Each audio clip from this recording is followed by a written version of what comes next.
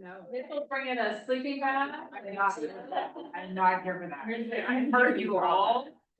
Sorry, I was going to text you, and then I don't heard you. My friend Amy. I've never seen it. Let her know. I found my raspberry pillow cookies in Lewiston. What is it? It is Italian market in Lewiston. I'm very excited about that. And I found- So. I got today, sitting in the hairdresser seat, chit chatting about the school buildings, and I was like, oh my god, this is taking over my life. It's gonna be a busy night. But executive sessions. I mean, I can go as long as you want. Talk about you. Please do.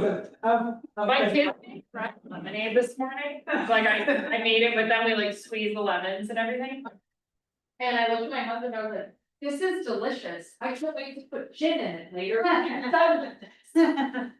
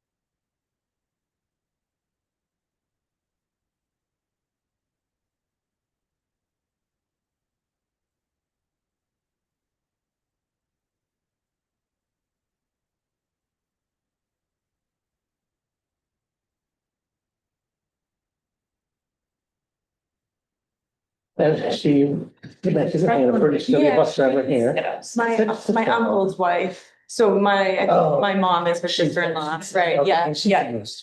Yeah. All right, good evening and welcome to the Thursday, June 26, 2025 Scarborough Board of Education workshop. Can we call the attendance, please? Ms. Jacobs. Here. Mr. Kelleher. Here. Ms. Lindstrom. Here. Ms. Peterson. Here. Mr. Rockenstein. Here. Mr. Pinion. Here. And Mr. Peony Huff will be short. She'll be here shortly. Perfect. Would everyone please join me for the Pledge of Allegiance? Allegiance to the flag of the United States of America and to the republic for which it stands, one nation, under God, indivisible, with liberty and justice for all. So agenda item 4.0 is new business, 4.1 is academic progress and curriculum update with Katie Buchow, so we'll turn it over. Katie.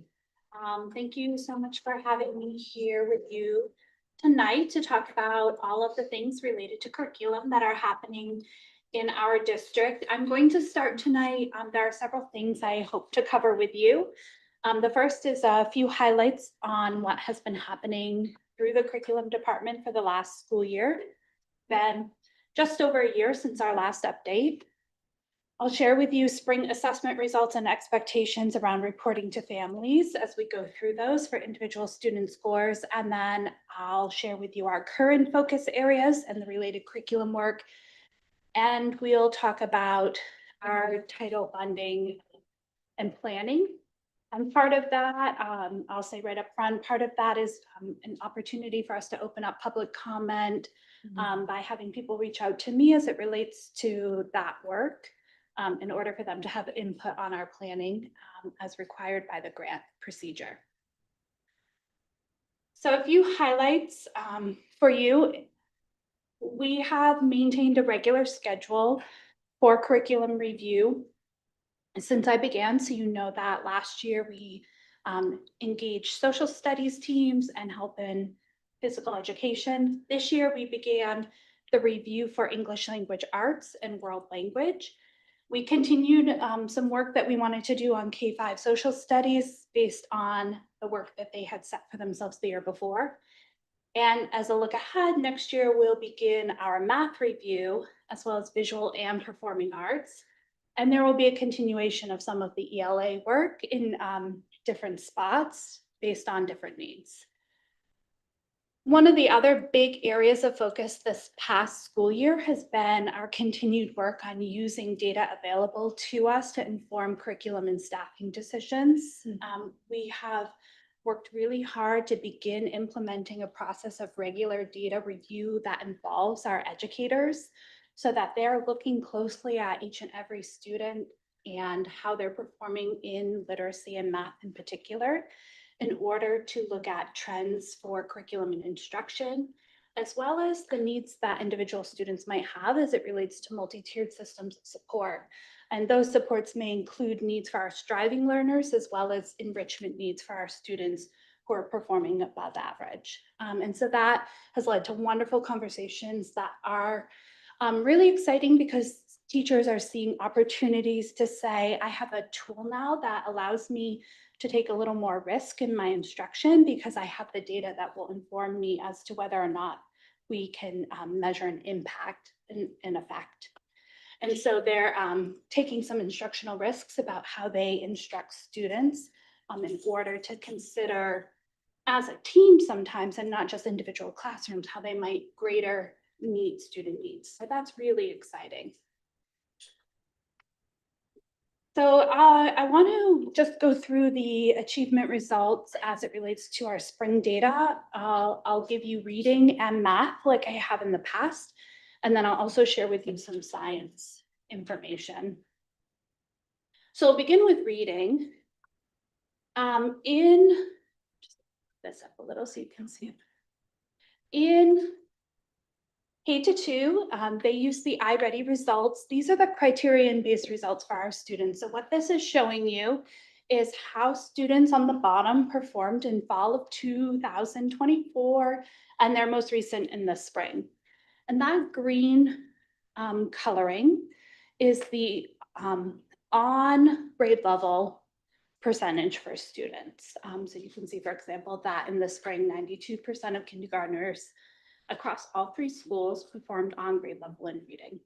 The yellow indicates students who they term it as 1 year behind, but that's kind of misleading. So for example, in the fall, many of the students who are in the yellow are showing proficiency in the standards of the grade level behind them. Right. And so they're ready for instruction at their grade level, whereas in the fall, the green indicates that they've maybe begun to accomplish those early initial standards. I'm sorry, could you say that again? The yellow does what? So in the fall, it will indicate that the students are ready for on grade level instruction. So that 1 grade level behind means that they've met standards, the grade level below them. So it's important for families to know that because they can be apprehensive in the fall about their students' results, but it really indicates that they are right where they're supposed to be. And Katie, by the same token, that the green in the fall, that doesn't indicate that those students have mastered the K curriculum, right? It means that they are where you would expect them to be as entering kindergarten students. Is that correct? In the fall? Yeah. Right, because the iReady is Yeah, it would show adaptive us- and it's based on time of year. Yeah, so for example, in kindergarten, that 49% in the fall shows us that they have come in with some knowledge of what we would expect to teach them in kindergarten. So they may have some literacy skills already. They might be able to do some comprehending when the text is read aloud to them is a good example. So they might be able to answer in the text questions already. Even though that's a kindergarten standard we might work on, some may show that they have some skills in already. So is the- it safe to say that the yellow is more concerning? I don't know if more concerning is the right word, but I'm gonna use it, in the most recent versus the fall? Well, I would say like the students in the most recent who are in the yellow are students we may monitor who have maybe a specific gap we would address in order. So like they may have a good quantity of their standards covered, but there may be a specific subdomain in which we might want to support them. So for example, in literacy, they may need additional work in, say, informational text, but did really well across the board in other areas. And so there may be a specific or a couple of specific gaps that we would work to fill. And then the students we would want to monitor more closely are those students in the red who are indicating that they need a higher level of support. And as you can see, that is a really low percentage of students K-2. And are these numbers consistent with those of our regional partners? I can't answer that with any level of accuracy because there isn't a way for us to It's not a compare data K-2. assessment. Thank Yeah, you. yeah. It's an in-house assessment that we use. Thank you. I would say as an educator who's worked with K-2 students for many years, Mhm. I would be absolutely thrilled to Okay, see these results as an Absolutely. administrator, guiding the work with my teachers as an instructional leader. These results, in my opinion, are really strong. Why? Great, I've never looked at me. Why? Yeah. I would say that the majority of our students, this is criterion based, so it relates to the standards, right? Yeah. And I would say like, generally speaking, we expect our core curriculum to reach 80%. We hope to reach about 80% or more of our students without additional supplementation and support. And so these strong numbers indicate that the curricular decisions that we're making are largely positively impacting our students. And I think that that's really wonderful because if I'm reading this correctly, we've had our biggest influx of students requiring special needs. And it looks like based on the most recent in kindergarten, it reflects that our school department's doing a really wonderful job meeting those kids' needs and making sure they're staying, Yeah, that's receiving the information. that's a great point, Alyssa, right? Because as a reminder, those incoming kindergarten students, 50 of the total number of students Yeah. were identified with IEPs upon entering kindergarten. Mhm. Which is about a quarter of the population. Right, Mhm. yep. And you have 90% or, that's great. Right. Right, that's amazing. That's a great point. Yep. To get into the main through year, so this is the state assessment beginning in third grade, I've given you the criterion-based results for this one as well. So this is the summative results for students who are well below, at and above state level as it relates to their performance as it relates to the standards. Did you say at the first slide that that's an in-house assessment and It not a is. state level? It Yes. Is that the same for this one? No, No, this is This the is the state. state. So Okay. state assessments begin in third grade. It's for third through eighth grade and our 10th graders. Our K through 2 take the iReady. Got it.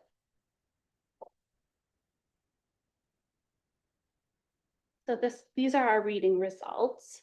And I know I asked you this last time, but I just need you to tell me one more time. So if we are in grade 3 of 2023. Yeah. We are in grade 4 of 2024. Yeah. We are in grade 5 That's of the same 2025. cohort. Yes, correct. Okay. And is Yeah. this? So if you follow grade 3, just to take that point a little further, right, we can look to see how we're meeting the needs of our striving learners, for example. And in grade 3, 19%, that well below and below, we're not yet at grade level. In 2024, that shrank to 18%, and then in 2025, that shrank to 15%. Mhm. So for like that cohort, for example, I would say like our curriculum and our teachers are helping to get students at to. 15%. The blue and green are at 71 in third grade, and they're at 86 in fifth grade. And Yeah. that's a substantial change. And is this entering or exiting these grades? Exiting, these Spring. are spring results. So the criterion results we only get in the spring. Thank you. So as it relates to this information, I have not sent results home to families yet because we're required by law to send home the individual student reports. Those come to us from the state in the summer. I haven't heard a date yet for this year's results. I can say last year they said July and it was like late July, close to August. So I'm hoping to have these out in the early fall to families when they come back. And are these additionally in line, or are these in line with our regional partners? Are these numbers we are very thrilled with? The first time I've ever seen numbers like this. I could go and dig into that a little bit more to do some comparisons and share that with you. I'll get into some later slides about how we compare to the state of Maine based on our median scores, and that will help us answer. That'll be great. Roughly, you do like that. You won't be here. That 80-20 split, sort of like, not that we want it, we're not leaving 20% behind. Stop it. When you look at a normative Thing. curve on where people are developing, we want the majority, the 80% kind of in the normal range or above average range of meeting those Well, criteria. I'm talking about criterion, not normative there, Okay. right? So we want our students our curriculum to address the needs of at least 80%, right? Because anything below that, we begin to consider whether there's a curriculum problem. Sure. Right? Whether our curriculum is fitting the needs of our students. Okay, and to Ray's point, he's saying, can you repeat what you said, the So, third? when I look at the 23 third grade, Mm-hmm. that is what. Actually, no, so did I do the math wrong there? That's adding 59 and 22 together would be 61, 71, 81. Oh, so it was a 5% increase Mhm. over time, but yeah. Yeah. Moving the kids who are at below those juvenile levels into the green at So we were at Yeah. 81 pushing people in the in right. third grade and then 86 in Yeah. fifth grade with that same group. 5% we had a 5% growth in those kids. If I'm Or adding, many people would if say I'm like, adding the green and blue together. yeah, or many people would say like 5% of that cohort saw an improved placement from Mhm. below standard to above. At or, Beginning of that, yeah. yeah. And we want people, we love our blues, but we want people. Yeah. We love our blues. And that's why I added the two together. Yeah. Right, of and course, green and yeah. blue together should be at the 80%, which tells us our curriculum That's is That's successful. what we're aiming for, right? Yeah, And it's Or better, or better. or better, right. But we want to be able to address our curricular needs with our core resources. This is the middle school's results of sixth, seventh, and eighth grade.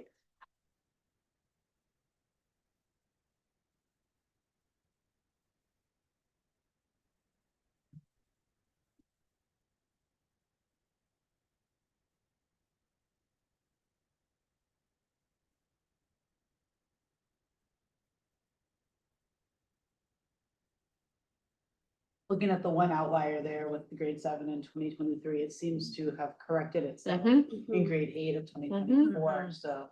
And then we'll see them again next year Tenth grade. as 10th graders, yeah, Mhm. which will be interesting, right, to be able to track that. Yeah, it seems, I'm sorry, go ahead. No, I was just gonna say, it seems like something magical happens at 8th grade, right? Like even at that first grade 6, 2023, when they moved on to 7th, it roughly stayed the same. It did stay the same. But then they moved to 8 and there was growth. And with quick understanding, 2023, those would have been kids coming back in out of the pandemic. In 22 to in-person. Sports day. 21 would have been. 20, okay, no, that- Yeah, so we're a that years couple off, years okay. removed. Never mind. Love 22nd. Is this reading comprehension? So this covers a couple of subdomains of reading. It's Oh. reading, informational, and literary texts, as well as vocabulary. Thank you. That's a great question. Am I good to move on to the high Yes. school? Oh. Yeah, Julian. So they. Grade 7, 2023 had like you're saying they had pretty big. Well, growth, is that, I'm still trying to follow this. Grade 7, 2023 would line up with grade 8, 2024. Yeah. Yeah, okay, I so was it's A a pretty decrease big- in 7% of that. bulk. Yeah, okay. And if you look at grade 6 of 23 and grade 7 there in 24, those numbers are the same. The blue and the green are the same. But when that grade 7, 2024 moved to grade 8, 2025, there's growth there. Okay. Do you see what I'm Yeah. saying? Mhm. So maybe something's clicking when they move to 8th grade. Maybe they learn more responsibility. Maybe they're a little more self-sufficient with their studying. I have no idea, but something seems, if you follow those down, something seems to happen at 8th grade. And the other thing that you have to remember is like those standards that are being assessed on are changing, so there's a moving target. It's not, we're continuing to assess you on the same stuff. Right. Right? It's like this is a whole new set of standards that are ratcheted up, if you will. And so, are you keeping pace with the growth of the standards? And what our students are showing is that not only are they keeping pace with those, but then they're making those extra gains. Right. Yeah, with an anomaly that big in grade 7 of 2023, my question would be, how did the the statewide test go for Yeah. everyone in 7th grade? Absolutely. Because sometimes you'll get a bad section or a bad couple of questions in the test that'll skew everything. And that, I mean, I believe in Scarborough schools, but 7% increase in that year would be anomalous, whereas we're so consistent. And that's consistent even from the K-2 assessment as well. And keep in mind too, that 2023 was the first year of the Maine 3-year assessment, and Mhm. Maine did not Oh. field test their questions What prior about to, right? And so I think that is the question. I mean, even in year 3, I think there's still room to ask, to what degree is. Because the assessment has to be valid and it's hard to know that. And that's something they're still very actively fine tuning. Great. Could And you then- pull my son's, Put it up on the screen. from 6th in 23 to Sean, 8th in 25? You call me and I'd be happy to have a private conversation about that. I'd love to have him sitting right next to me when we did that. If we Like a very could, uncomfortable even if we conversation. just faked it and said it was something else, I would love.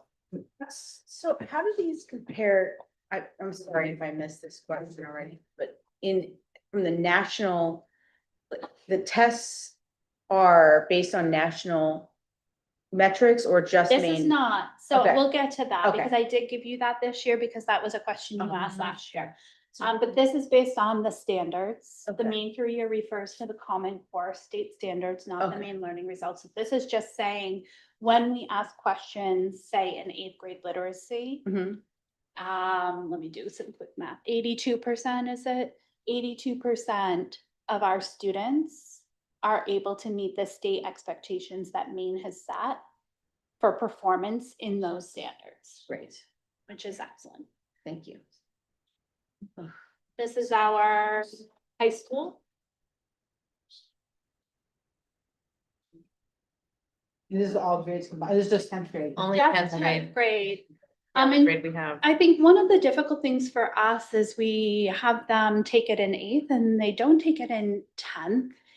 And on the other end of this assessment is the NWA side of this assessment, which is where we can gather a lot more instructional information. And so we don't have that continuation of the same assessment year after year to access that instructional information in order to adjust teaching. So that's, something that I think is a bit disrupted. We do use the iReady in 9th grade just in the fall to check where they're at. And then some students, and not all, test again in the spring. I don't share those scores because they're for us to track growth. They're not for us to track Program. the achievement, because not all kids take it again. Only students that we designate needing it again in order for us to get the instructional information. But that's as informed by iReady, not the continuation of the NWA, which we have year after year prior to that. So it's something, but it's not always the same language. And do we use this data to mostly focus on like how we can improve our curriculum, or do we kind of break it down and use those subset of names that may fall into the well below and Yeah. we do? Okay. So that is a big piece of the work that we do and continue to do, which is to help our teachers gain the data literacy they need to look at the results and look at the information that the scores provide and say, where are my students? What do they need? How does that align to the curriculum I expect to teach next? Where are the services within the school or within my classroom that we can provide to help fill gaps that will allow them to obtain those next steps if they're striving?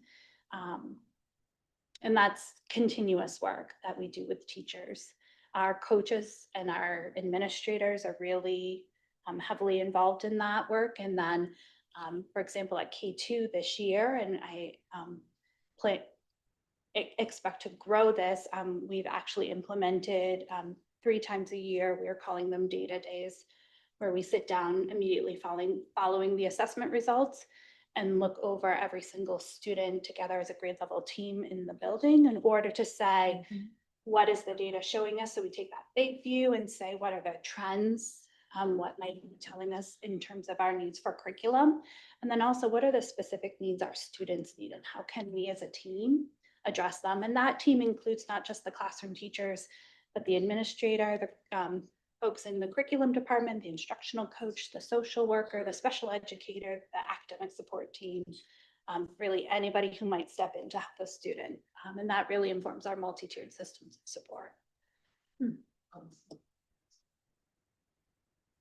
So one of the questions you asked, Alyssa, was how do we perform against the state? I would be happy in the future to pull examples from multiple districts as they compare to us. I did do that in science this year because that is what you had asked for last year. So you will see that in science, which I think is really interesting. But our state score, this is our median state score per grade level, as compared in the blue to the state of Maine's median score. So you can see that. That looks significantly better. Is that because you're really good at designing charts? Or are those points really? Let me give you big the bar? scale, right? Yeah, The scale. scale, so the 1500 is the mark for being at or above state level. Okay, The 1525 is the mark for being above. so So we're doing very well. very well. Yeah, that's very strong. Yeah. I thought they were, I didn't, and I'm Yeah, not. and I'll point out later where Yeah, we'll talk about it in math too. Awesome. And then this is 6th, 7th, and 8th as compared to our state. Same scale, right? Same scale. Mhm. Mhm. And to go back to something you said earlier, Freyla, this gives us a little bit of an indicator of how the state has performed, whether state scores have dropped, where we've gone up. Are we following the same kind of curve or trend? I didn't put trend lines on there, but for example, in 8th grade, you can see we've seen a steady increase while the state has not. So that's another indicator that I feel like we're doing well, right? Yeah. Mhm. So we're not following that state trend. in But all indicate ways. that your curriculum is floating Right, people above. right. Yeah. And then this is our high school.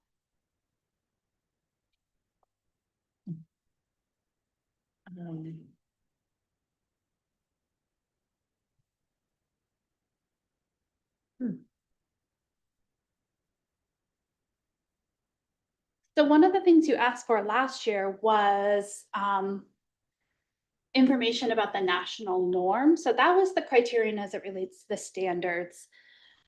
When it comes to the main through year, for some reason, I cannot go back to 2023 in our system, but I can go to 24 and 25.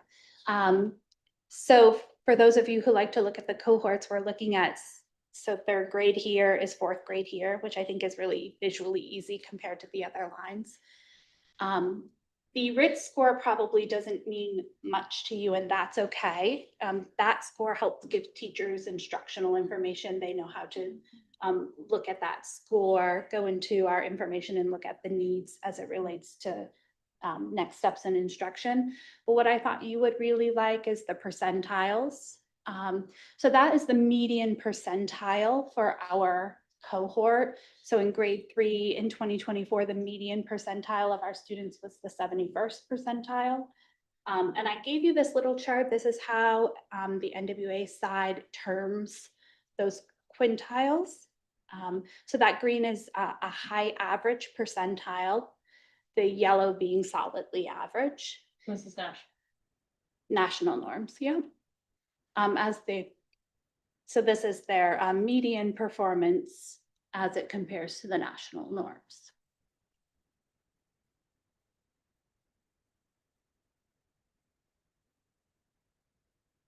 So even the yellow has still seen some growth, like the 6th grade of 2024 still is yellow in 2025 and 7th grade, but with Mhm. increase, with improvement. Yes, the median percentiles. increased. And it's just this high school, is that 9th grade or is that? That's that 10th grade. Sorry, yeah. So just as a time check, we're about halfway through our workshop. I will hurry. But I want to answer questions. So we'll go through the math. It's all the same stuff, just on the math side. So I'll give you a moment to look at that. That's great.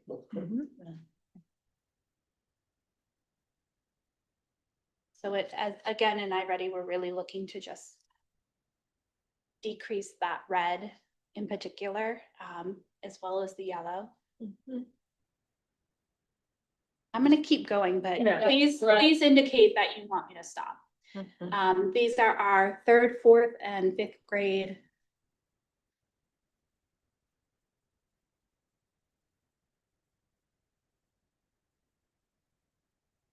And again, if you do the same thing that you did with the reading and you track a cohort, you can see that we're making gains with Yeah. our students. If you haven't noticed, grade 3, 2024 to grade 4, 2025, another one, I'm excited for math review because I Yeah. want to ask those 4th grade teachers, what are you doing? You'll see in the percentiles too, like there's a really something interesting happened there. Yeah. But overall, really strong scores. Mhm. Agreed. Overall, very strong. I was so excited, so excited about 8th grade. And I'll talk a little bit about that.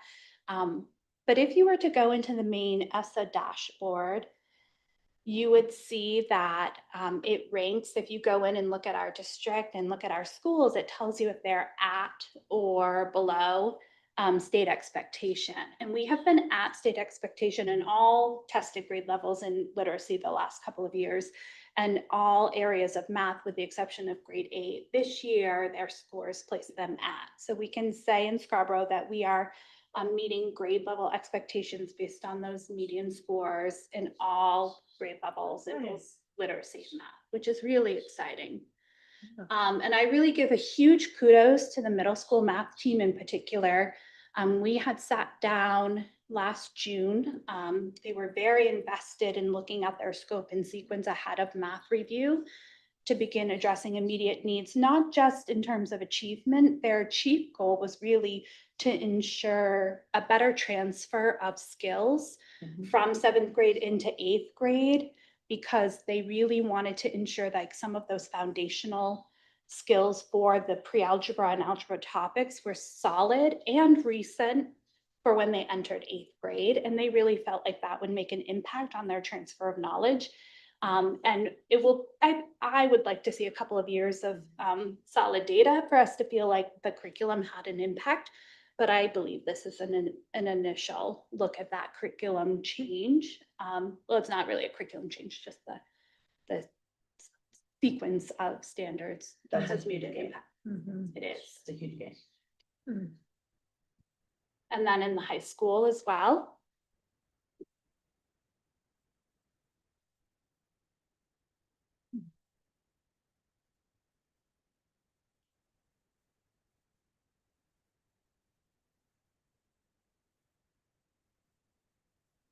And then in looking at those median scores, Mhm. again, it's very noticeable in 4th grade. Mhm.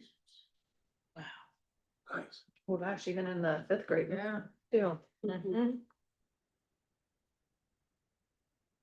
Wow. So the scale is a little different here. I've in the past dropped it down to the 1490 in order for you to see how we've performed. Again, that 1500 indicates that the median score is at or at state expectation level. So you can see like this year is Yeah, we're finally there. That's awesome. is what, yeah, the achievement of 8th grade, which is really excellent. That's really exciting. Which is that handoff from 7th grade to 8th grade, which is Yeah. affecting. I suspect, right? They really, those middle school math teachers were really invested in working together to get the scope and sequence in place so that they felt the transfer of those skills made sense in terms of their overall curriculum. And I do believe we've seen an immediate impact because of that. Great. At the high school level, I did drop it down to 1495 because at the state level, as you can see, that they don't meet at expectation at the state level in the median score. We have, again, a jump. Mhm. And then in looking at the normed percentiles, Like that blue. Yeah, Mhm. that's exciting. Mhm. so that another way to look at that in terms of thinking about what that 81st percentile means, it means that if that's our median score, it means 50% of our population is above the 81st percentile nationally and 50% is below. And that's reflected in the 61 that's in 3rd grade and 24. So that Mhm. growth, That's the same cohort. They went from 61st to 81st. that's huge. Wow. And we begin math review next year to dig into that curriculum. And we're making, bands of growth in other areas too, right? Like if Yeah. you look at 2024 6th graders at the 50th percentile, and in 7th grade, they're at the 63rd percentile. Yeah. If you look at 8th graders in 2024. Well, that's not the same. That wouldn't be the Never mind same, that, Sarah. But the whole shift from Yeah. yellow over to Right. green on that right side really shows. Yeah. Wonderful growth. But this is the type of data work that we're really trying to engage all of our staff in, so that we're making curriculum instructional decisions around that. We've also used this data to help us make decisions about where staff are needed or not needed, Mhm. right? So making sure that there are equitable supports for students, not equal supports in Yeah. each school, Mhm. right? And then our science scores, the MEA science assessment, what I've given you here is our percentage of students proficient, either at or above expectation. So I'll be transparent in saying, you know, it's alarming to me to say that 37.6% of our fifth graders, so we take the assessment in grade 5, 8, and 11, are proficient. But the context is important too. So when you look at how we compare to some of our regional neighboring districts, right? You'll see like the overall scores are lower. The state of Maine is 22.4%. So while I feel like there's significant room for growth in Mhm. science, curriculum review will be the year after next. In the context of how we're performing against the state and against our regional neighbors, I think it's pretty on par in middles. Sorry, when you say, you're gonna do curriculum review, is that from K to 12? Yes, yes. Per topic. Yeah, by topic, yes. It's always a vertical review. Catching up. This is middle school. And again, like what I will say to add to that is our focus at the Yes, I would elementary echo level that. has really been on core content, math and literacy, because we have a strong bias that if we can help our students really be secure in those skills, then they can start taking off in other areas like science and social studies as they get to middle school. That makes sense. I would also note that our elementary schools don't allow us STEM labs and other opportunities that many of our neighboring districts have, which give natural opportunities to learn some of the science. basics of That's that. true. Also very That's a fair. true statement. And then this is our high school. Look at us. Mhm. Oh, wow. Yeah. What happens, Scarborough? Slow and steady wins the race. Yeah, We got so, STEM We have a lot of labs there. scientists. yeah, I mean, You gotta though step the up. Look at his percentage, face. You know, it's space there. yeah, I do want to point out that though the percentage is lower than what we see in middle school as compared to our partners, we're outperforming Yeah. everyone around us. Yeah, quite significant. But also it gets The long more game. difficult, right? Yeah, yes. Yes, agree, yes. To go back to Diane's earlier point, that this progression of standards has increased significantly from 8th grade to 11th grade in terms of the rigor at which they're tested. Mhm. But So, also the strategy, We're going the right direction, obviously. but This trend.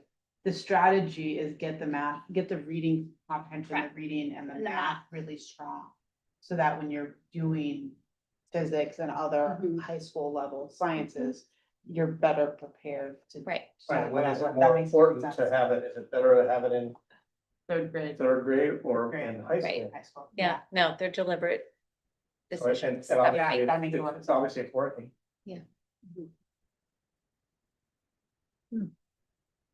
That's the best thing. Yeah. That's awesome. so are there any additional questions about the academic achievements? Progress. So as I said, we'll share those results when we get them from the state. The individual student reports for the Maine through year come in the summer. MEA science for our families who had 5th, 8th, and 11th graders this past year, those don't come until October or November. So we'll share those when they come. I have a question to start on for you. One thing that I think locally here, so like there was a news article 2 weeks ago that says, you know, Maine schools are the worst in New England, Maine schools are terrible. I always get a phone call or two or a text message with that article attached. So when I see those headlines, how do we talk to our parents and other community members about how the education is here? Because we're known for strong schools. I believe we have a really strong, solid education. But when I'm confronted with Maine doesn't know how to educate anybody, how do I talk to that person in 3 sentences? Just agree with them. No. Well, again, you have to look at, the assessment measure, right? So the NAEP, which is the assessment that is utilized to rank and order states.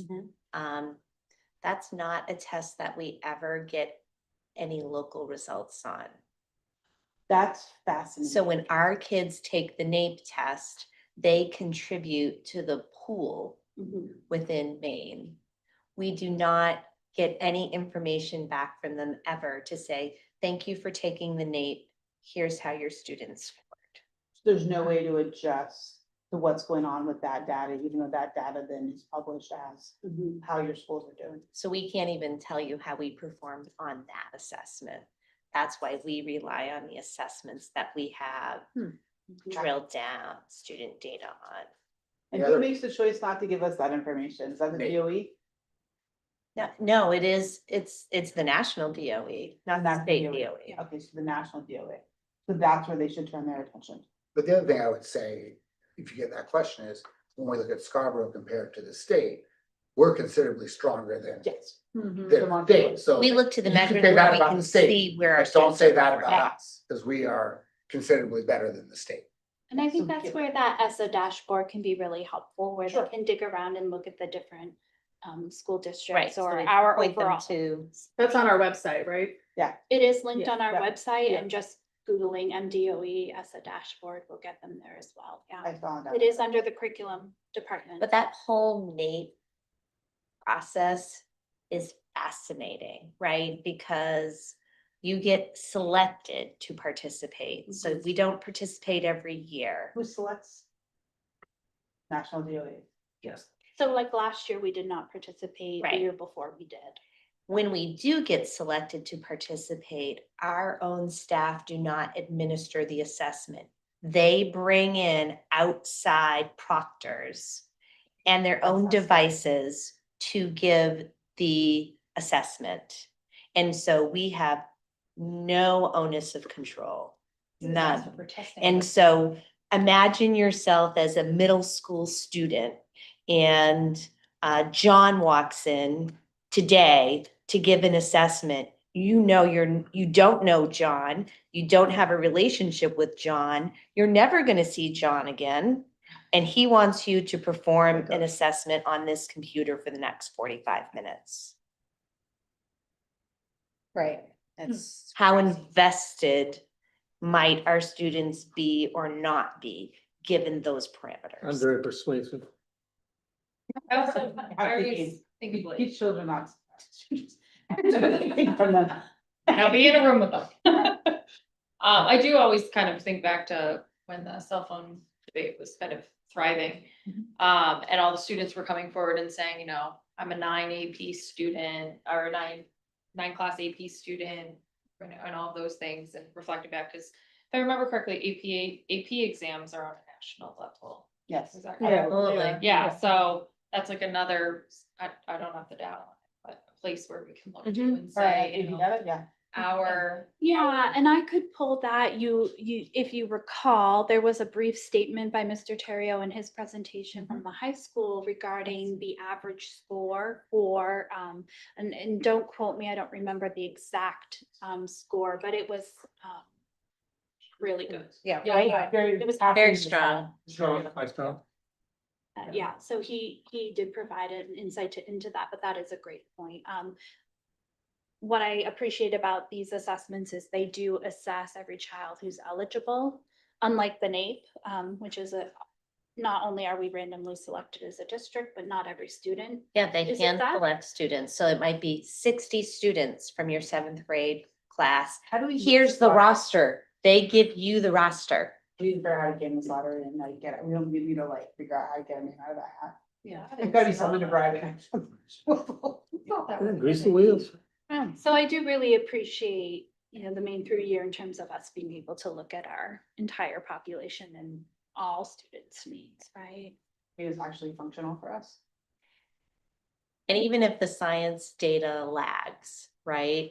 Yeah. We do receive it, Yeah. we receive it at the student level, Yeah. and we are able to dig into it, right? Yeah. There is no utility in only a portion of a group being tested and us never getting any information Yeah. about how they did. Yeah. Is it optional? Can you be like, oh, You may actually, not opt out, no. Even parents? Try to- Parents Parents can, I but was we just cannot, as in, shocked. like, we can't say, oh, thank you for selecting me, I'd rather not. All right, we're probably. So in the interest of time, I do want to cover our ESSA planning because this We're does required require to. us to, we're required by the requirements of the grant require us to share this and open it for public comment, which I'll share at the end. On the right-hand side, the total grant allocations are there for you for the last several fiscal years. You can see the funding delivered through title programs. We last year received titles 1, 2, 3, and 4.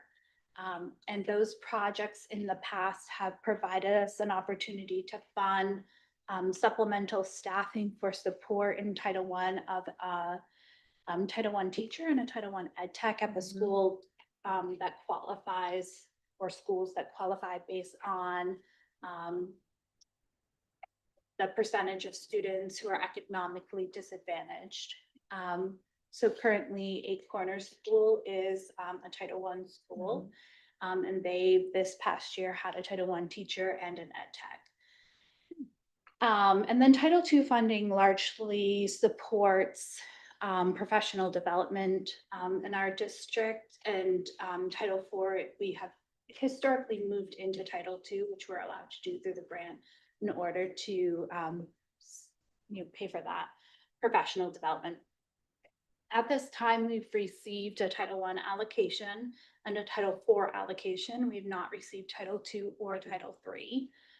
So you can see from the difference that Title II does make up a significant portion of funding, and then our Title I did come in lower this year. The state of Maine in general received a lower allocation, and so our portion of that is lower than it was last year. So the current plan is to allocate that similarly to what we did last year. Title I allocation must be provided for services for economically disadvantaged or homeless students to engage our parents and families, and the allocation must allow for equitable services for eligible private schools. That's told to us by the state, and this year we have a 0% because we don't have any students receiving equitable services. And the only private school that we have had previous connection to is actually the Morrison Center.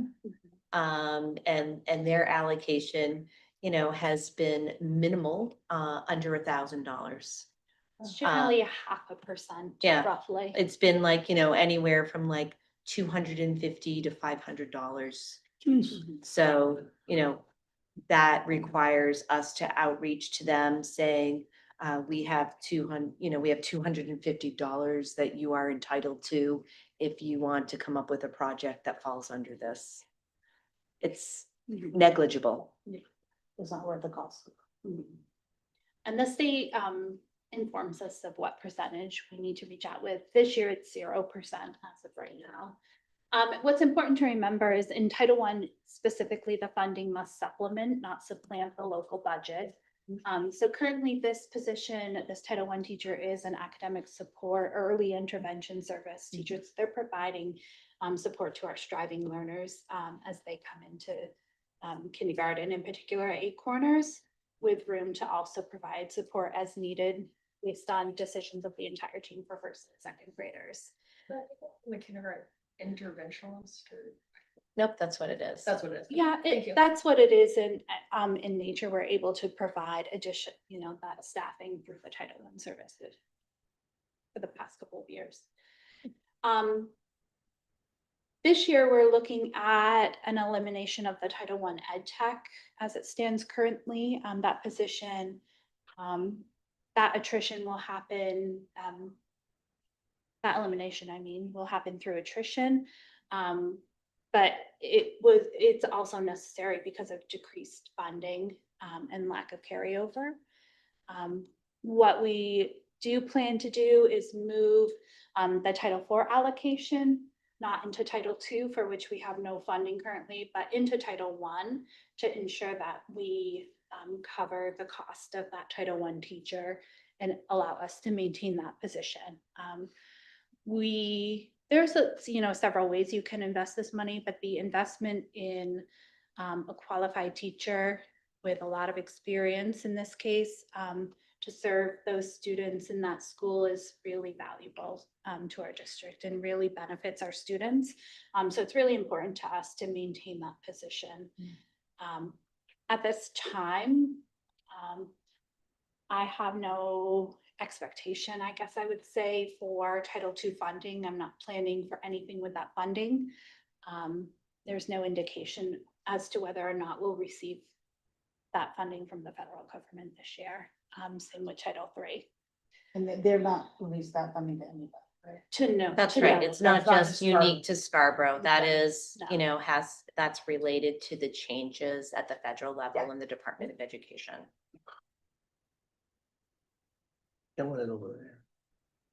So in just looking ahead, I wanted to give you a few of the next steps we plan to take as we enter the next school year. We have this summer invested time in curriculum development work, particularly in K-5 social studies and K-8 ELA. That work allows us to build clarity around our standards and our units in order to just get really tight with our curriculum across grade levels, and the teachers really invest their time in that work in the summer. We'll continue to align our professional development to curriculum needs based on the reviews, but I would also add based on the data that we have. So a strong investment right now in literacy, because we've just finished the ELA curriculum review. So in August, we'll hold a literacy PD day, which is an optional day for teachers to engage in. And I'm really excited because it's open for K-12. It's not just open for ELA teachers, it's for anyone whose curriculum relates to literacy skills. So we have content area teachers, we have support teachers, we have ed techs. Currently, we have 43 people signed up to join us on that day for a full day of learning in the middle of their summer. So that speaks volumes to the investment in that work.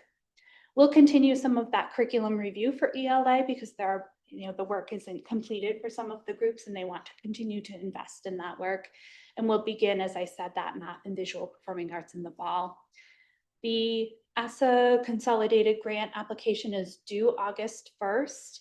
And we'll draft and refine our curriculum department goals for the next school year based on the current data that we have and our curriculum review work. So lastly, it's really an opportunity tonight for questions, comments, or an opportunity to express interest in becoming involved in the ESSA formulation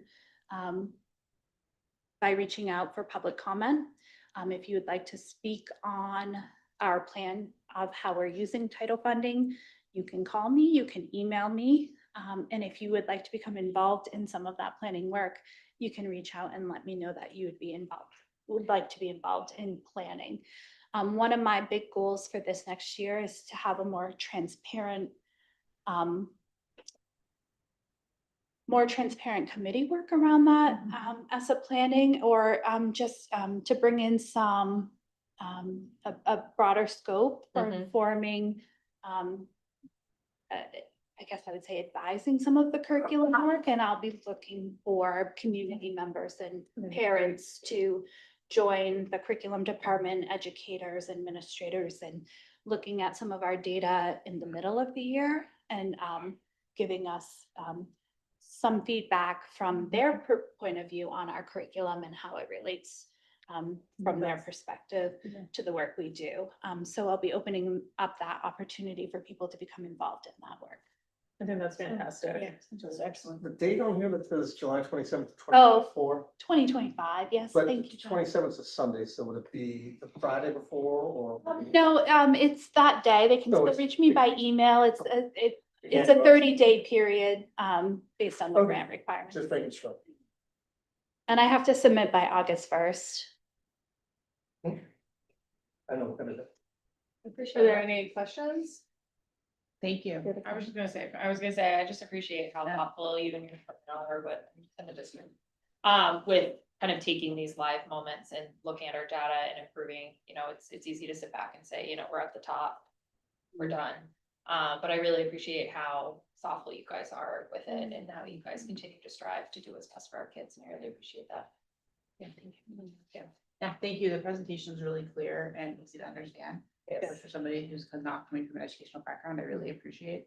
It allows me to sort of understand these issues and communicate about these issues a lot more clearly. Good. So obviously, we like the good news.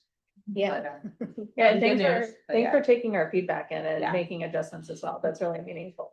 And thank you for including the parents. I think that's really awesome and that, Yeah, I'm excited to take that next step too. Yeah. I'd really like to put together like an advisory council that has a little, an opportunity for input on the curriculum. yeah, they're gonna love That's that. That's really great. All right. Thank thanks you very so much. much. Spot to be. All right, wait a minute, agenda item 5.0 is adjournment. If there, with no objections, we will adjourn at 6:58 with 2 minutes to spare. Thank you.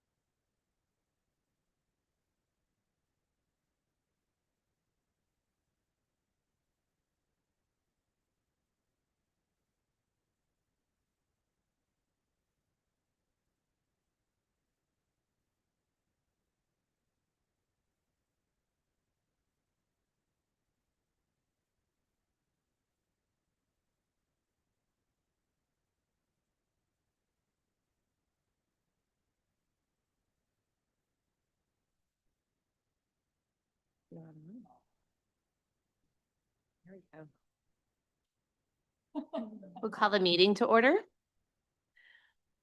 Good evening and welcome to our school board meeting. It is Thursday, June 26th. Mr. Grogan, may I have the attendance, please? Yes, Ms. Jacobs, Here. Mr. Kelleher, Here. Ms. Lindstrom, Here. Ms. Peterson, Here. Mr. Rockenstar, Here. Ms. Trepanian, Here. Mr. Peony Huff. Here. Thank you. May you please join me for the Pledge of Allegiance? Pledge of Allegiance to the flag of the United States of America and to the republic for which it stands, one nation, under God, indivisible, with liberty and justice for all.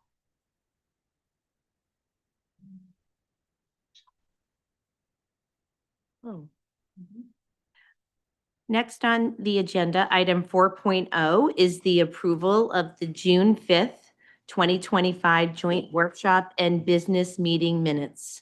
If there's no objection, I would move to approve this without objection. Yes. You're doing a wonderful job. Thank you. Great, so moved. Are there any adjustments to the agenda this evening? No adjustments this evening. Seeing none, we will move to item 6.0, the 2025 Spring Sports Recognition. Mr. Legage, would you like to come up to the microphone, please?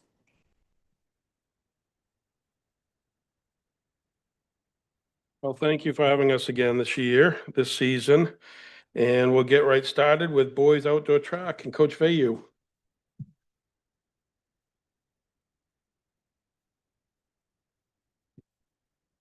Good evening.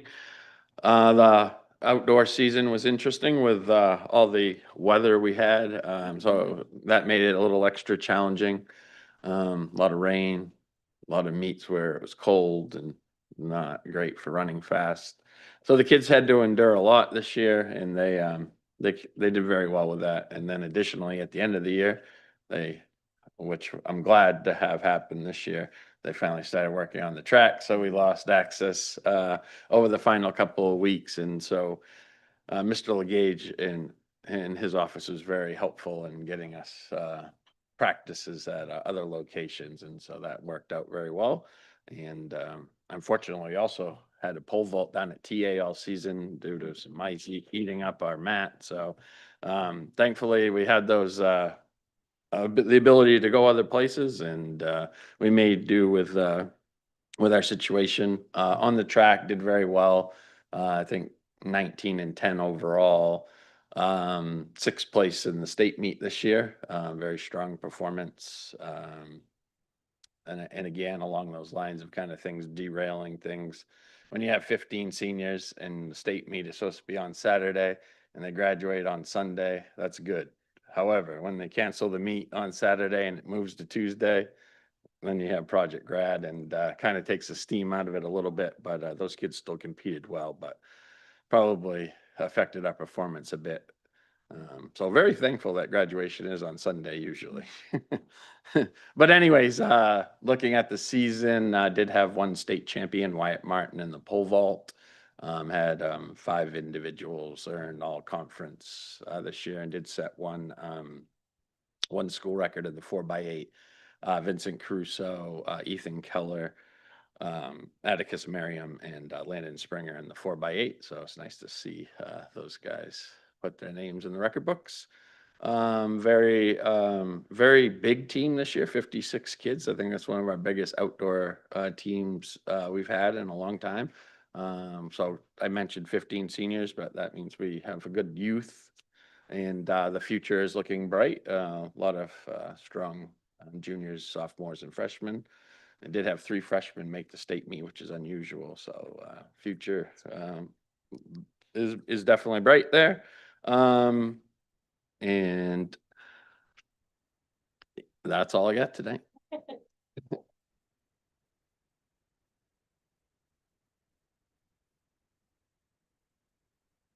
And Coach Curry with outdoor track and field, girls outdoor track and field.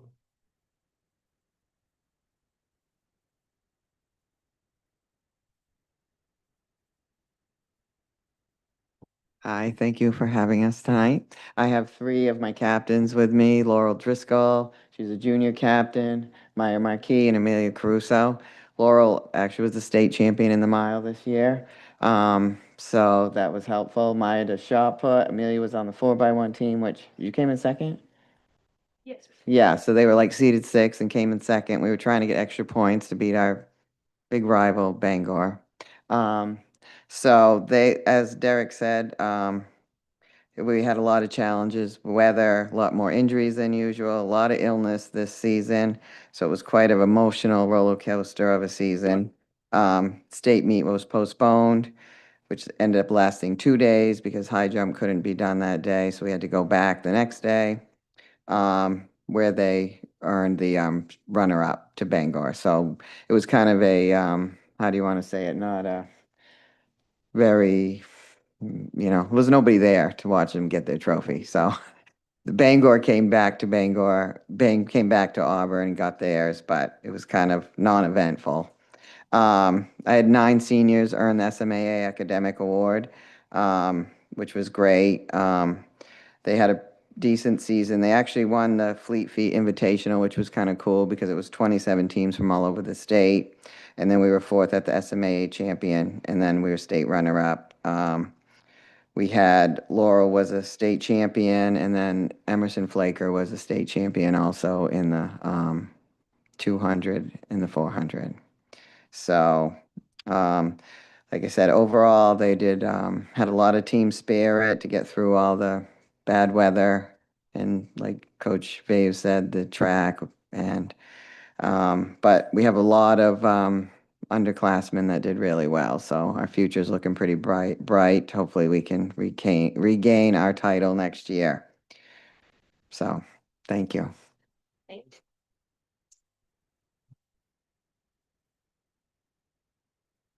Coach McDonald, boys tennis.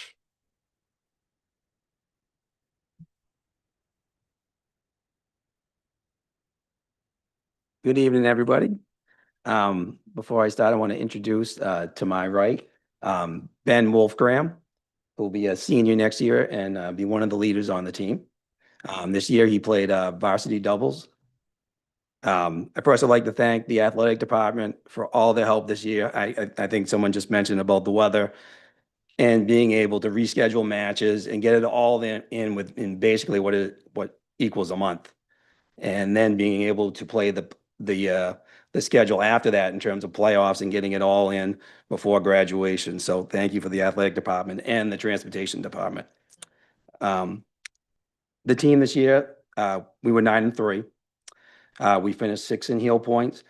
We won a preliminary match, and then we had a tough match against Kennebunk in the quarterfinals, which was 3-2. It came down to the last match, and that went 3 sets. And like I said, I was very proud of the team and for what they did during the season. Now in tennis, this is not just team. I think I mentioned this last year. There are singles and doubles. So as the singles players, they had a record of 25-11, and the doubles had a record of 17-7. I just want to talk about a little bit about the seniors. We had 5 seniors. I'm proud of all of them, how they created a positive culture and how they led. I've had seniors on this team, 3 of them, who were all academic. One of the seniors was not only all academic, he was second team SMA All-Star, and he was the 2025 valedictorian of Scarborough High School. And that was Ethan Stockwell. I also would like to thank my other seniors, Micah Baylor, John Howe, Connor Killip, and Jacob Levine. So, like I said, overall, athletically, academically, and most of the team, they're positive role models that everyone can look up to and emulate. So thank you. Thank you. Coach McIsaac with girls tennis. Good evening. First, I'd like to say I've had Ben and Amelia in class, and they're class acts. They're great kids, they're great students, and so great to see them also performing on the fields in sports for Scarborough. We truly got some great kids at our school. As for girls tennis, we finished 10-4. We're 9-3 in the regular season, 1-1, lost one in the playoffs. We lost in the Southern Maine semifinals to Falmouth. We're one of the few teams that take points off Falmouth, so that's, pretty nice. We had a second team singles all-star for the SMAA, Ali Kanatsi. She was also an academic all-star. 4 seniors were academic all-stars.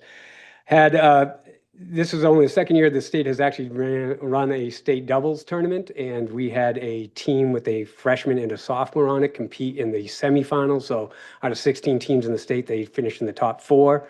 They were playing against juniors and seniors. So we're really excited about them. They did a great job. The most important stat for us, though, we had 36 girls try out for tennis, and unfortunately, we don't have the facilities to sponsor that as of yet. So we had to cut 14 kids from the program, which I know that's a sad note, and that's the hardest thing to do as a coach, to tell someone they don't belong to a program.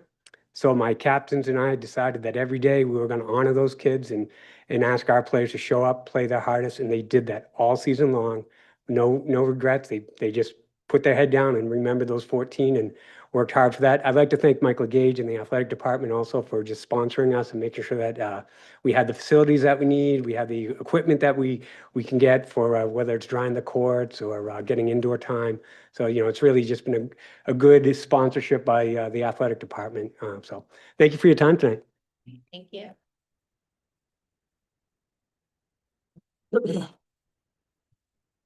Girls lacrosse coach couldn't make it this evening, so they wanted me to share with you that the girls lacrosse team wrapped up an impressive season with a 7-7 record, earning the number 9 seed heading into Class A playoffs. Along the way, they secured 2 major wins over top 5 opponents, Cheverus and Gorham, and battled through several tight contests against some of the state's strongest programs.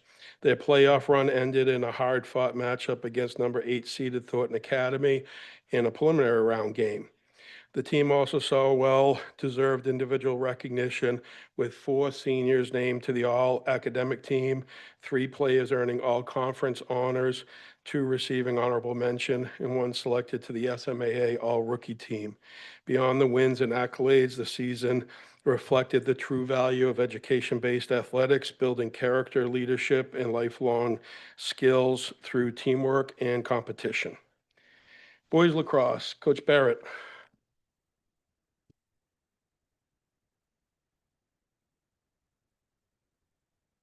Okay, thanks for having me. So I'll start off, I'll summarize our season a little bit. We ended up with an 8-8 record. That's after playoffs. We did make it to the quarterfinals, lost to the eventual state champion Thornton Academy Trojans.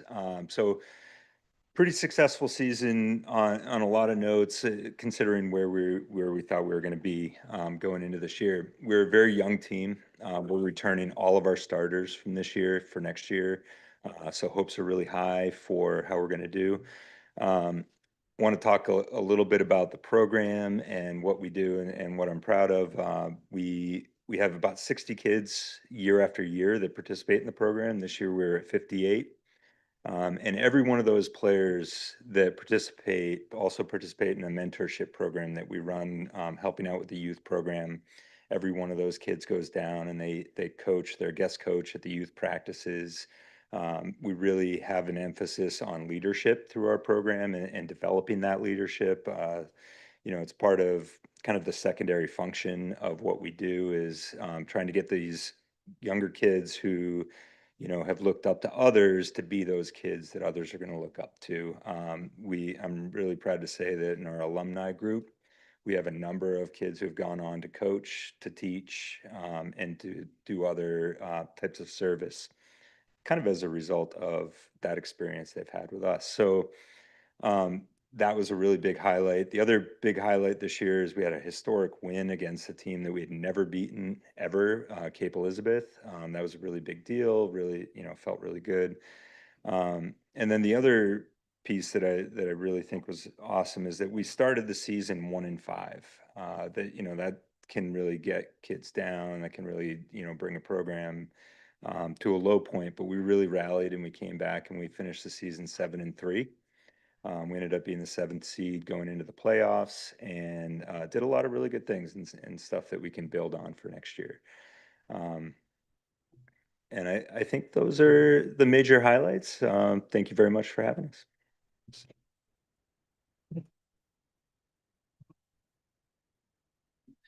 Coach Ridlon with baseball.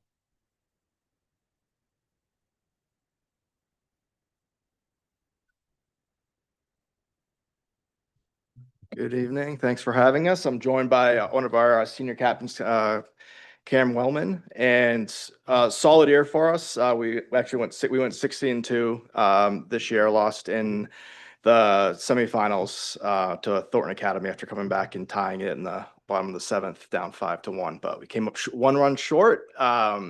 Again, over the last 2 years, it's been really successful for us. We've lost 3 games in the last 2 years, up to almost 36 wins. So 36-3. Big testament to that the senior class that we've had. We really talk about our kind of standards that we set as a baseball program, and those standards are both on and off the field for these young men, including in the classroom. So the senior captains really take it upon themselves as the freshmen come in to let them know what that standard looks like and how to hold themselves accountable. But overall, it was a strong season for us. We actually had a streak of 3 no-hitters and 1 perfect game in the middle of the year, which I've coached baseball, played baseball for close to 36 years, and I've never seen a no-hitter or been a part of one, and yet we had a run of it, which was some really great press for all of us. And Cam was a all-conference defensive center fielder for us, so a big part of those no-hitters. And we had multiple all-conference players, both first and second team and all academic. And then Eric Swenson was the main Gatorade Baseball Player of the Year for his achievements on and off the field and in the community. So we're looking forward to it. I appreciate all that the athletic department does for us. We also were impacted by the rain, so we're really hoping for some extra turf that's left over so we can turf the baseball and softball field. But that's for a future discussion. So thank you.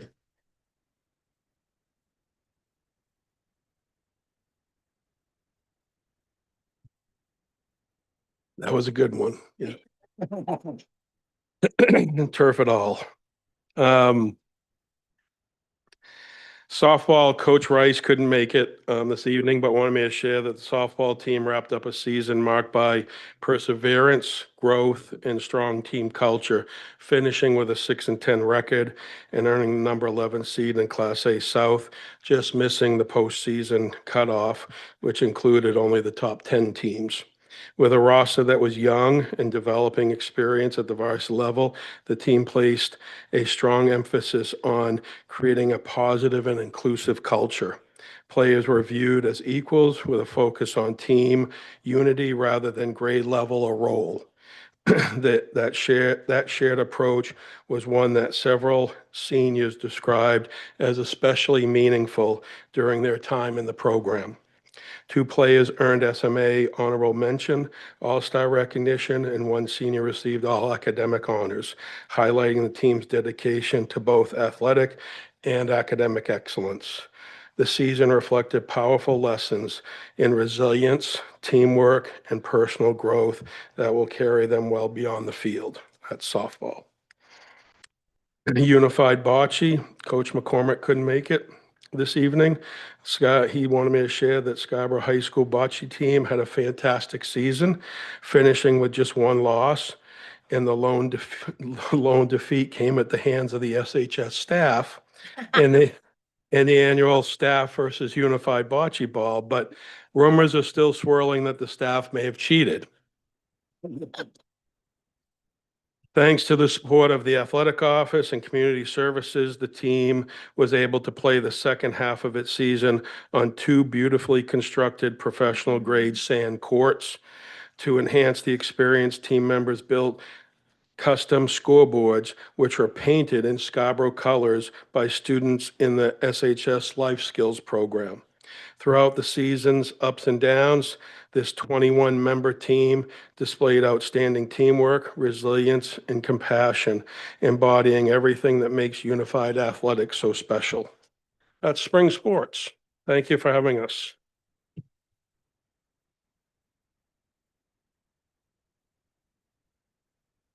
Before people leave, any comments or discussion from the board?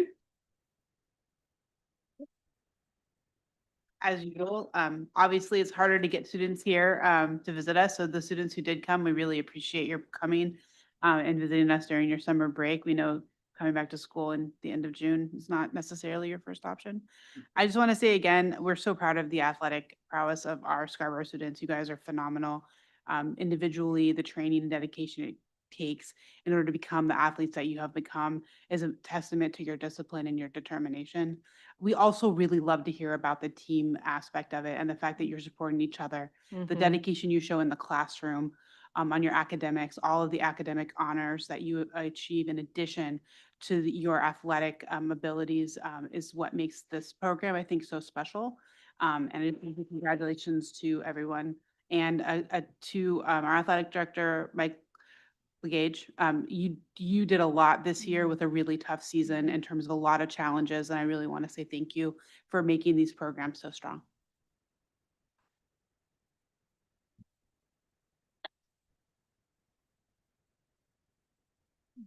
Excellent. Thank you very much.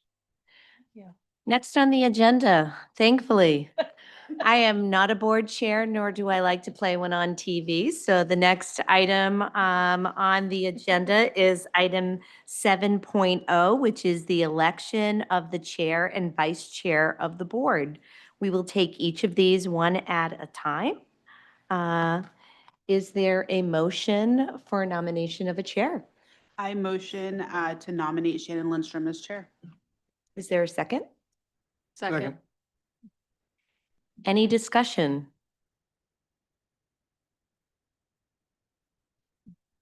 Okay, seeing none, all in favor? And that looks unanimous. Thank you very much. There you go. Thank you very much. All right, moving on to the vice chair. Do I have a nomination on the floor for a vice chair? I move to nominate Freyla Perpinian. Second. So is there any discussion? All in favor? And that shows unanimous. Thank you so much. All right, so for those that are here in the audience, we're gonna do things a little bit differently. Our agenda item 8.0 is our presentation. 8.1 is the SBAC. So I'm gonna invite the council. I see Lisa's here, Charlie, Larry, everybody on the SBAC that's here to come up and from the town council to come up. Yes, to join us at our version of a round table. Yes. Yeah.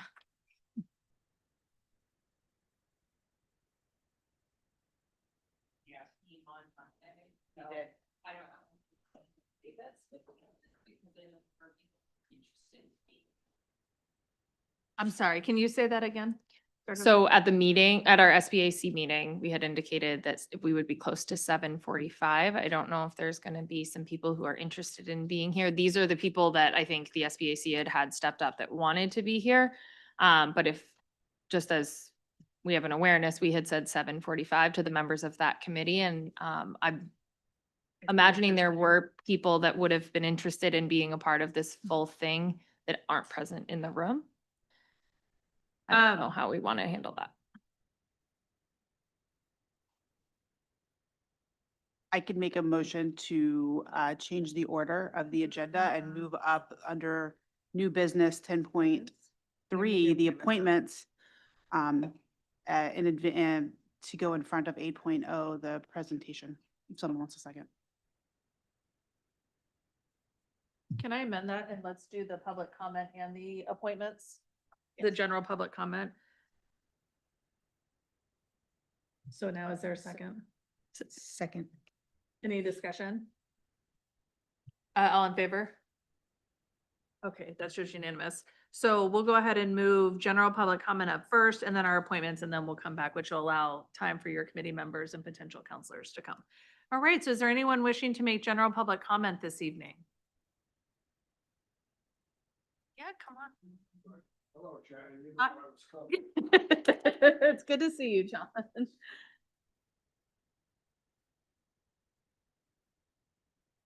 And as you already are aware, but just as a reminder, you have 3 minutes. If you could please direct your comments to me, the lights in the front will direct you. When you see the red flashing light, that's the end of your. Fair enough. Okay, back in March, I came before you and asked that the board consider and endorse the statement which the Organization of American Historians and the American Historical Association issued concerning the federal government's current treatment of American history. Now, a couple of months later in May, I had a nice conversation with Jillian, and she said that you folks were considering it, but what you didn't want to do was make an empty performative gesture, a sole endorsement on your own that would go nowhere. But my understanding is that if you did indeed endorse this statement, that it would come with a recommendation to the State School Board Association that they do so as well. So I've come tonight to answer that objection about performative gestures that go nowhere. What I'm proposing you do is you make alliances. You go to the State School Boards Association. You also go to the Teachers Association, both local and statewide. You let Stacy Brenner know what's going on. You get her heft behind it, along with Ann Carney's. Push it as hard as you can. Address Governor Mills. The more endorsements, the better. The more force it will have. And then it can become something truly genuine that will count. And I'll give you an example of exactly what I mean. There was a referendum a while back limiting, capping political contributions in campaigns to $5,000 so that big money wouldn't run elections at the expense of the people. That went down and was noticed across the country as an example to the entire nation. Now, you have a chance to do something like that with this statement. What you should do, I think, is build those alliances that I've just suggested. I hope you do that. And please let me know how things turn out as you deliberate.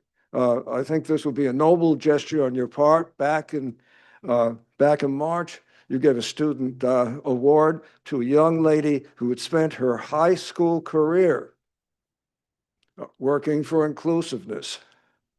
And this is what the historians are trying to defend. So please consider it and please endorse it. Thanks for your time. Thank you, John.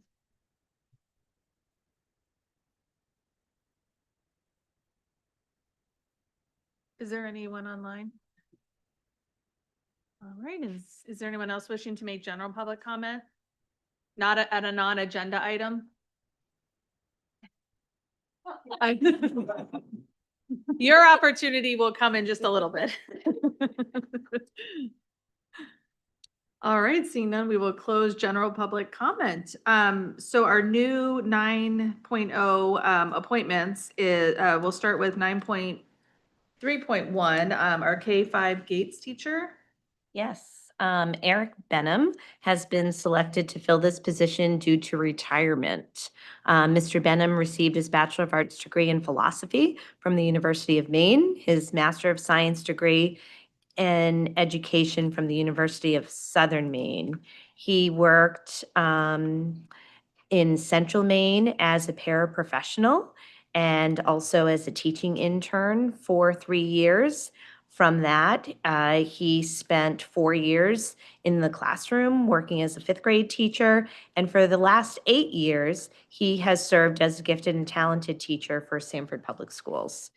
And my recommendation would be to appoint Eric Benham as the new Gates teacher for K-5. Thank you. Do I have a motion to approve the K-5 Gates teacher as presented? So moved. Second. Any discussion? No discussion. No, never mind. All in favor? That shows unanimous. Thank you so much. And then 9.3.2 is our middle school academic center teacher.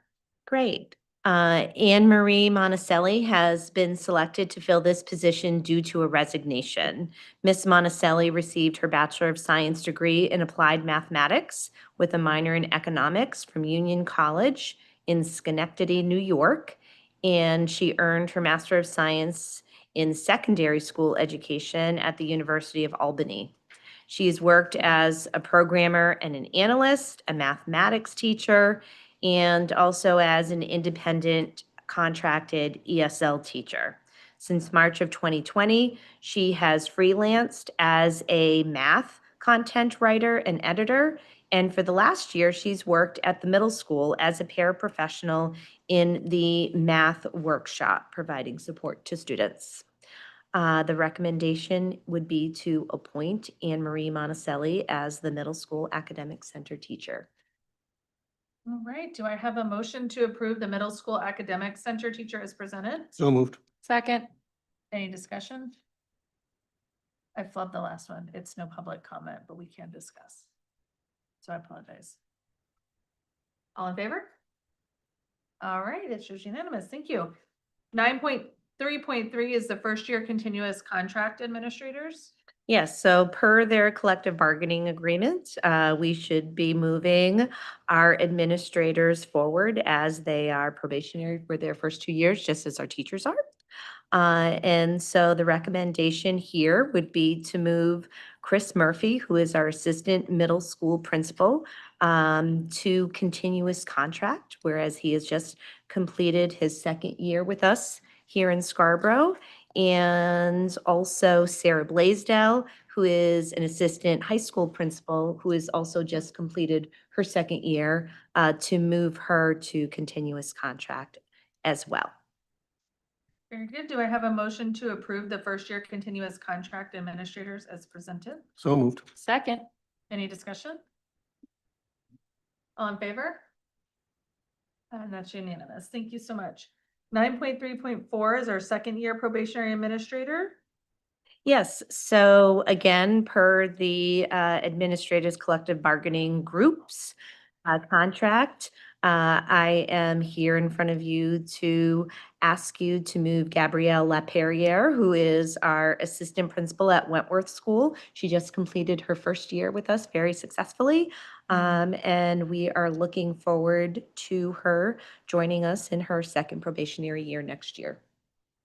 Awesome. Do I have a motion to approve the second year probationary administrator as presented? So moved. Second. Any discussion? All in favor?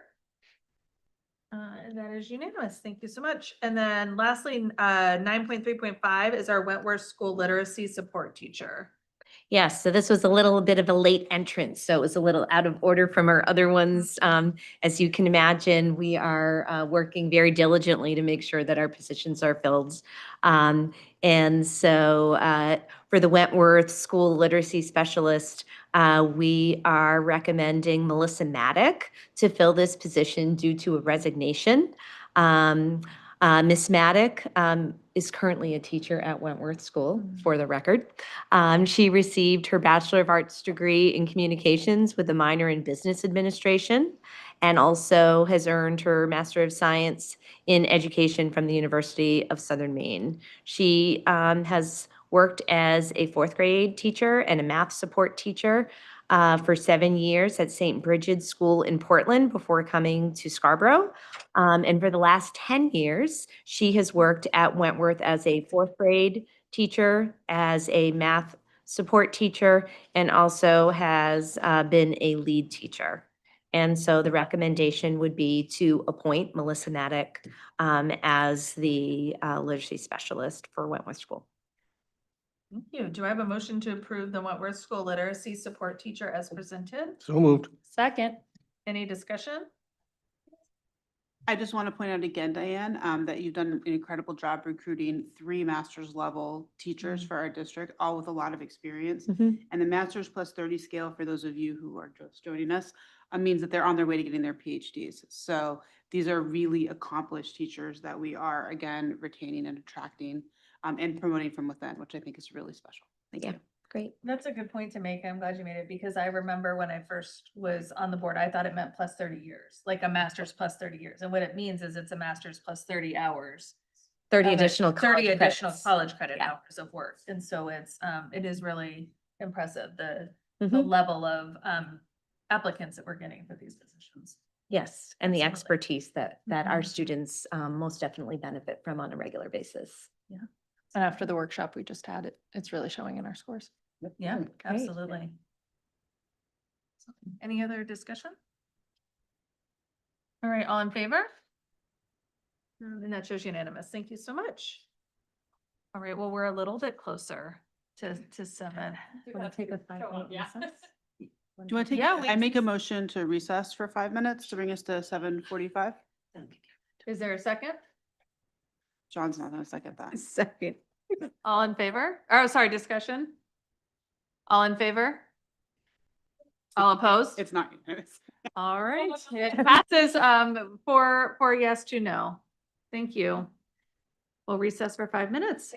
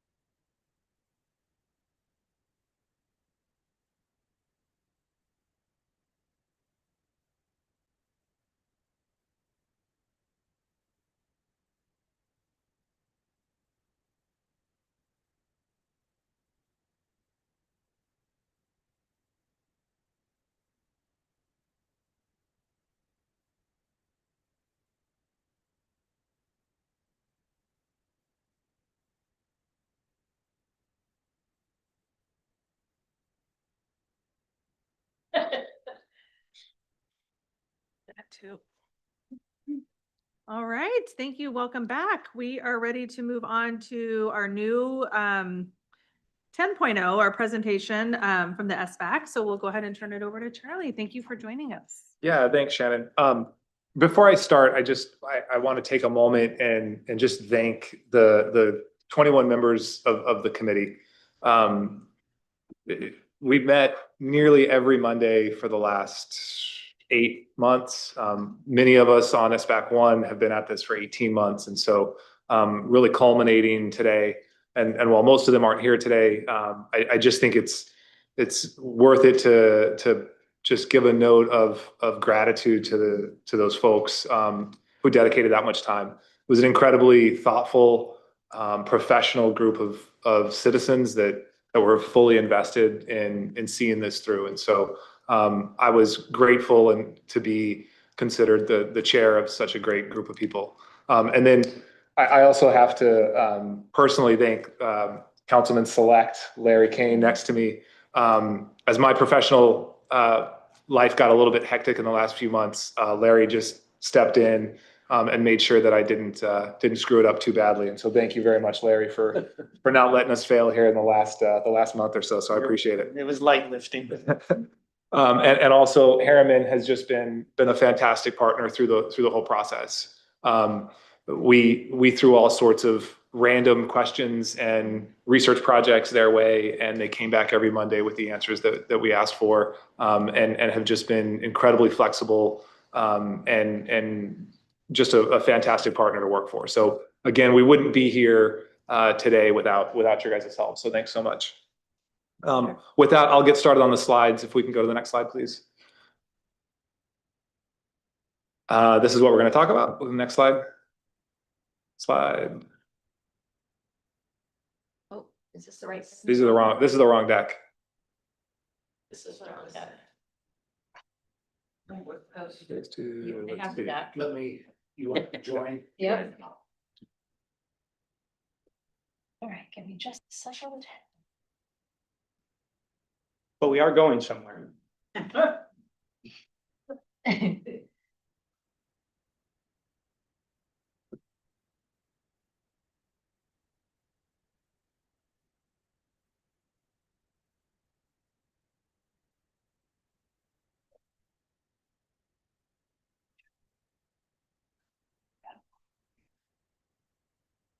need to address.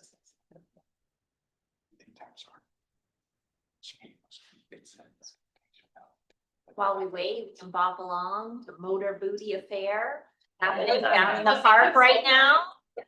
I was just gonna say too, while we're waiting, we have a new board member as well. So maybe this is a good opportunity to just really quickly introduce ourselves. Would you like to start, Scott? And we'll work our way. John Anderson, Town Council. Bill Donovan, Town Council. Eric Kane, Vice Chair for SBAC. Charlie Peters, Chair SBAC. Mark Lee, Architect with Harriman. Lisa Salwin, Architect of Harriman. Karen Shoup, Town Council. And April Seidler, Town Council. Perfect, we're gonna keep going. Mitchell Rockensteyer, Town Council, not Town Council. Says. Chair, see how far you would have taken it, Mitchell. Julian Trapani Half School Board. Melissa Peterson, School Board. Ray Bergen, Assistant Superintendent. Diane Neto, Superintendent. Shannon Lindstrom, School Board. Frayla Tarpinian, School Board. I'm Charlotte Jacobs. I'm the new school board member. John Kelleher, concerned citizen. Thank you for that. He said he's concerned citizen.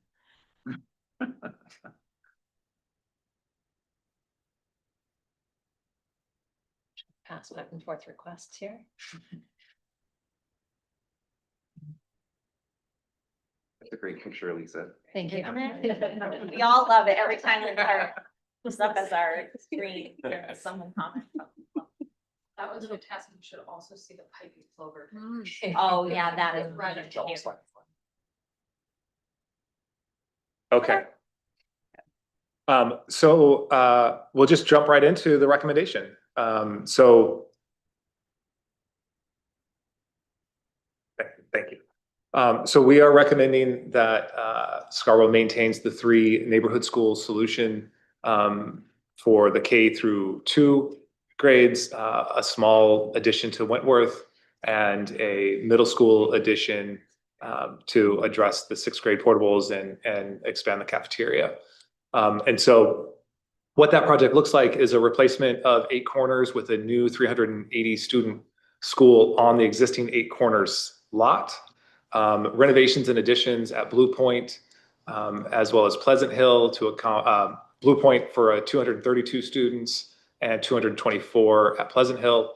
A small addition at Wentworth to accommodate the increased enrollment that starts in 2031, and then renovations and additions to the middle school to accommodate the current population, all into the actual building outside of the, get rid of the 6th grade portables, as well as expand the cafeteria and some of the other music classrooms. Of note, we are also recommending a secondary referendum question for the middle school that will address essentially a second story onto the addition for an additional $10 million.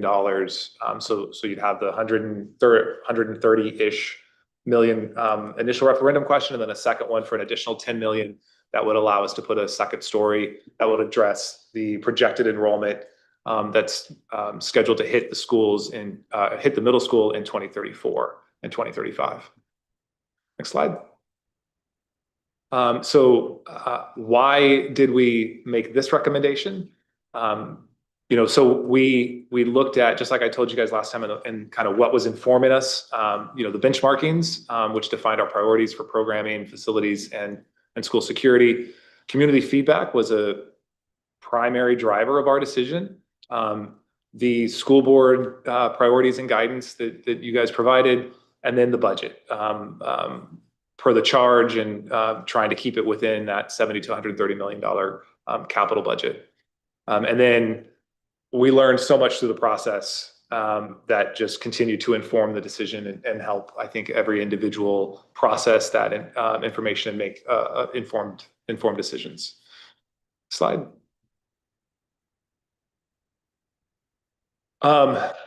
So from a cost perspective, this option, we've got down to really 2 good options, right, frankly. And last Monday, we spent almost 4 hours in debate over those 2 options.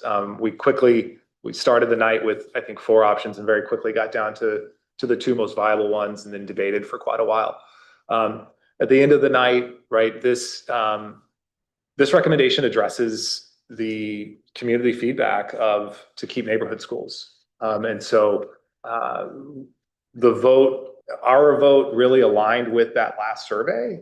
It was not a unanimous decision in committee, but it was certainly aligned with sort of the community feedback, with stronger support towards the neighborhood school option for the primaries, and also kept it within that 130 million option by splitting the question. That allows at least the initial referendum question to come in within that budget that the community said they were comfortable with. And so, those were some of the driving factors to why this was selected over the consolidated school. And then as far as why are we fully replacing 8 Corners to stay on the 8 Corners lot, right? It allows us to really reset that school from a longevity perspective, long-term value, rather than doing addition and renovation there as well. We couldn't replace all the schools obviously, but that one was the best situated to accept a larger school to deal with the upcoming enrollment. Let's go to the next slide. I think I'll address all of the other stuff. So this was the benchmarking element. So, kind of, you guys have seen this throughout the course. This was actually, I think, put together in SBAC 1 and then sort of modified over the last 18 months, but ratified by the committee and by you guys at the beginning of SBAC 2. So what did we leave on the cutting room floor, I should say? Frankly, we hit most of these benchmarking standards. And so where you see, I'll highlight kind of where the X's are. So playground fields to DOE standards. So at the two, there are small missing outdoor facilities that you just don't have space for. So I think it's a hard skate playground at Blue Point, Pleasant Hills, like that, things like that. And then at the middle school, the minimum enrollment standards, that's where that second referendum question comes in. So there's an X and a check mark in that box.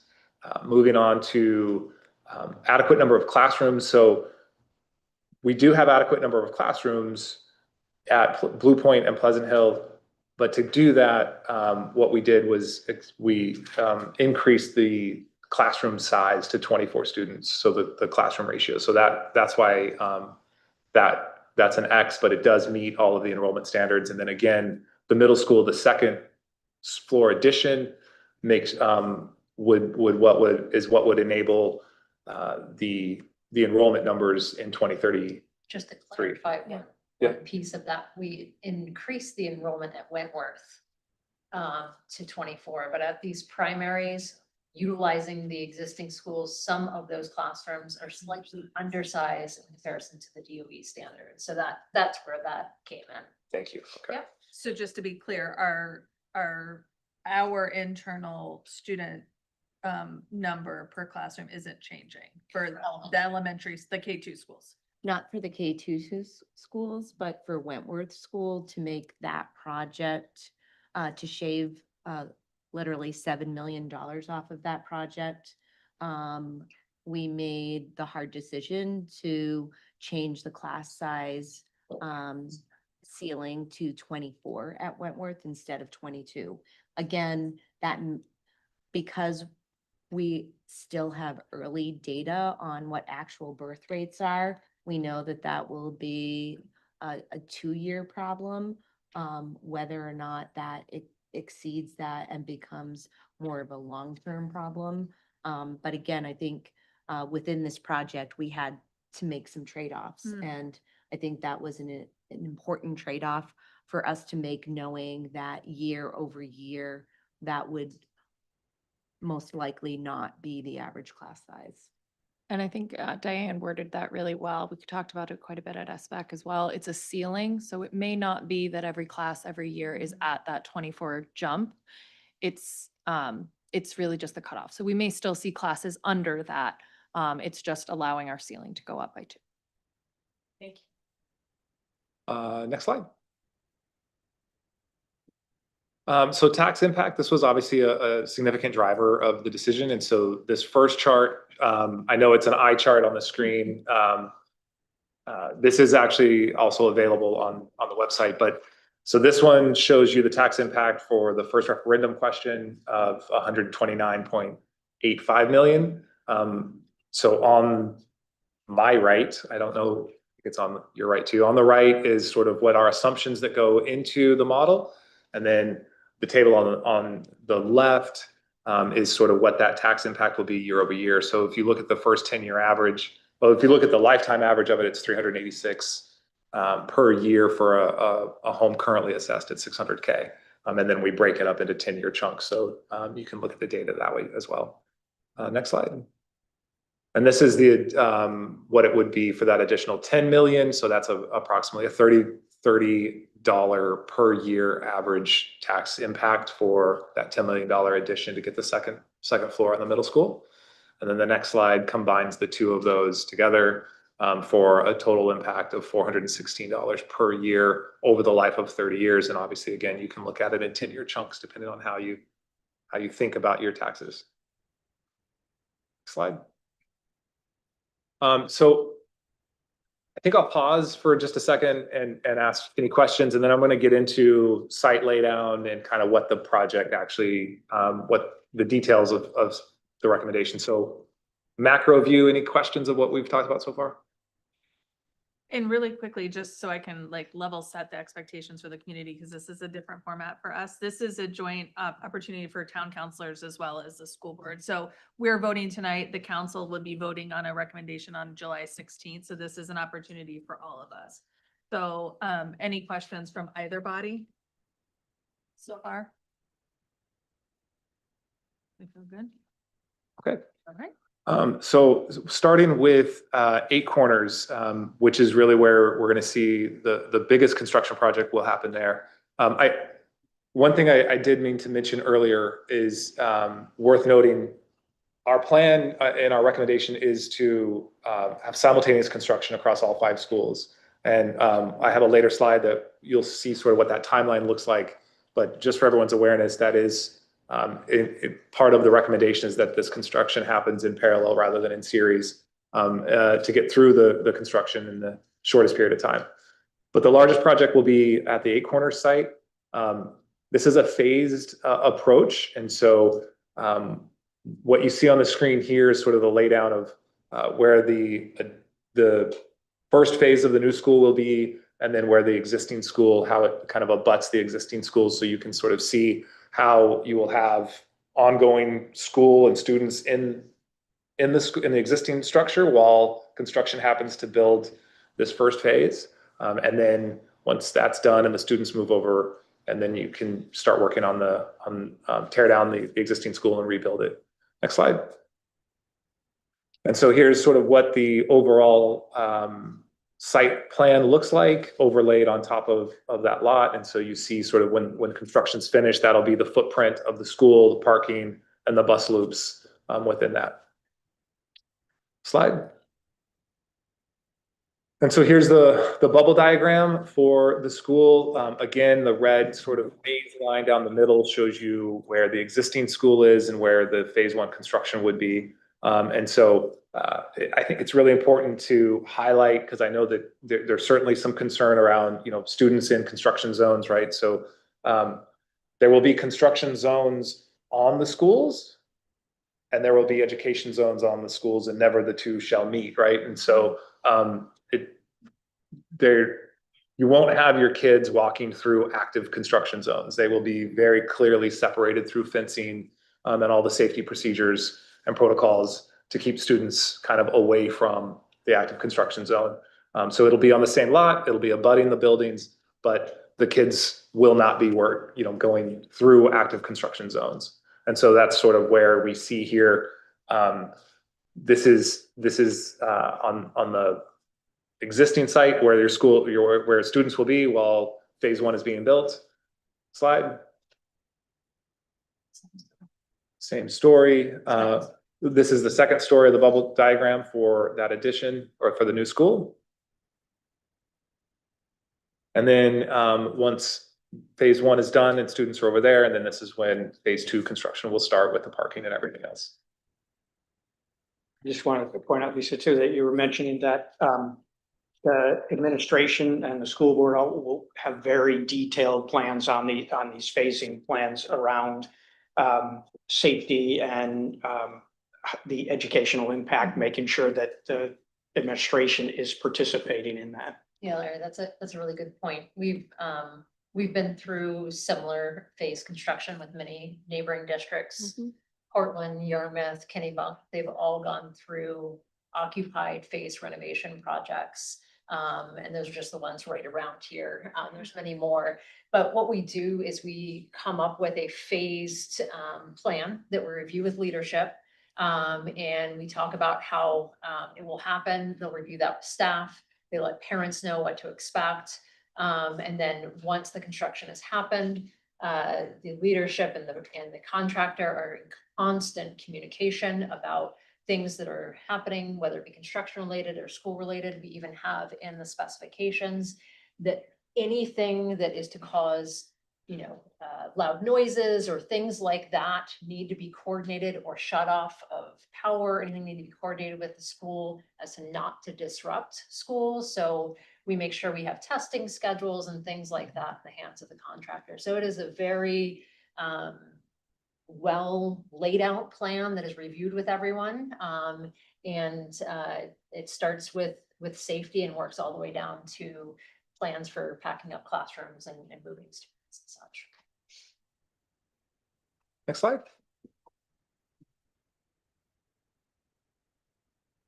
And this is the second floor again. And then moving on to Blue Point. So the one-story addition, a small one-story addition on the, that's the east side of the building, and then the addition out back that will go sort of into the fields there. Next slide. As well, the bus loops obviously are changed as well. And here's the bubble diagram. So just the hash marks indicate minor renovations. So that's, you know, paint, carpet, flooring, things like that. And then some of the more major renovation is the slanted lines, and then the bubble diagram for the addition. Slide. And Pleasant Hill. So this is the current site plan for Pleasant Hill. I had prepared my talking points on this slide to sort of just make you aware that this site has some contention in the community there in Pleasant Hill, because this, as it's on the screen, will require a basically a clear cut of the trees.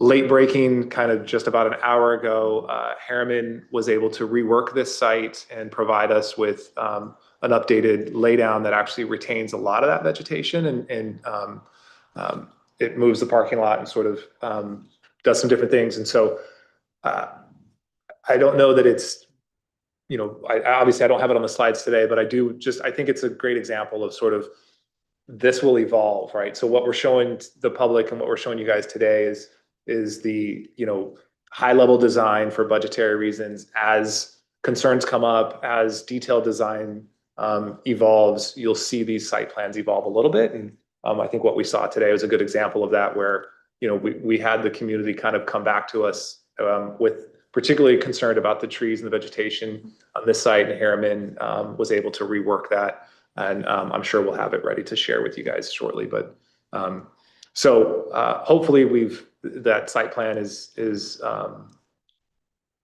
you know, to everybody's liking, and will alleviate some of those concerns about the clear cutting on this lot.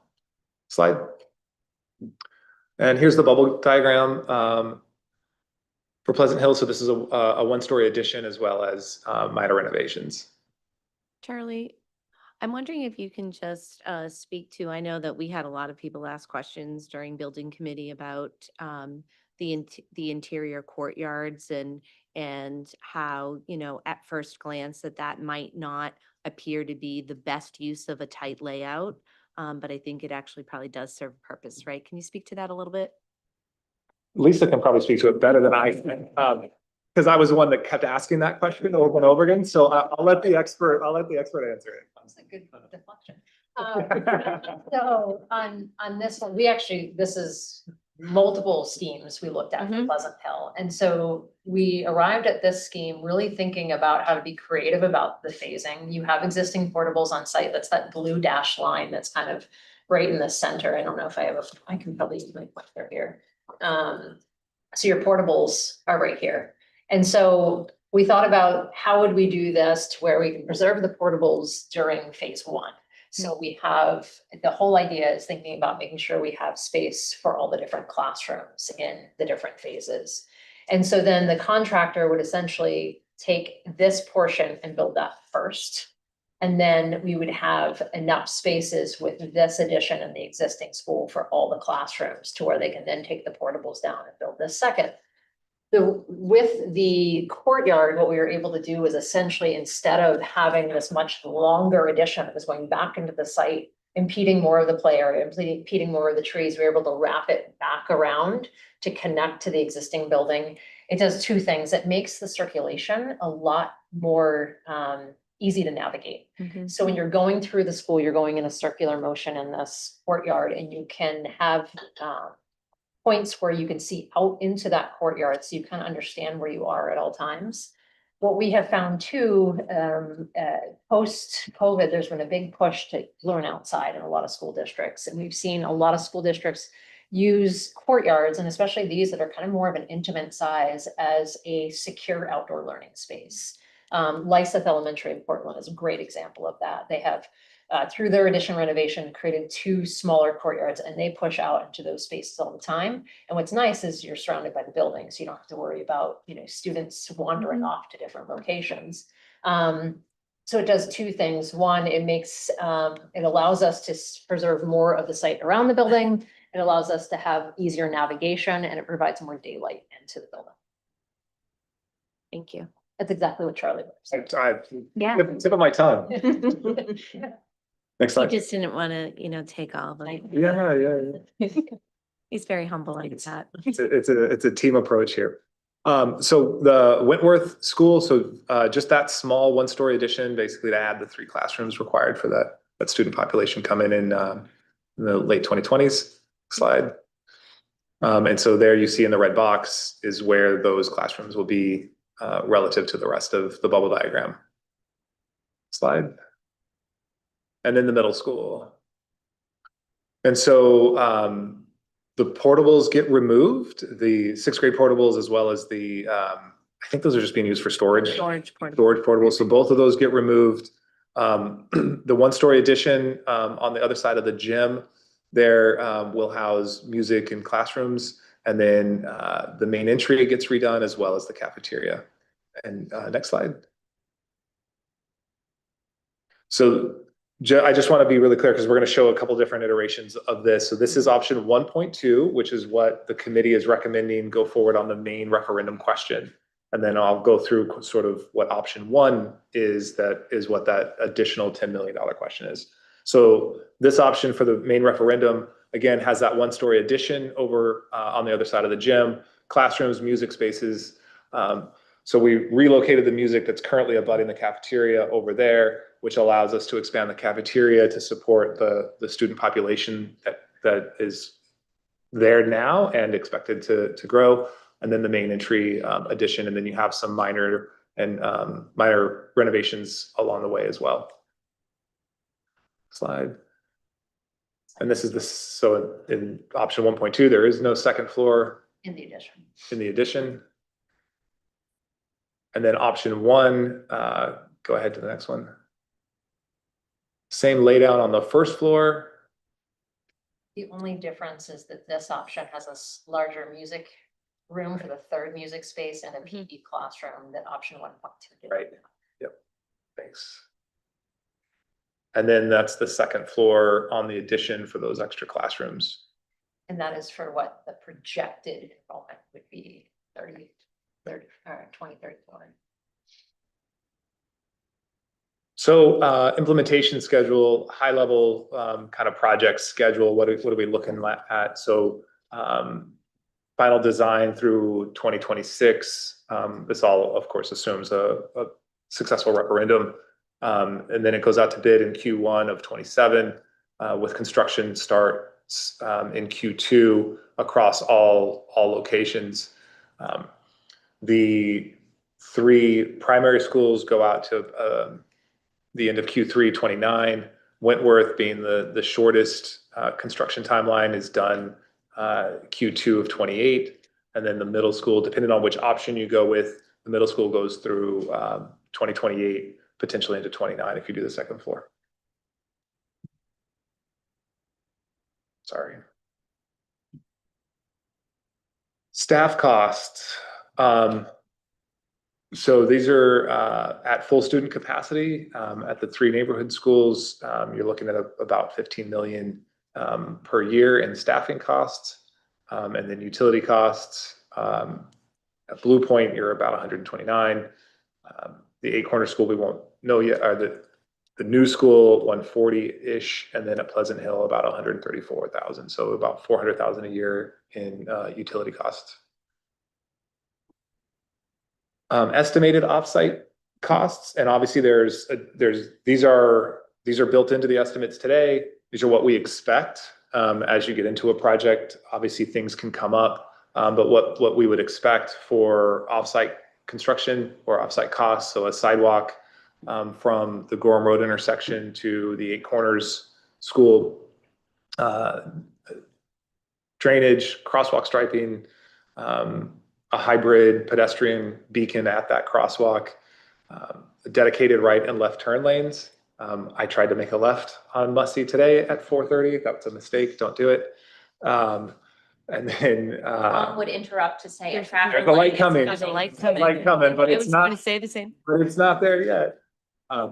But as I was sitting at the light, I was thinking, a light's not enough, right? I'm glad to see that. Had to remind myself that this is in here too. So a dedicated turn lanes there.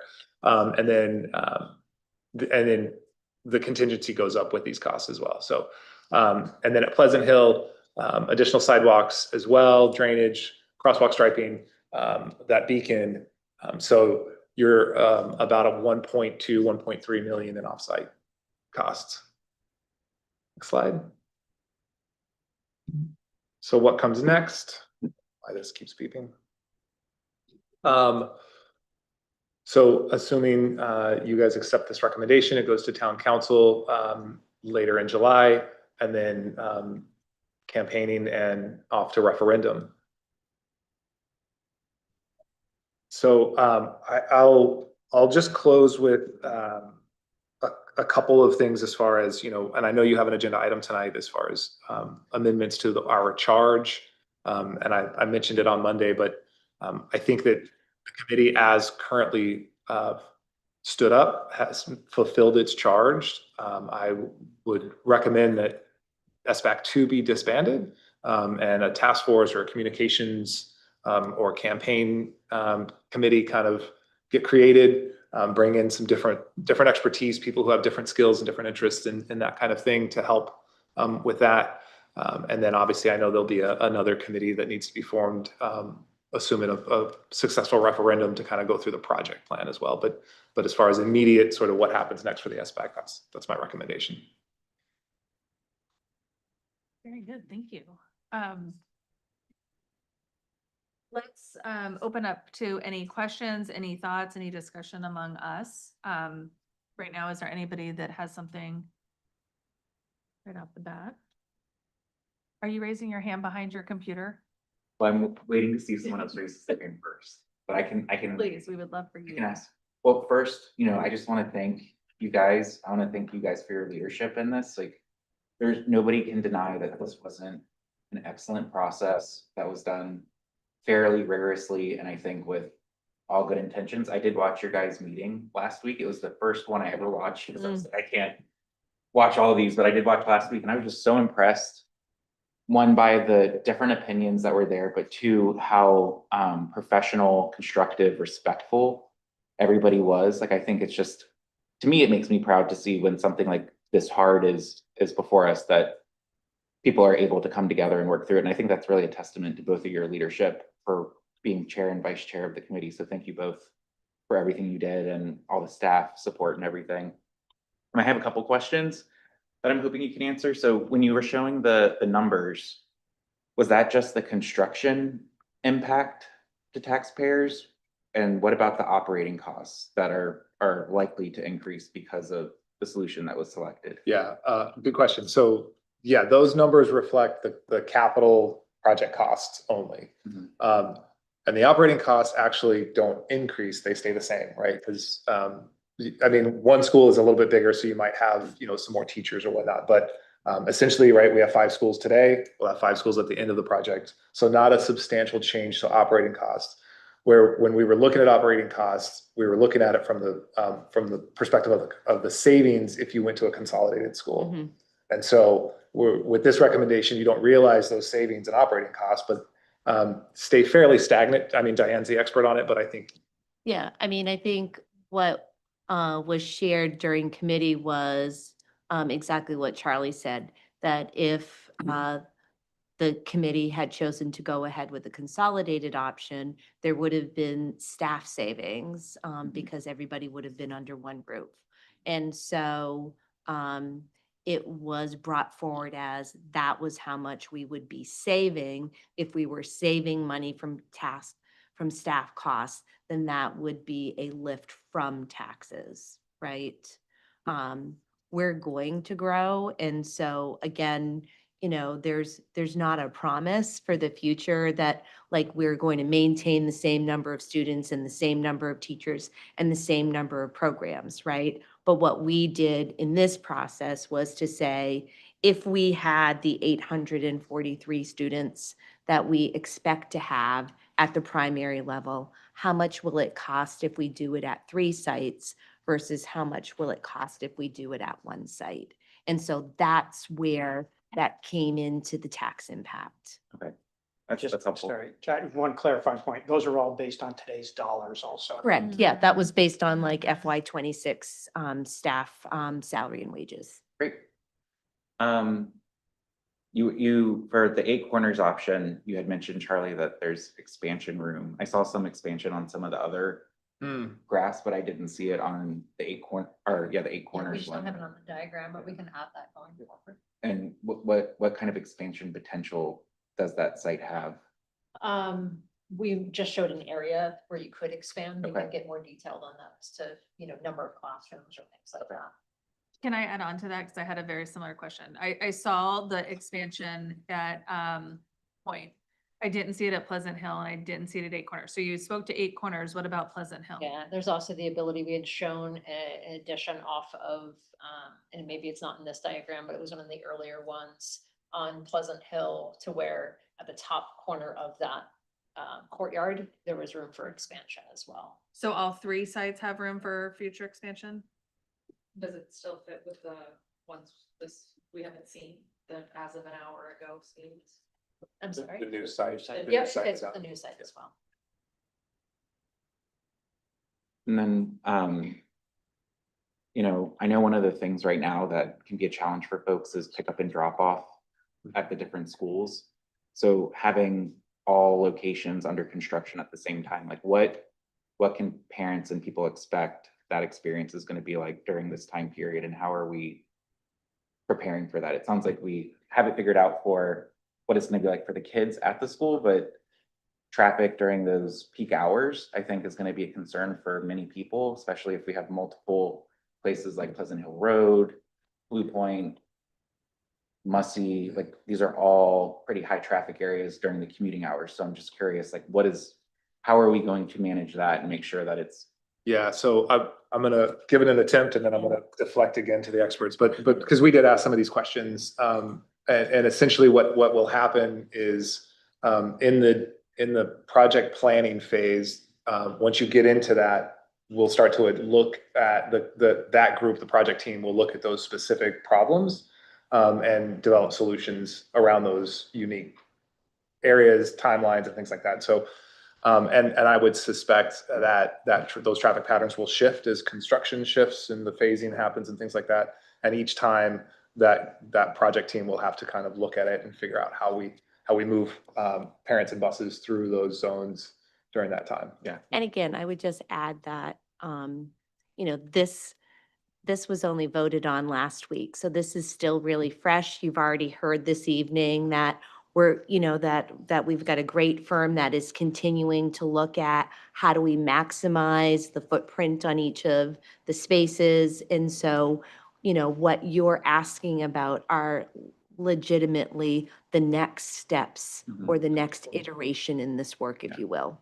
I just think those are also going to be the questions that. No, exactly. And again, like here we are, we're in June, John, right? Respectfully. And, you know, we're going to be communicating out about this project from now until November. And so, you know, we want to be making sure that we're not just slapping together a plan that says, oh, here's how we can do this on an interim basis. We want to be thoughtful about that. But I feel really confident that as we move forward with a communications plan, that we will have had time to develop that. Yeah, I think that's fair, and I think that's appropriate. I'm just trying to think of Yep. like, as this goes out, what are people going to be asking? Absolutely. And, you know, saying we'll have a plan for that, I think won't be things that people will want. If we were saying that in November, don't worry, we'll have a plan for that, I would agree with you. We're in June. I trust you, Diane. I trust you.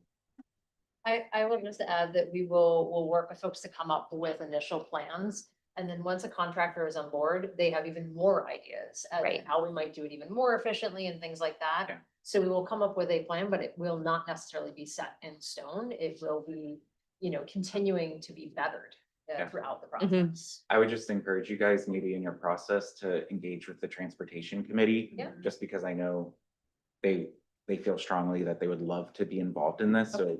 Yeah. Just to Yeah. have a meeting with them to get their feedback, I think would be a great way to kind of hear from some people who. One, are experts in this but also are Scarborough residents and will have strong opinions, so I think that would be something to consider as a next step. Yep. It's a great idea. Those are all the questions I had. Fair enough. I have one that's traffic that's very different. Yeah. So I actually wanted to talk about the X marks that you had. There was only a couple, but one of them is Blue Point School, which I live next to. And so I carried over some of the concerns that I had from the first one. And I noticed that you're adding an additional loop for driving. And I mean, I understand that it's absolute chaos during pickup time. And I'm wondering, I mean, I would imagine that's because more people are driving now than they used to. And so I'm wondering, and I'm concerned that we're maybe more accommodating that practice as opposed to the buses, where that X mark is us eliminating a playground, right? Not eliminating, so essentially it just says there isn't a hardscape play area, which doesn't exist there right now. And Well, and the it's- playground up front on Blue Point, is that being eliminated for the bus loop? Being relocated. Being relocated. Yep. the picture back up, right? Yeah, and I think that was what I wanted to Sorry. clarify with, because I think last time they were eliminating it and only doing one. So how do you not meet the X, why is there an Well, X mark? The only next to reason there? there is because if we go by the DOE standards, there's a hardscape, as in like asphalt basketball Okay. space that is not shown in the diagram. And so Right. that's why that X is noted on that. Is that what you're referring to, where the kids play basketball and do all that, the hardscape area? 'Cause No, that is- I think was thinking the upper playground. I upper think, playground, yeah. because I think in the first round, and I apologize, I think that's what they had done. Yeah. And then I think, generally, I'm curious if residents understand the compromises that are made when it says we want to keep the neighborhood schools. Because, especially with like classroom size, I think that's one of the things that I think for me was great about Scarborough. And I don't know if if that's a huge shift. Yeah, I'll just say the classroom sizes are what they are right now. Mhm. So it's in Blue Point, for example, keeping the same size classrooms, when in DOE, they're actually saying to be a little bit larger. Right, And the okay. new ones will be that size. So that's the difference between the two sizes. Yeah. As far as the broader question, do people understand the trade-offs? I think the people in the committee do, and the people that have been very, very engaged, right? There's been a small contingency of residents who have come to every meeting. One of them's in the room right now. Matt, thank you for being here. Or dialed into almost every meeting. They've offered their comments, and those folks, I think, certainly understand the trade-offs. I think that, these bodies have a requirement now to help everybody understand all of those trade-offs. The fact is that the people that, in the committee, who understood those trade-offs accepted them, right? As I've said before, right, when everything's the priorities, nothing's the priority. And so we had to look at what doesn't make the cut and what does, right? And so the community was pretty clear in their feedback to us that they wanted to maintain neighborhood schools. And the cost of that in some cases is trees at Pleasant Hill or increased traffic in certain areas, those are trade-offs that we just had to accept. So. And then also, I feel like this will be a question because I've actually already been asked it. The first run we had, I felt like that was represented with the consolidated school this is the most fiscally responsible decision that we're going to be making. But that was 180 million. And we're sitting here today and we're saying we can do this now for 130. And I'm having a little bit of a disconnect, I guess, and I don't know where the, okay, 160, sorry, 160 down to 130. Where I don't know if it's just because in the first round, this option just got eliminated early, or if we just got really creative and somehow this now is the most affordable option. So there are people here who were intimately part of the first process. Go ahead. Nicole. Yeah. Charlie, so when we developed the previous referendum, the school board had already made the decision to hire Harriman to build a consolidated school. And so there was, at that point in the decision-making process, the committee had made their recommendation to the board, and the board had made that recommendation prior to getting into this next level of consulting with Harriman.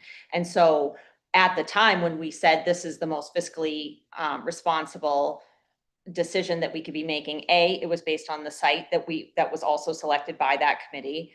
And it was also based on that outcome, which was the recommendation coming out of the board was to do a consolidated school. At that time, we had done a business case to compare operating a 4-school model, and that option was eliminated due to cost constraints. Thank you. I have some clarification questions on that. So my understanding was the same as Karen's, which is when we went with the business plan last time, that was most fiscally responsible using the cost savings from taxes. So people are going to experience or paying larger tax bills in the future because of the lost operating costs. So the school budgets year over year for the 30 years these schools are in operation, the tax bills are going to be higher. From the slides I looked at on the building sites, $190 to $200 per household on average, because we're not consolidating. So I think, Karen, I think that's what you might be talking, because that's what I think about when I think about school budgets, which I think about a lot, particularly in March of every year of my last few years of my life. People are very concerned about their property taxes. And so what it looks like to me, the decision that was made, at least from my viewing of the meeting last Monday, was that they would rather not pay the extra $30 million between the option to consolidate and the option to maintain these 3 schools, knowing that they're going to lose money in the future. So our taxpayers in the future are going to pay more money every year on their tax bills based on this plan, because they're going to save money in this bond and they're going to maintain the neighborhood schools. But the fact is that you're going to expend a large amount to either rehab the 2 schools and build a consolidated school at 8 Corners, which is what this plan is. And as an 8 Corners parent with 8 Corners neighbors, I heard a lot about their feelings on that, which I'll get to in a minute. But there is going to be we are going to pay more in the future year over year because of this plan. As opposed to the savings realized by not Yeah, consolidating. to be really clear, people are going to pay for the bond no matter what school is built, and they're going to lose the ability to save on their money year over year for the next 30 years. So their tax bills will be higher by about $200 on average per household every year because of this choice.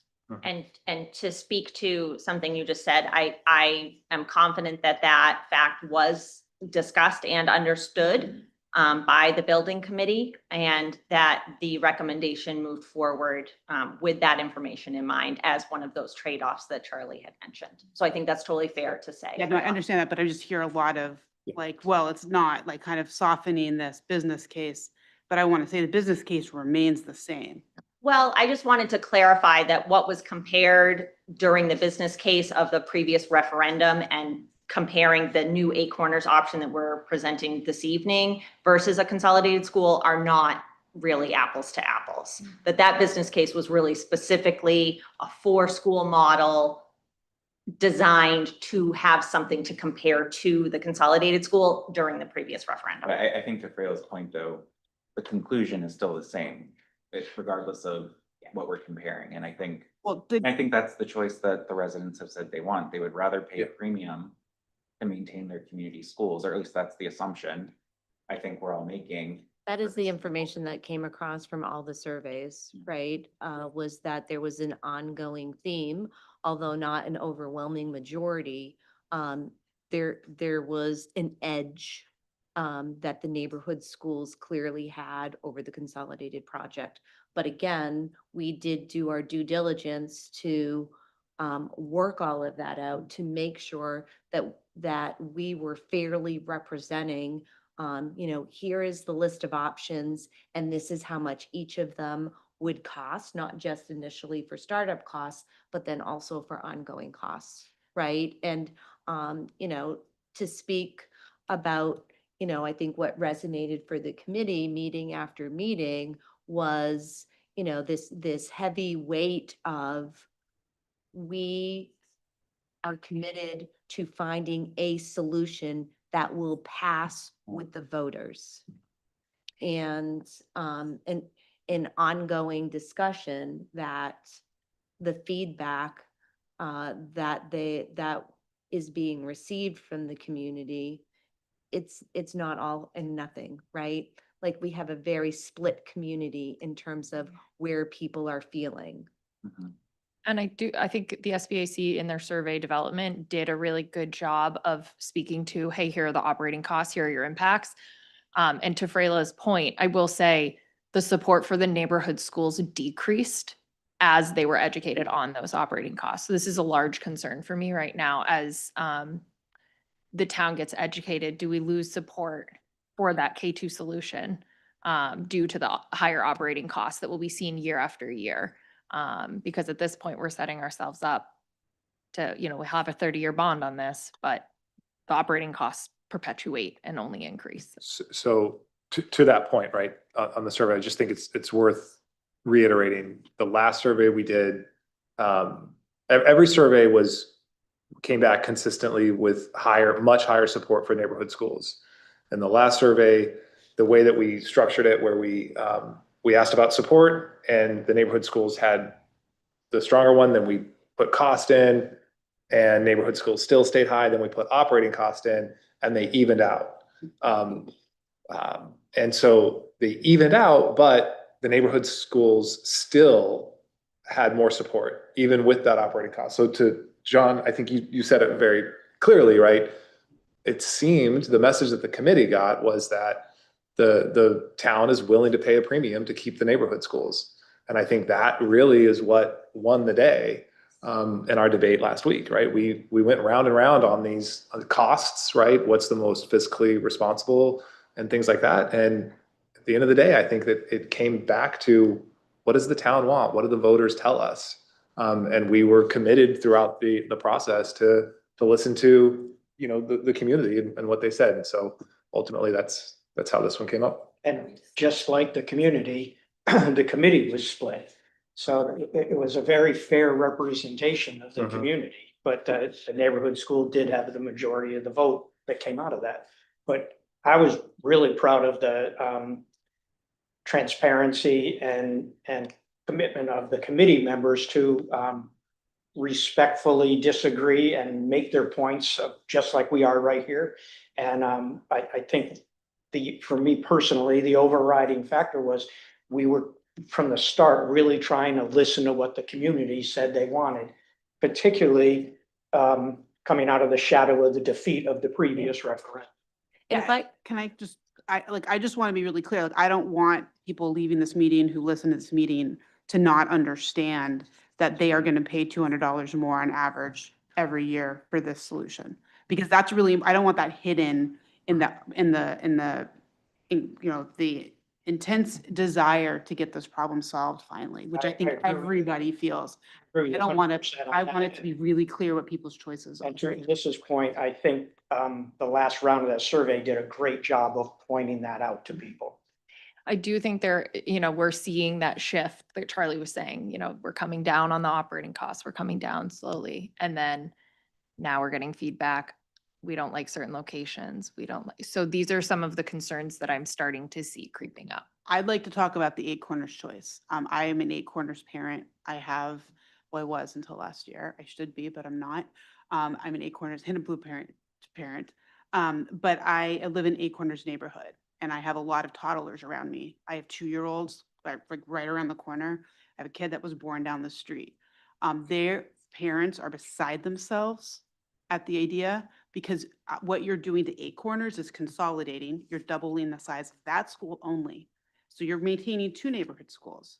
You're consolidating Eight Corners, and you're building a much larger school than what's there on a site that is not popular. People at Eight Corners don't like that site. We don't have a neighborhood school in the sense that you can walk to it or you can bike to it. It's banded by Payne Road on the left and 114 on the right.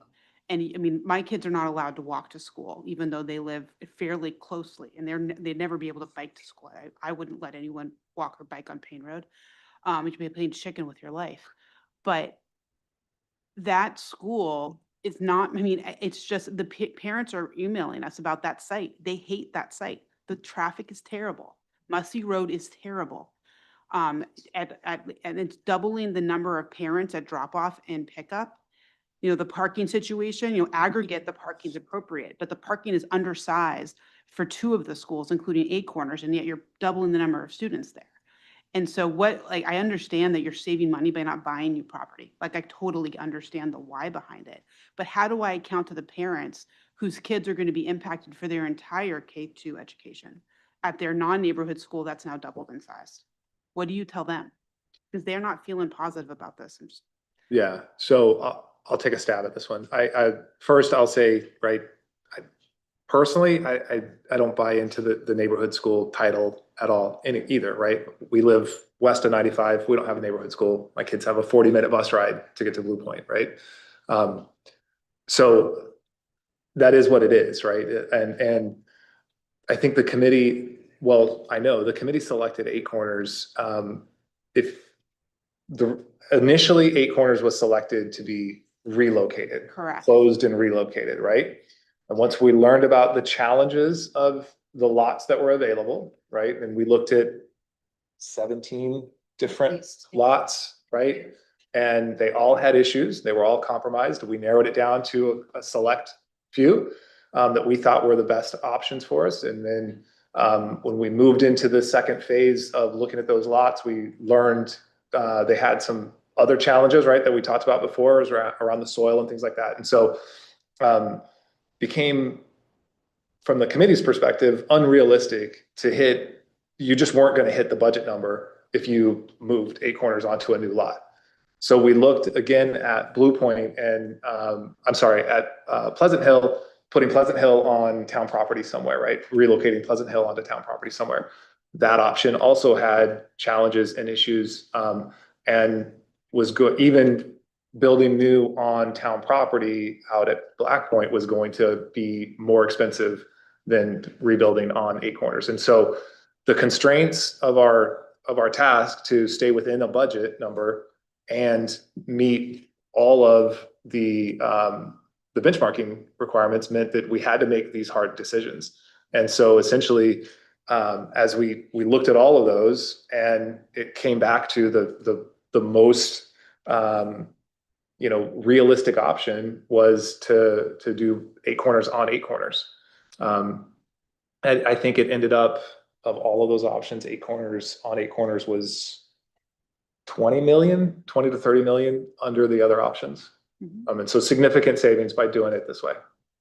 And understanding that, I don't think there's an option out there that was going to please the entire town. And so we had to make hard decisions. I would like to add on a little bit here because I think it's really important for us all. Both of these bodies really, really value transparency. That is the cornerstone of this body. That is the cornerstone of your body. And this process has been incredibly transparent.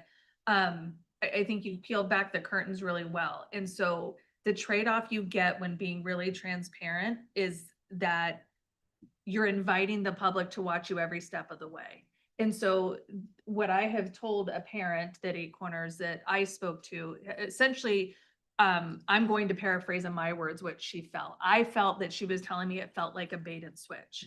And this is the downside to being super transparent, right? And it's important for us all to remember this, is that when you invite someone in the process and you let them watch every single step of the way, as you're getting new information, your opinions might change, your recommendation might change because you are working with the information you have right now.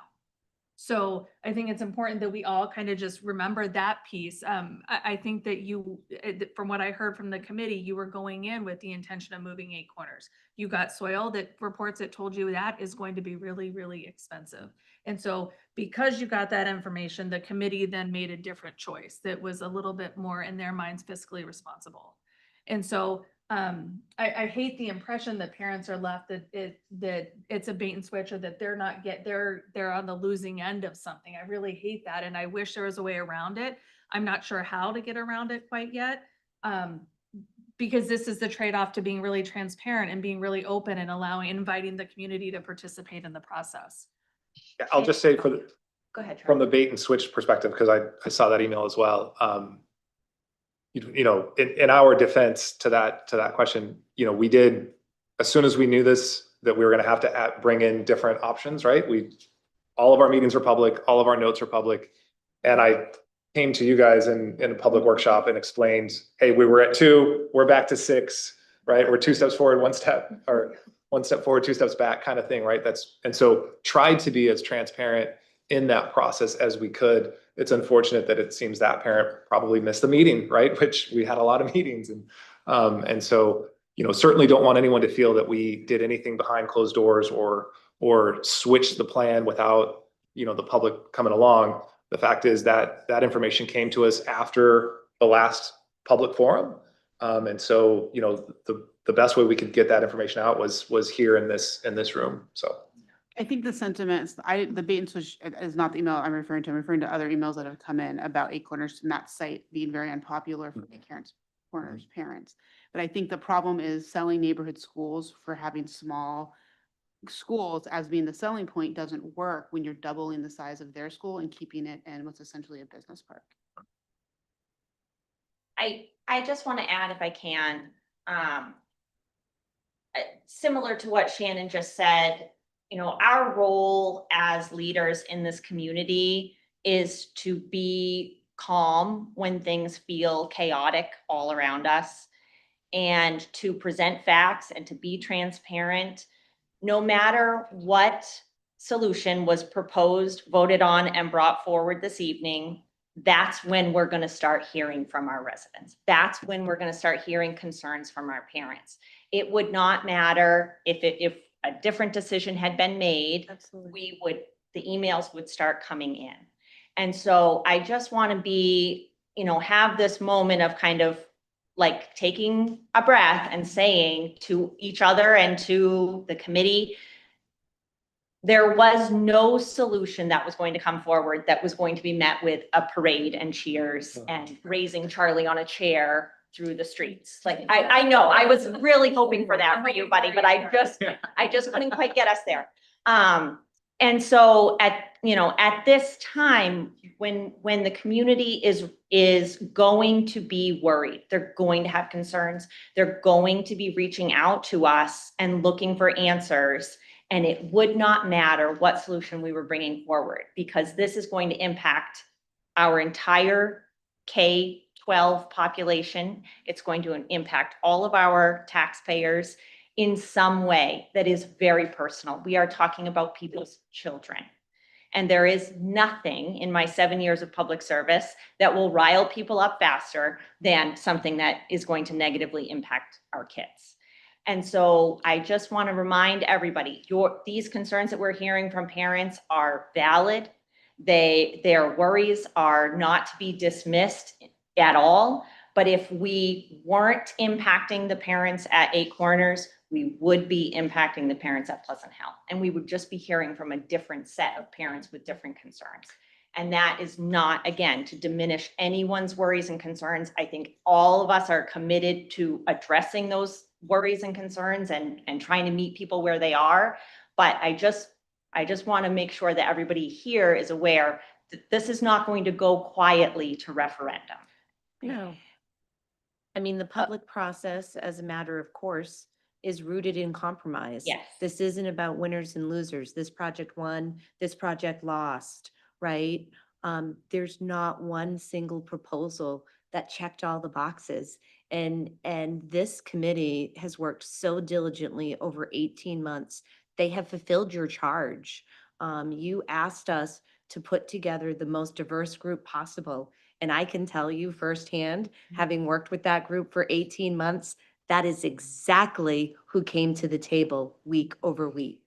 They are a microcosm of this community. If you look at survey results and you look at how people on the committee vote, they almost match up perfectly. I will say when it comes to the middle school option, I am concerned about 1.2. The charge does specifically say, hopefully a long-term solution for expected growth of student enrollment.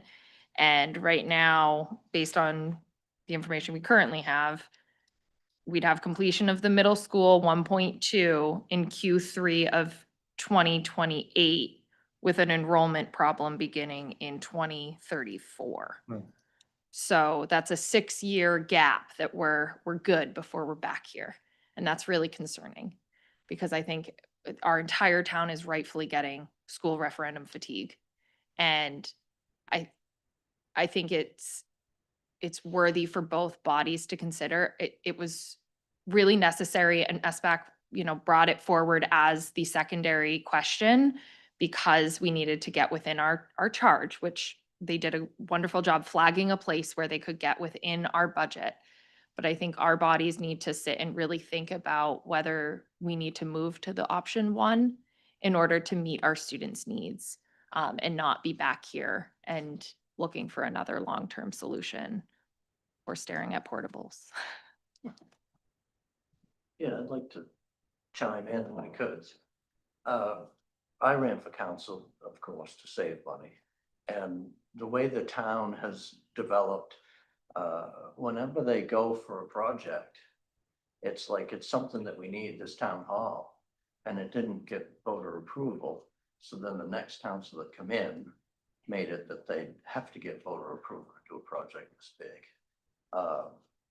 Because the people didn't want the 3-story building, they only wanted 2. We had an old wooden town hall. It was basically the same town hall Cape has, Cape Elizabeth, and they still have the creaky wooden floors. And it's not that bad.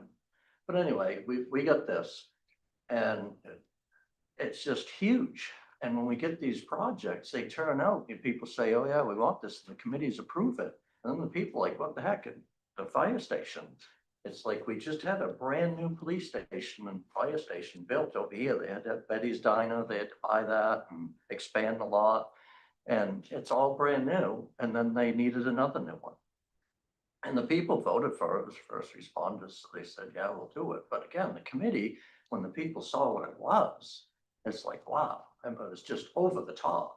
So that's what everybody's gun shy about. It's like, and then the consolidated schools, everybody says, well, why are you gonna do a consolidated school? My point was, of course, the support for it was because of the parents wanting the neighborhood schools, which I think is a good thing. But my big thing was, is that I just can't see demolishing these perfectly good schools and buildings. The Bessie School across the street wasn't good enough to renovate to do the town hall or a school. It wasn't worth renovating, but the private sector has it. And those buildings are going to be there for hundreds and hundreds of years. It isn't like they're going to go away or they're going to go into the ground. I mean, build the ski shop, or what used to be the ski shop next to McDonald's, is the high school. It's the Scarborough High School. It's still there. And it, you outgrew it. You had to build something bigger, obviously, when population grew. But the point is just to demo these perfect good buildings. So the point is the 8 Corners School, to demo what's there, the portables maybe, but the building itself, I don't know for sure. I haven't been in, so I can't really speak to that. But from what I've seen of the other schools, the old junior high that I went to, my kids went to, that was a really good building. It was very structurally sound, could have been there for hundreds of years, and we demoed it and built a whole new school. And they say about consolidation, it's like, why can't you consolidate the 3 schools then? I don't know what the extra expense, is it utilities and heat? Or is it employees, can you answer that part of the? Are you asking for the extra cost to build a consolidated? Consolidated, as she's saying, that it's cheaper, okay, to be consolidated than have the 3 schools. It's going to cost us a lot more money to have them. But I mean, what's the consolidation? What does it do? What's the savings? Yes. in Consolidation. So what the point I was making is we're gonna pay a big bond amount for whatever, either rehabilitating the schools and building the 3rd consolidated school, or building a consolidated. So we're gonna have a big bond amount, whether it's, some people have said 90 million, 160 million, whatever that, if we're gonna have a big bond, we're gonna pay that off. The cost of operating a school, 80% of it and upwards is personnel. That's all personnel costs. When you have personnel split between 3 buildings, you have to have additional personnel. You have to have 3 school nurses all day during the day. By law, we have to have those. If you Okay. have 1 school, you have 1 school nurse. Okay. You have to have 3 principals. Every building needs to have a leader. You have 1 school, you can consolidate some of those administrative costs. Teachers, so we have part-time librarians, we have part-time music teachers, we have part-time teachers who do specials. When you have them going 3 different places, you pay more to cover the same hours because they have to be there during the school day. The hours are the same. And so you have a lot more personnel costs. And so if you're able to consolidate those schools, you're able to less people, but also utilities. If you build a new building, it's more efficient than any, if you ever, I'm sure you've done some rehab on something at some point. Rehabbing an old building is less efficient than you're ever gonna get when you build new. You can just, there's efficiencies you can build in. Right. So, and the buildings look sound, but I encourage you to look at them and talk to school administration. They were very generous about giving tours. Those buildings have significant issues that are very expensive. They're at the end of their life. And so there's going to be a substantial cost to rehab them. We're going to pay a substantial cost no matter what the solution is. Right. My concern is I want people to be clear that if they want to keep their neighborhood schools, their 2 neighborhood schools, consolidate my neighborhood school, then they're going to pay more on their taxes every year to operate those 3 schools. And that's in the materials from this Yeah, you need aspect. some more, but you can consolidate. You can just say, we're gonna have a traveling principal. You know, it's like we're consolidating 3 schools. We heard this about over here. We heard it about Bessie School. It wasn't the private sector bought it, and now it's the elderly housing. And it will be there again, like I said, for hundreds of years. And it was very efficient for them to do, and they did it. You know, so my point is with the Eight Corners School, the one thing that I disagree with is demoing the original building that's there. I think I'm wondering what we could save again if we keep the, you know, if you have to add on, and you're gonna add on the new addition in the front, but if you kept the older part, how much savings would it be to keep the old building? Because I can't imagine demoing, the cost of demolition and tearing everything off and building all new is cheaper. Yeah. We're gonna check the numbers, because that was, Have that number. yeah, one of the final options on, last Wednesday when we had our vote, one of those that had survived was just do renovations at all 3 schools, right? I don't want to misrepresent what that cost difference is, so I'll wait for her to get it, but I will tell you that the sentiment in the room, kind of the reason that one didn't lost out to the rebuilding was in terms of value, it wasn't, you weren't saving enough, right? The offset was you were getting way more value by building the new school. So whatever that difference is, the committee felt like, yeah, that's, you know, it's negligible in the grand scheme of $130 million project, right? And you're going to get a brand new building, a brand new school, and all the efficiencies that Freyla just sort of talked about, right? Rather than having to, right, the schools today are about an R3 insulation value. So we're going to go through and do all of that work to, you know, at the other 2 schools to insulate and air seal and try to help with some of those efficiencies. It was worth it to just, the committee felt it's worth it to just spend that extra. It was less than 10 million. Was it 6? 6 or 7. The 6 and somewhere between 6 and 7. Thank you. 5.9 million. So for 6 million, the committee felt let's get a new school. And the other piece about that is Eight Corners School has the largest number of portables, right? So there are 20 classrooms and 10 of those are portable classrooms. And so, you know, that is different than the scenario at the other 2 schools. And that is the biggest footprint of land that we have as well. When you're looking at the 3 K2 schools that we have, Eight Corners does have the most land available. And it aligns with where most of the growth is happening in West Scarborough. Right, so it wouldn't necessarily make the most sense to say, we're gonna rebuild a giant school where Pleasant Hill is, because we know that is not the area of town where new growth is happening. Which, thank you, because I was actually just about to go back to Freyla's point about, one, you use the term we're consolidating at Eight Corners. And I think because of the 2023 referendum, consolidation has a negative connotation in town, right? So, and when anybody wants to say something bad about schools, you say it's consolidated, right? we're not consolidating 8 Corners. We are expanding it, certainly, right? We're making that be a bigger school. The reason for that is what Diane just said. We actually looked at the growth trends. The site selection committee looked at the growth trends around town. Where do we expect the highest population growth? And it was around the 8 Corners area, right, out west and things like that. And so that's why, that was another factor in why that site was chosen for an expanded, larger school. So it's not consolidated. It is certainly larger. It never really had a neighborhood feel to it anyways. And so if you're going to rebuild on site, that made the most sense to do it there anyways. So I want to disagree with something that April said. I do think we should create a parade for Charlie and I think, you know, I mean, to be honest, and Diane, you said it too, like, this is all about compromise. And, you know, I think we're all feeling what everybody in this community is going to feel. There's something in this that I don't like. There's something in it that you're not going to like. But at the end of the day, you know, we need to do something better for our students than they have right now. And I think the work that you guys did, I think, is the best solution likely that we're going to get to with our community. The thing I'm a little bit, I wouldn't say it's a concern. I think it needs a little bit more thinking, which is, how do we bring this to the ballot? You guys had one big question of 130. I think one of the things I learned last time when we went with one big question of 160, you know, people, and I think some people who are on the committee even said they didn't take the time to really understand what that was. And there was one person I was talking with just a couple weeks ago who still thought the last solution was a K-8 consolidated solution. And I'm just like, ah. Yeah. And so I love the transparency of the slide that shows kind of the breakdown of each element.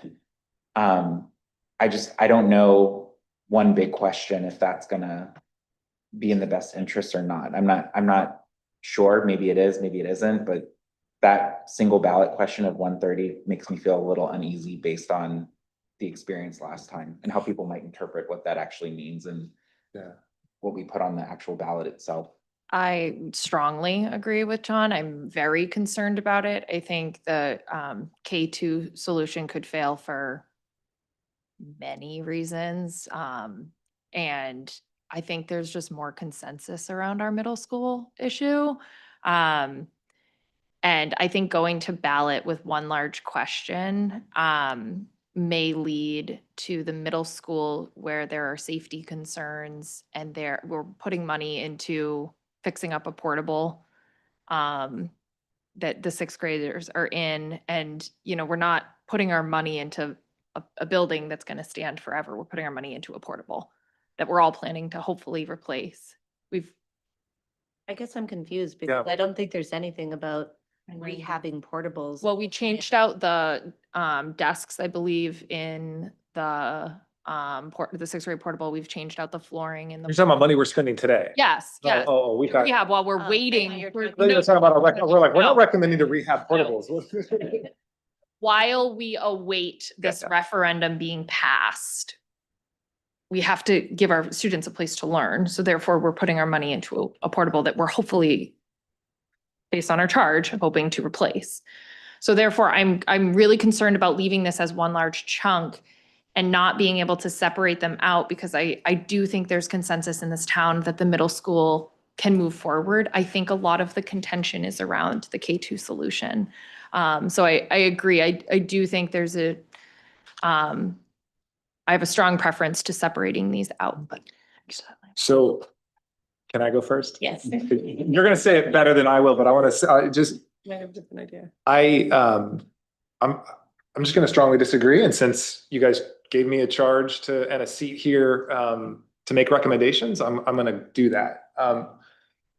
I think that and obviously it's the town council's job to come up with referendum questions, and I won't pretend to know that process better than you guys do. But I will say, if you split the questions along each grade or each school, I think you run the risk of getting a very partial solution.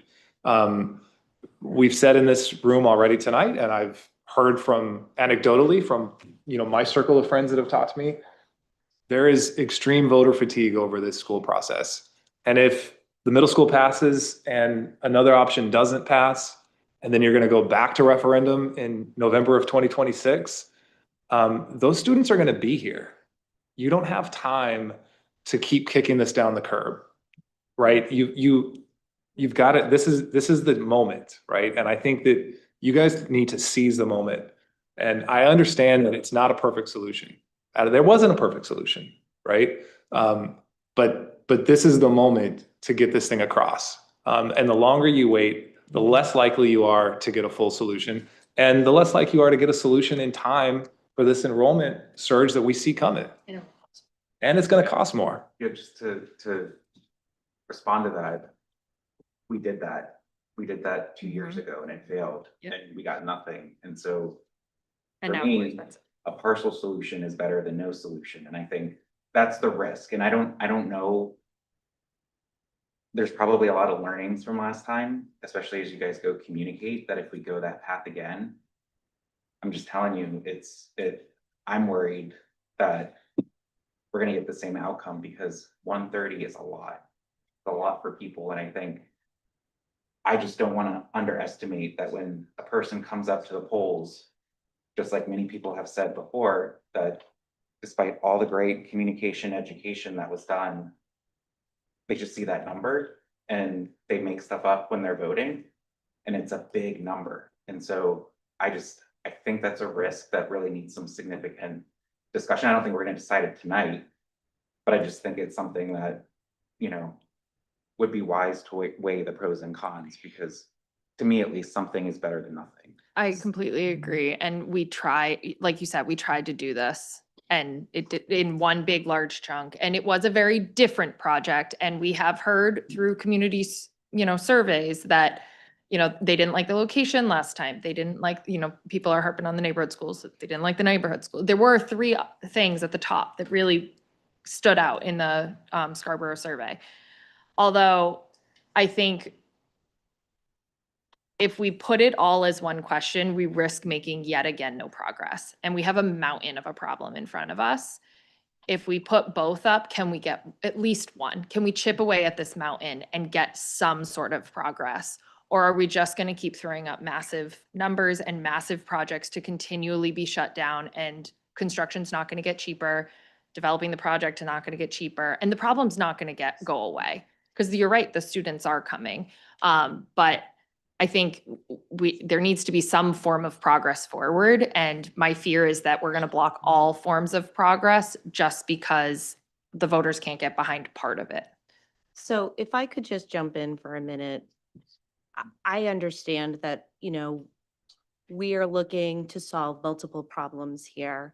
And I'm not discounting the fact that, the middle school is among the schools that need corrections, but I cannot impress enough to each of you that the K2 problem is looming right at our back door.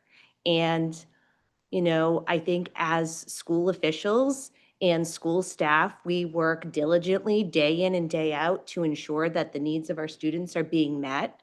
But I am here to say to you that we are not going to come up with any great short-term solutions for this K2 problem. I talked about that at building committee last week. I was really clear, here's one option. Let's increase class size at K2. How palatable will that be for citizens in this community? I think probably not so much. That's one solution. Another solution that I brought forward at the meeting last week was, well, let's start scouring where within our buildings do we have empty spaces. Maybe we could put 2 second grades at the high school and a kindergarten class at the middle school and a 3rd grade class or a different grade somewhere else. I don't think that the community would accept that as a solution. No one wants their kid to be in the minority and not with their peers. I shared a very personal story at the building committee last week, because when I was in elementary school, my school was overcrowded and I was among the 100 kids that were sent to a basement in a different location, ostracized from the rest of my peers and all of the services that I needed to be successful as a student. Our students deserve better than that. Here's my third solution that I've come up with since last week. Let's add some more portables in Scarborough. There are not better solutions for the students we know have already been born in this community, whose families took root in this community because of the fantastic school district that we have. And I'll just, one last point on this, right? Because I think it's worth mentioning. The last survey that we did, we asked directly, right? Would you support this option? And it was the two, so it was this essentially this neighborhood school option, right? Would you support this? And at the time on that survey, it did have 8 corners at a different location, right? That was the only difference. But the cost was about the same. And I don't have the data right in front of me, but it was about 58% of survey respondents said yes to that. So it was a holistic solution presented to the survey takers, and about 58% said yes. That gives you any warm and fuzzy. Well, I mean, I feel good about putting the K-2 on the ballot. All I'm saying is how we pose it to voters. There's, some ways to think about that I think could improve the prospects of getting something. And again, I just worry 130 is still a really, really high number for a lot of people. And if something passed, even if it is just the K-2, I don't know what would happen. I just worry that that number itself is just going to be a huge hurdle despite all the hard work. So I'd hate to see us back here and implementing what Diane just suggested, because we're asking too much too quick from everyone. And even if something were to fail, a portion of it doesn't mean we don't go back in June, doesn't mean, like, there are things that we do if that happens. Like, my hope is that everything passes and we start building a school. But again, with what's happening macroeconomically and, just how people are right now, like, I think 130 million is not something people are going to take lightly. And I know in Cape Elizabeth, when they were going through their big bond, there were a lot of people over there that I know who are big school supporters, but they were also on fixed income and just were like, I hated voting no because I knew I needed to do it for the kids, but they just were afraid of getting pushed out of their homes. And so I think that's a real reality in Scarborough that I think we have to think about as we put this forward. I think that was something we should have done a year ago. And it would have created chaos in the fight between middle school, elementary schools. There'd have been no clear message. And that wasn't the charge that was given to us. So hearing this today, I'm going, this is nuts. This is not appropriate discussion that we should be breaking it up. We've got a lot of problems with the schools, and it would be a monumental argument as to which ones should go forward. I want mine. Well, because I've got kids who are in the 4th or 5th grade. That's why I want it. It would be chaos. And I'm really surprised that the discussion has gravitated in this way. I think it's quite inappropriate.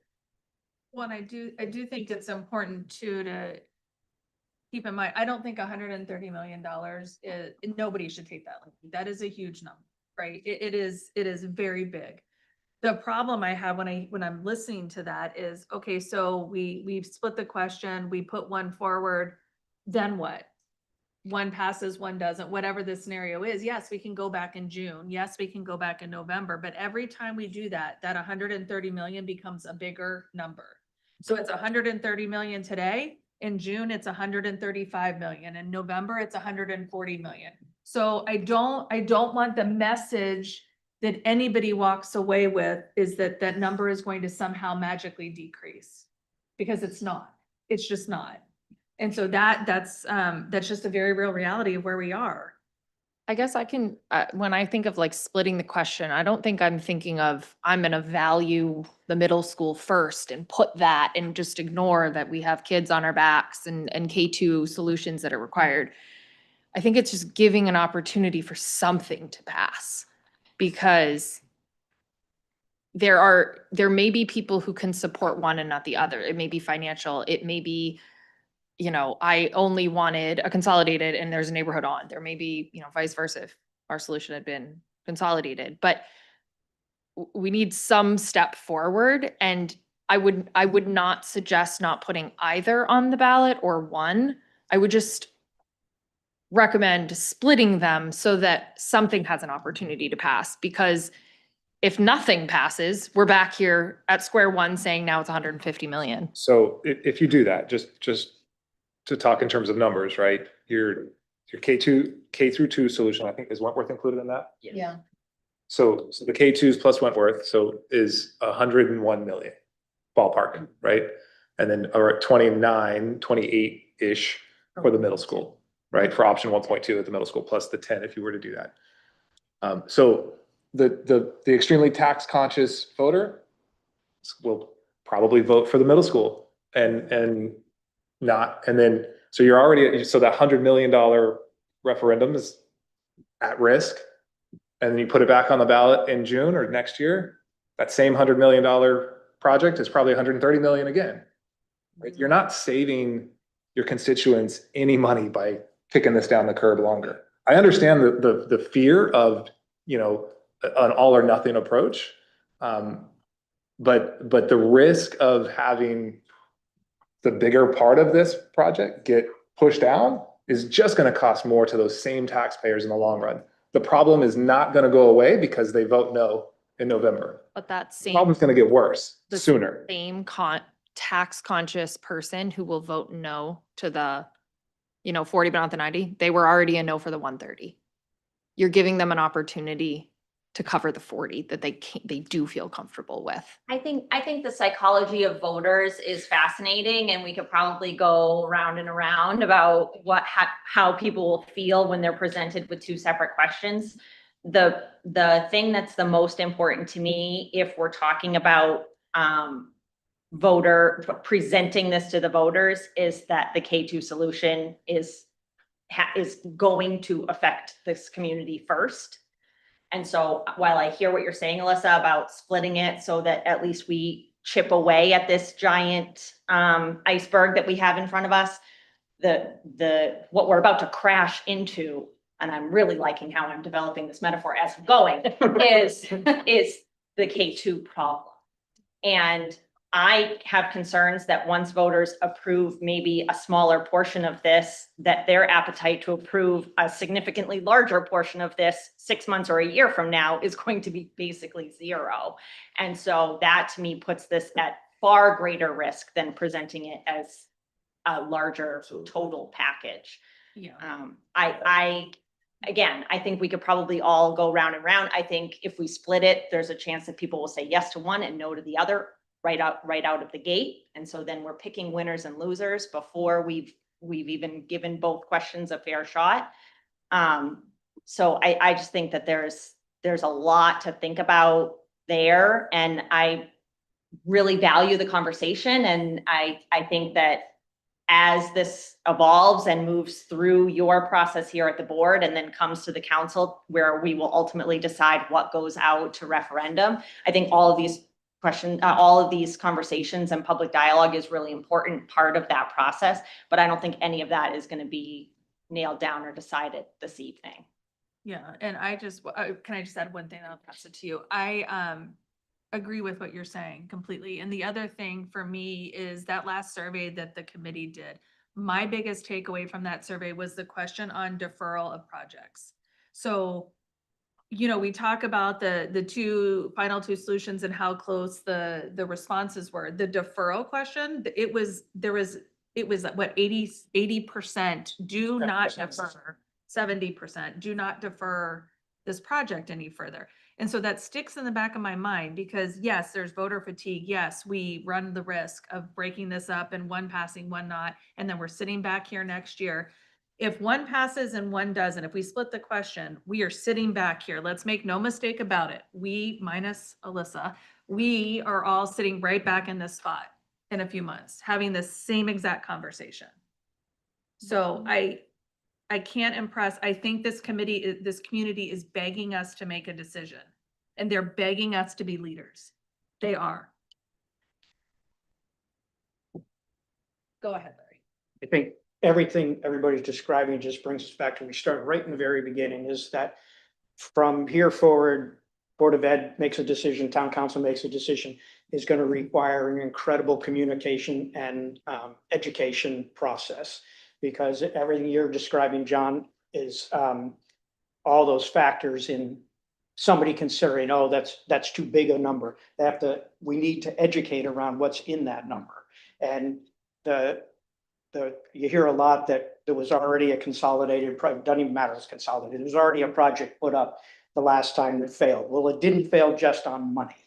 It failed on site and the size of the school, and so for a lot of the reasons. So I don't want to assume that somebody that voted down the project last time will vote down this one. It's really going to take a big effort so people understand value more than cost. I'm not diminishing, it's a huge cost. But it's what it's going to take. However you package it together, it's still going to take that process. I'm supportive of it going as one question for 130. I'm just uncomfortable. That's okay. I think there are gonna be lots of moments where we're all very. You'll get some consensus. I'm very uncomfortable because again, like, and it just, having gone through this already once before, I want to make sure we don't repeat the mistakes of the past, because this was the same conversation we had before. Yeah. And so, I would hate to be here again, having the same conversation a third time. And so I just really, I'm gonna roll the dice with y'all and I'm gonna support it going at 130, but to your point, the communications is gonna be the most critical part at this point going forward. And I think you guys have a lot of the stuff, so it's not that it's not there.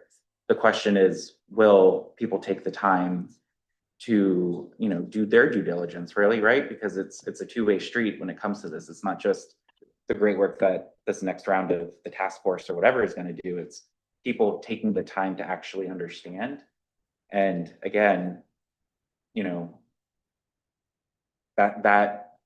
I've heard even people on the committee say things like they didn't take the time to look. And then once they understood, it changed their perception. And so that is a real reality of what we're gonna be up against. And it's not that we can't overcome it. I think we can. I'm just nervous that that number will, for a big portion of our community, make it just a hard no. And then there's gonna be those other things that are gonna come up that were discussed tonight that might be the thing that makes the person say no. But again, let's try it. Let's see what happens.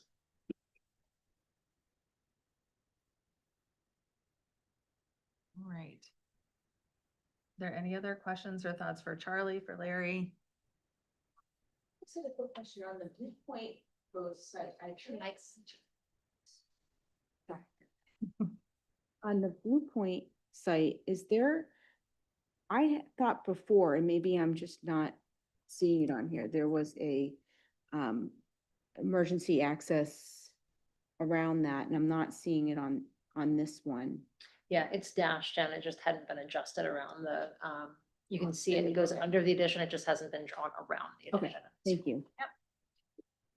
And do you, I think you said this, I just want to reiterate, going forward, can the designs, the diagrams show the build outs? Absolutely, the future. Yeah. Yep.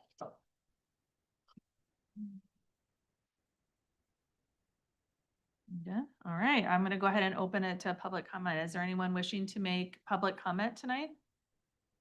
Other than me? Now's your time to shine. Come on. Yes. We need to do a parade for Matt too. Yeah.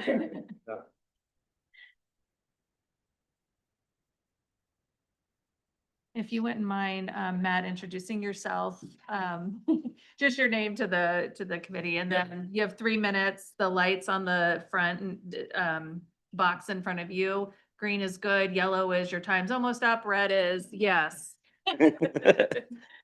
My name's Matt Garrett. I've been a habitual offender for public comment, and I have been to, how many meetings did you have? 200 or 300? All of them? All of them. All of them. I went to all of them. One thing that I can say is that I'm really glad, regardless of the pressure presented on me by the committee that I didn't join, watching them make this decision. And it makes me uncomfortable watching them make this decision. There were so many good points about, well, is it fiscally responsible? Yes. Does it meet the benchmarking? Does it offer support for staff? Does it offer support for students? Is it less disruptive? What's it do for traffic? What's it do for this? And the one they came up with was, is it going to pass? And the answer was I don't think so. But the neighborhood one will. And it was almost like against their better judgment. This is the one we're recommending because we have to do something. And like Diane said, these kids are knocking at our door right now. The thing that Charlie brought up was the value in a consolidated option of freeing up 3 buildings for whatever you wanted. And in that same conversation, Alyssa had brought up pre-K and was immediately shut down for the fact that there wasn't any guidance on pre-K. But at the beginning, Diane brought up the fact that starting next July, you'll have to provide services for 3 to 5-year-olds. And for some reason, I'm the only one that keeps bringing it up.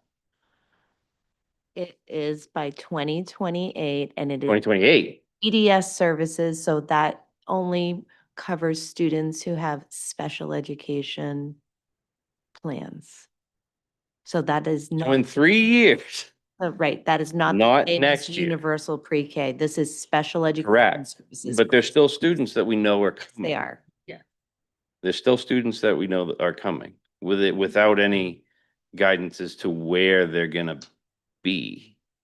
So we have a K-8 solution, which was part of the charge, which they fulfilled, between 70 and 130 million, which is also part of the charge that they fulfilled. Knowing there's another program coming in 2028, I misspoke, sorry. But they're coming with them in 3 years, along with the rest of them. Where are they gonna go? Is that gonna be another referendum? And is there gonna be any guidance on that? Or an amendment to it? Or is that just gonna be, we'll deal with it down the road? That's my only question, but good luck with with that decision and all the rest of them. And I have to commend Harriman and the committee for all their work. They did a really good job. So thank you. Thanks, Matt. Really quickly, just because I'm looking at the time, I need to take a pause and may have to entertain a motion to extend the agenda beyond 9:30. So moved. Second. Any discussion? All in favor? That shows unanimous. Thank you. Okay. Is there anyone else wishing to make public comment this evening? Is there anyone online? Sure, please come on.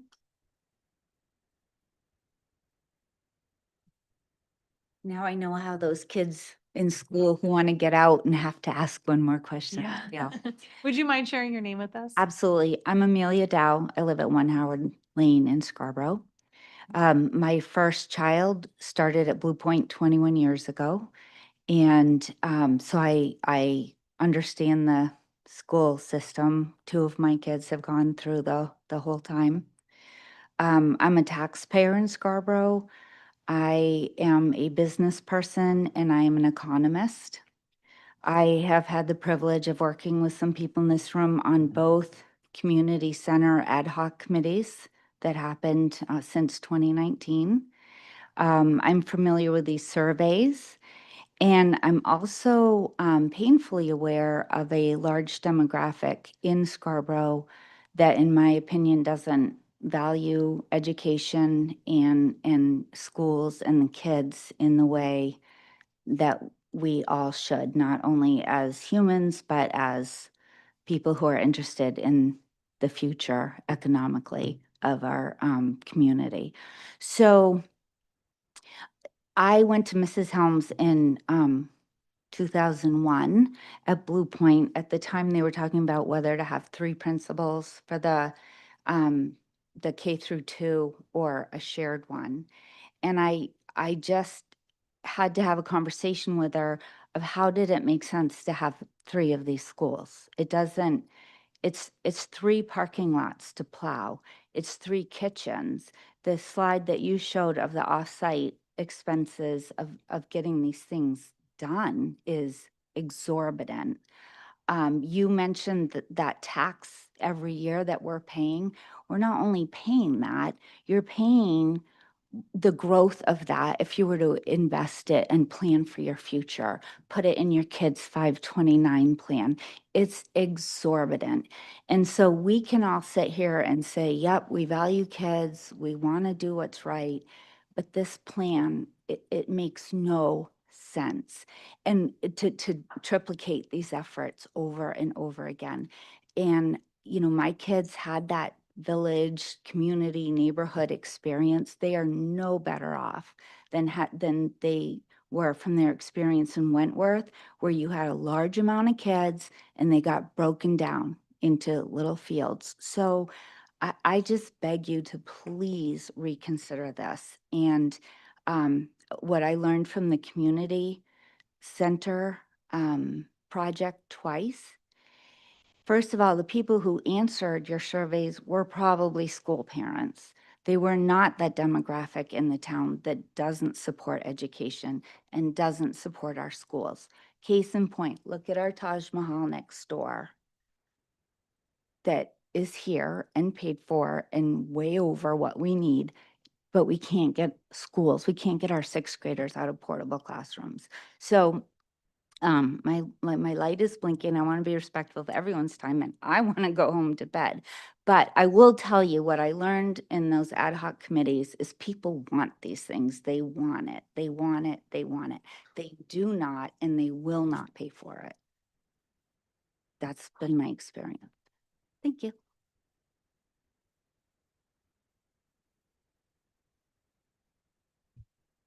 Is there anyone else wishing to make public comment? All right, so we are going to move on. Are you two staying? Is everyone staying with us? We are gonna vote, so we're gonna do our vote. And then we have the governance document after it. So if you want to stay, we can. We're here now. Yeah. Settle in, have yourself. We're at the ZD's. Yes, have some food over there. All right, so we'll move on up here, this side to let me see what number we're at. So this is 10.0 new business, 10.1, the motion to approve the school building advisory committee's recommendation. So do I have a motion to approve the recommendation as presented? So moved. Is there a second? Second. Any discussion? Yep. Based on the conversation that we've already had, I would like to make a motion to divide the recommendation into 2 questions. First question would be asking for approval of the Scarborough Middle School Option 1 project with the assigned cost, and then question 2, asking for approval of the K-5 solution with an assigned cost.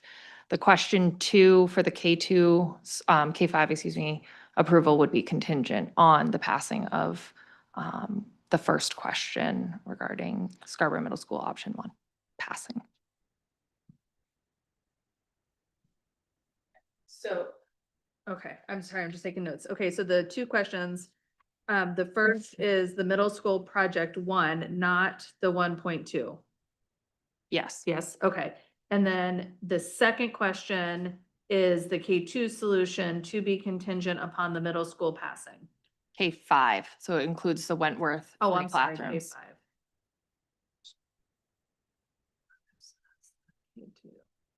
And that second question would be contingent on the first question passing. Okay, got it. Okay, so we have an amendment on the table. Is there a second? Second. Okay, so just, we're now into discussion on the amendment that is proposed. So the middle school, just as one last time, the amendment proposed is to split the question into two. So we can take one at a time. The first is the middle school project 1, not 1.2. So 1 is the additional 10 million added in. So the second floor onto the addition. Yeah, it's the extra classrooms to meet enrollment needs in 2034, 35. Correct. So that second floor on the addition to meet all of our enrollment needs.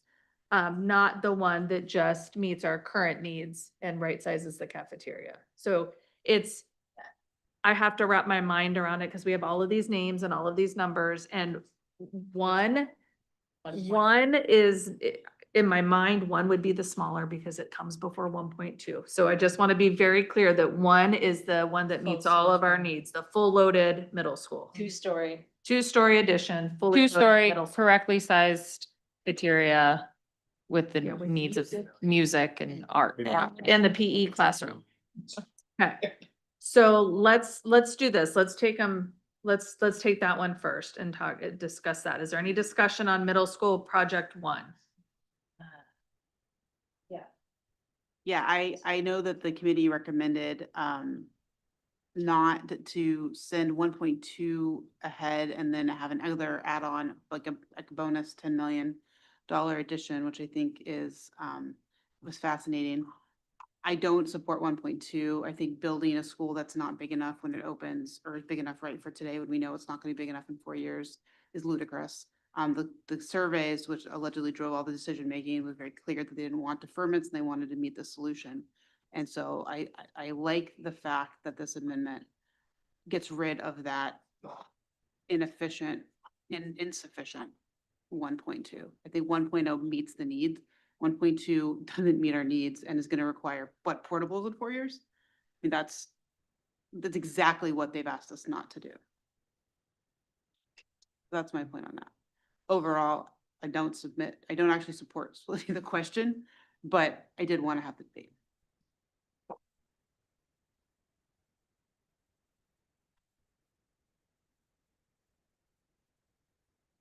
John, did you, are you raising your hand? Jillian? This is like the $130 million question. I mean, I 400. yeah, I have struggled with this one so much. I am worried about one big project going forward, for the same reasons that others have stated. It's like, it's really risky. I think it's also risky to split it. I hear all the arguments. I'm so painfully aware that if this fails, then we have nothing and we start again. At the same time, worried about the not the arguing, the sort of pitting the options against each other. And so I could get behind splitting. I could certainly get behind not, but just a point of clarification, that the 1.2 option, there was a rider question that would add that on. So, you know, people would have the option to add that. The trouble with that is like, well, we're coming back with it no matter what.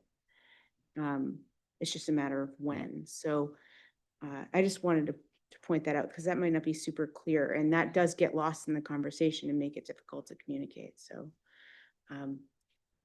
either way, go ahead.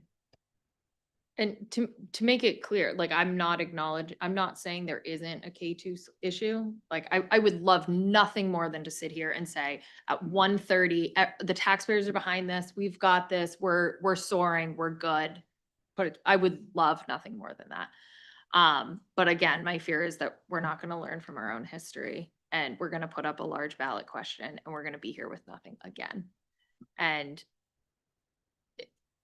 I think it very real could happen based on the emails we're receiving between traffic impacts, leaving 8 corners on the same lot.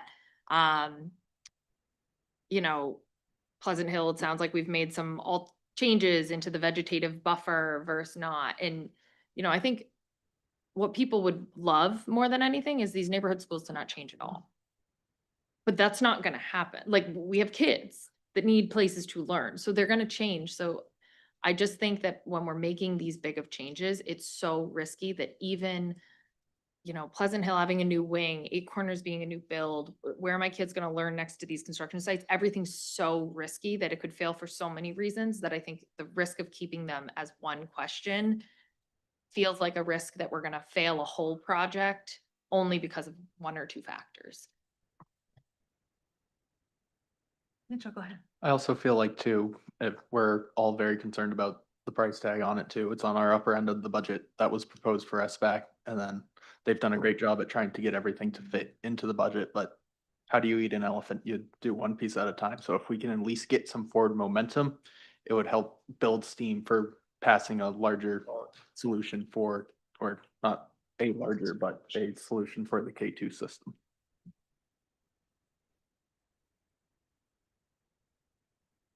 All right, I guess I'm up. So I've struggled, I've been thinking about this a lot since the SBAC made the decision. And if I'm fully transparent in my preference going into this, it is that I wanted the consolidated school. And I wanted the consolidated school because of the efficiencies, because of to me, it made fiscal sense. And it was the responsible use of our money. The reality that I see time and time and time again is that the community has a very deep, very personal connection to the neighborhood schools.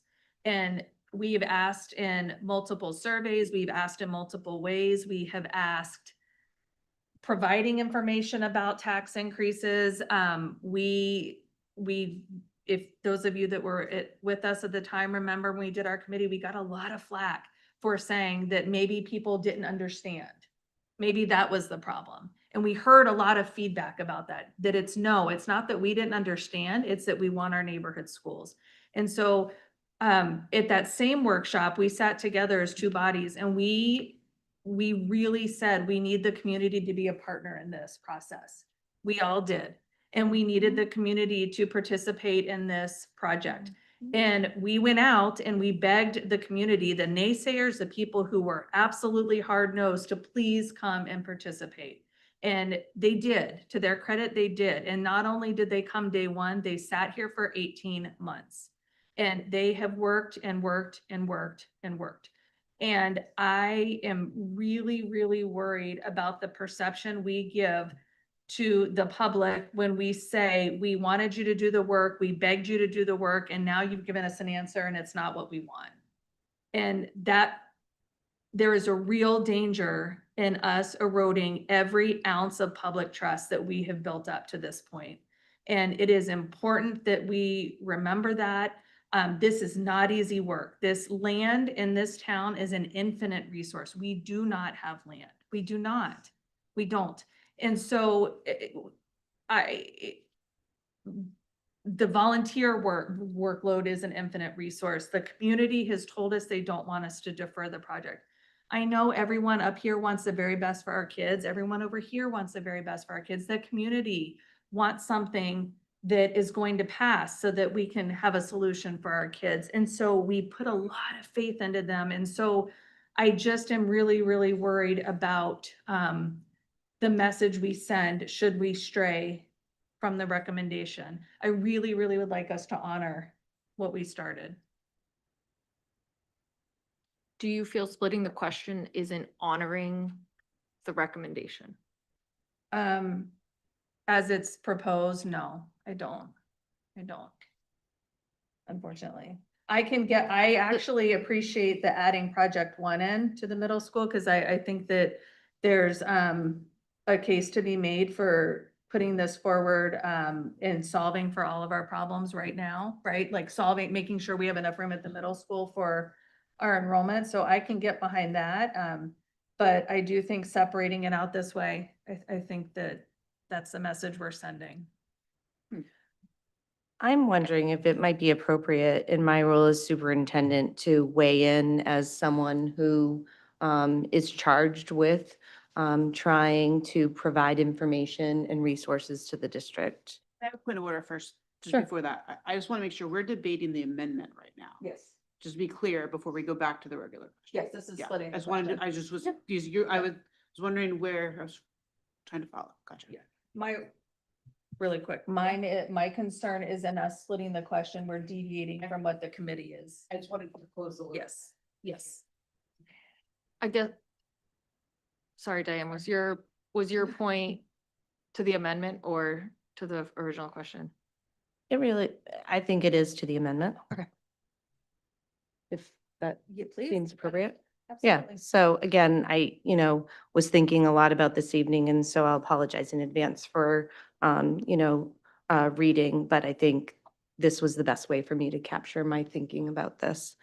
So none of the proposals that were reviewed by the building committee were without its strengths and challenges, including the final two options that were most seriously considered at last week's meeting. It is critical to understand that delaying action, splitting a question, or pursuing a different direction than the one currently being recommended by the SBAC committee would likely result in only more additional trade-offs and broader consequences for the community. The public process, as I stated earlier, is by nature rooted in compromise. And throughout its work, this committee has listened carefully and engaged with a wide range of voices from across the community. The final recommendation that you heard about this evening reflects not only technical assessments, but also the diverse public feedback that was gathered throughout the process. This recommendation is the process of thoughtful consideration and a genuine effort to balance the differing needs and perspectives of our constituents. The board and council entrusted this committee to evaluate multiple solutions and identify the most fitting path forward.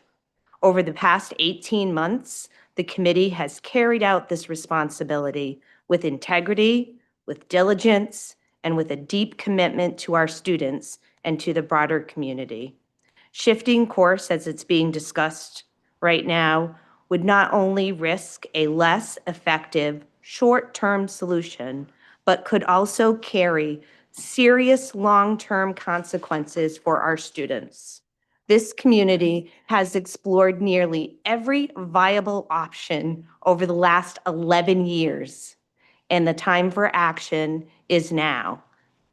To disregard the thoughtful, inclusive work of this committee would not only impact our students directly, but as Shannon already alluded to, it also risks eroding the public trust in our leadership and in the integrity of our community's decision-making process.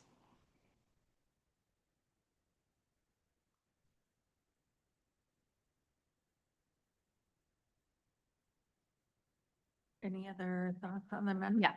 Yeah. Back to your point, Shannon, about the kind of sticking to the charge, but then considering motion, option option one rather than the recommended 1.2.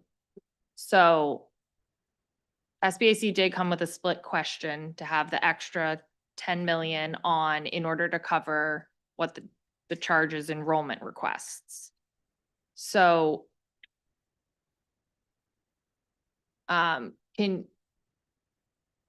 you had said that you would consider moving option one in, which would move us out of their charge amount. Yes, that would put you, what is it, 139? 140. 139.9. Who's counting? Yeah. Do you have the penny? Yes, that would, I mean, I am fine to leave it as the committee recommended. I am trying to find some compromise here. Unfortunately, because of what I've already stated, I would be a no to breaking up the question, but if there was another amendment in the future that said to change this to a 1, I would consider that. And that might seem that might seem contradictory, which I think is what you're hoping to like maybe explain, have me explain. And it's not that I'm trying to be contrary, it's that I think that from what I can understand, the committee really wrestled with those two middle school options, the 1 and the 1.2. And so I don't know if, I don't know that I believe by switching to the project 1, that we're straying too far from what the committee's intent was. If I'm wrong, I'll take that, but I think breaking this up, what it feels like to me is that we're splitting these up in the hopes that one might pass, and then we, again, the conversation we've had, we get in a dangerous situation where we're setting up these two projects to pit themselves against each other. And we're setting up our parents, which fundamentally our parent groups have really been fairly united in supporting us, but now we're pitting our K2 parents against our middle school parents, and we're pitting Pleasant Hill people against Eight Corners people, and I don't want to see any of that. And so I'm trying to honor what I think the committee has said is their very best effort at this, and also what I think is best going forward. Yeah. Can I just respond quickly to what Diane said? I just think there needs to be, like, I absolutely disagree that it is against, and it's not in, that we're not adhering to our integrity or somehow being dishonest or dubious by asking hard questions and by perhaps deviating.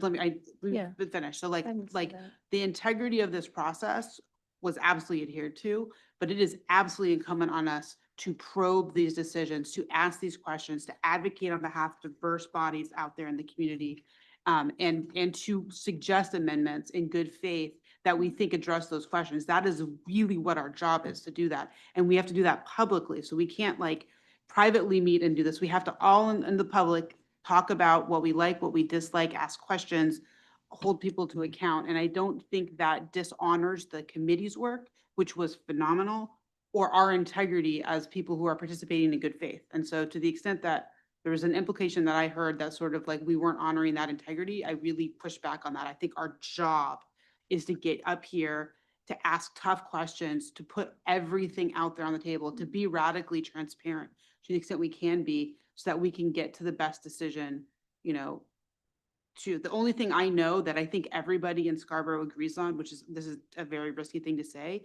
is that nobody wants to have this discussion next year at this time in June. We want to be buying our beach passes and, we'll be done with the budget. Like, we don't want to be back here again. I remember my first day on the board, which was right into the charge of the referendum. My first meeting was the end of November, the year before that first referendum. Since the day that I've started here, all I've worked on as my number one priority is this building. And I am tired and done with it, as is everybody else. So just to the extent that like we have to do it this way. I don't think this is the nicest way to do it, or even I think there's other consensus building models that might be more effective. This is what we got. And so I think, I'm glad, Alyssa, you made the amendment. I think we should be asking these questions. I think we should be having these debates.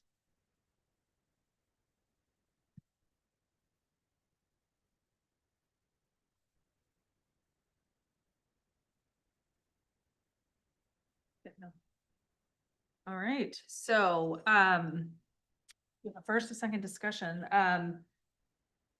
all in favor of the amendment to, I'm gonna word it again, to split the question on the ballot. The first question would be the middle school project 1, which is the fully loaded project plan. The second question on the ballot is the K5 solution, which would include the K2 schools and the Wentworth School. That question would be contingent upon passing question number 1. So all in favor of that amendment? 1, 2, 3. We have 3. All opposed? I can't see, sorry. 1, 2, 3, 4. So the amendment fails. So we will return back to the main motion, where we were at, which is to accept the SBAC committee's recommendation, which is the middle school project 1.2 and the K2, the Wentworth solution and the K2 solution wrapped up in one. I continue to be very concerned 6 years after this building opens. Again, that's a move to option one. That was part of my original motion, but I'm just gonna put it out there for further discussion for this board. Point of order. Are you making a motion? No, I'm just having a discussion right now. I'm not making a motion right now. It's been brought up multiple times. These surveys came back and said no deferments, no deferments, no deferments. And it feels like we're kicking the can down the road to then look at people 6 years after and say we have an enrollment issue. So I strongly think we need to reconsider how this goes forward with a 1.2 option. I will make a motion to amend the recommendation from the building committee to the middle school option going to 1.0 instead of 1.2. I'll second it. So we have an amendment to change the middle school project to 1 from 1.2. In a second, is there discussion? Just in support of the motion. I think I said it before. I'm not going to go over it again, given that it's 10 o'clock almost. I think that we're going to spend $10 million now or $10 million on portables in 6 years. And it's better for our students to have this done.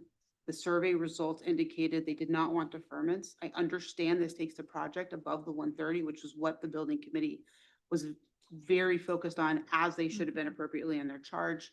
But I don't believe that setting Scarborough up to spend millions of dollars on portables in 6 years makes any sense. I think the surveys were clear that they wanted this product done.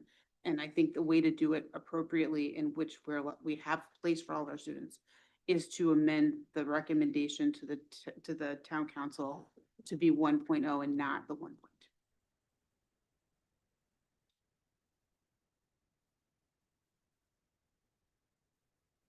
Any further discussion? With that, because I know Wentworth still has a decent amount of space in it, would we want to, instead of like, this isn't a motion yet, this is discussion, possibly move that, like the addition to Wentworth being a additional question on top of to help bring that cost back down in the original referendum question? Just notable, I believe the Wentworth option is only $3 million. So, just as a point of discussion, it sadly doesn't offset the 10 million perfectly. But just to point out, it's I believe 3.4 million. That's still more saved than. Yep, absolutely, yep.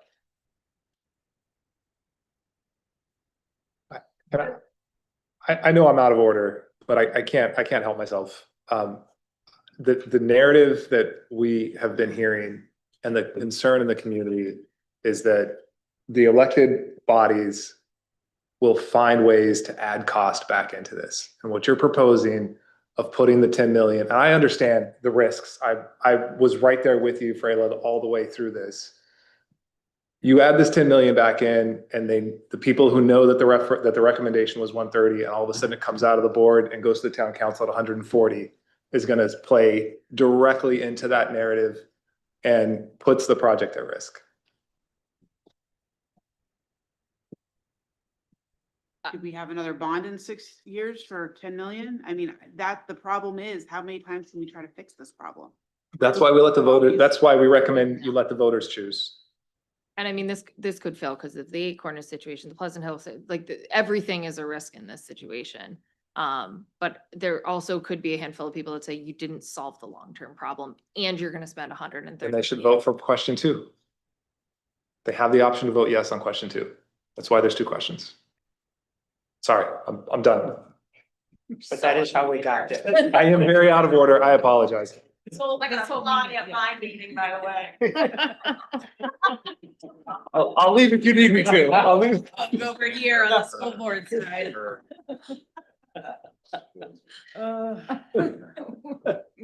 I can head on if you want me to. That's not his island. Sorry. No, this is bring that back up. This is tough. It's none of this is easy. None of this is easy. I do worry. I mentioned earlier, I worry about the optics of an eroding trust. I do worry that is, you know, Charlie makes a compelling point, like, do we risk this being the Taj Mahal of middle schools? I don't think it is the Taj Mahal. I want to be very clear, but do we risk that that's the narrative that happens because we suddenly are above the 130? I'm frustrated because I feel like I feel like the solution one is what we need. And I worry that by not splitting it, we leave people questioning us. So yes, we have approached this ethically, we have approached this above board, but it doesn't matter what we've done if people look at our actions and think that we've not been above board. And that's what I worry about the most.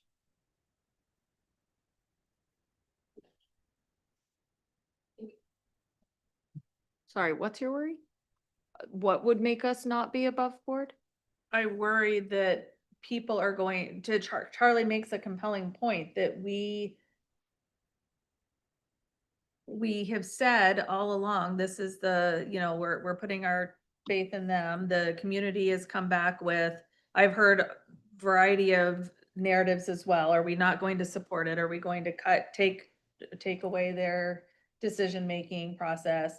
Are we going to come in over what they said that they would come in as? That is a very legitimate question that has been asked. And to April's earlier point, I think all of these fears and all of these questions are valid. All of these feelings are valid. All of these emotions are valid. And to your point earlier, all of this is a risk. Every bit of this is a risk. I worry that if we change this, we feed into the Taj Mahal narrative that we already have in this town.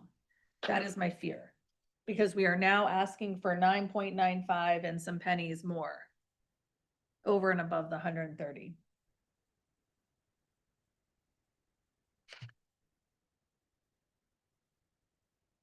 I think that's when I go back to, they've asked us not to defer.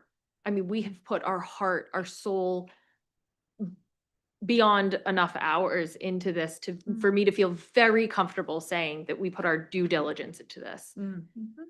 Do I think, do I have my own feelings about how this solution isn't what's best for the kids? Sure. But I think we learn and grow in this process, and we can't help construction costs, but are they going to be pleased when we look at them and ask for $10 million in portables? Because those kids showed up. And we knew, and yes, I fully understand the survey came back and said, stay within the amount and everything like that. But do we just want to put our kids back in portables in 6 years?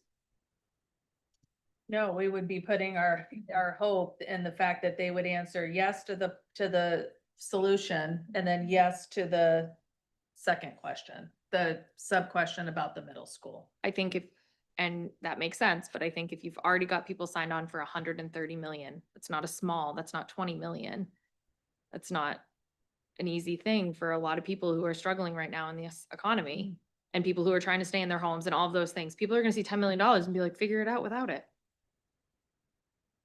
I don't think they're going to probably sign on and be like, yeah, sure, 10 million, why not? Let's get some classrooms, kids, because I don't think the average voter is as aware of the problem as we are. Would it be helpful if we explained why this particular part of the project was separated from the rest of it? So I haven't heard that discussion yet tonight.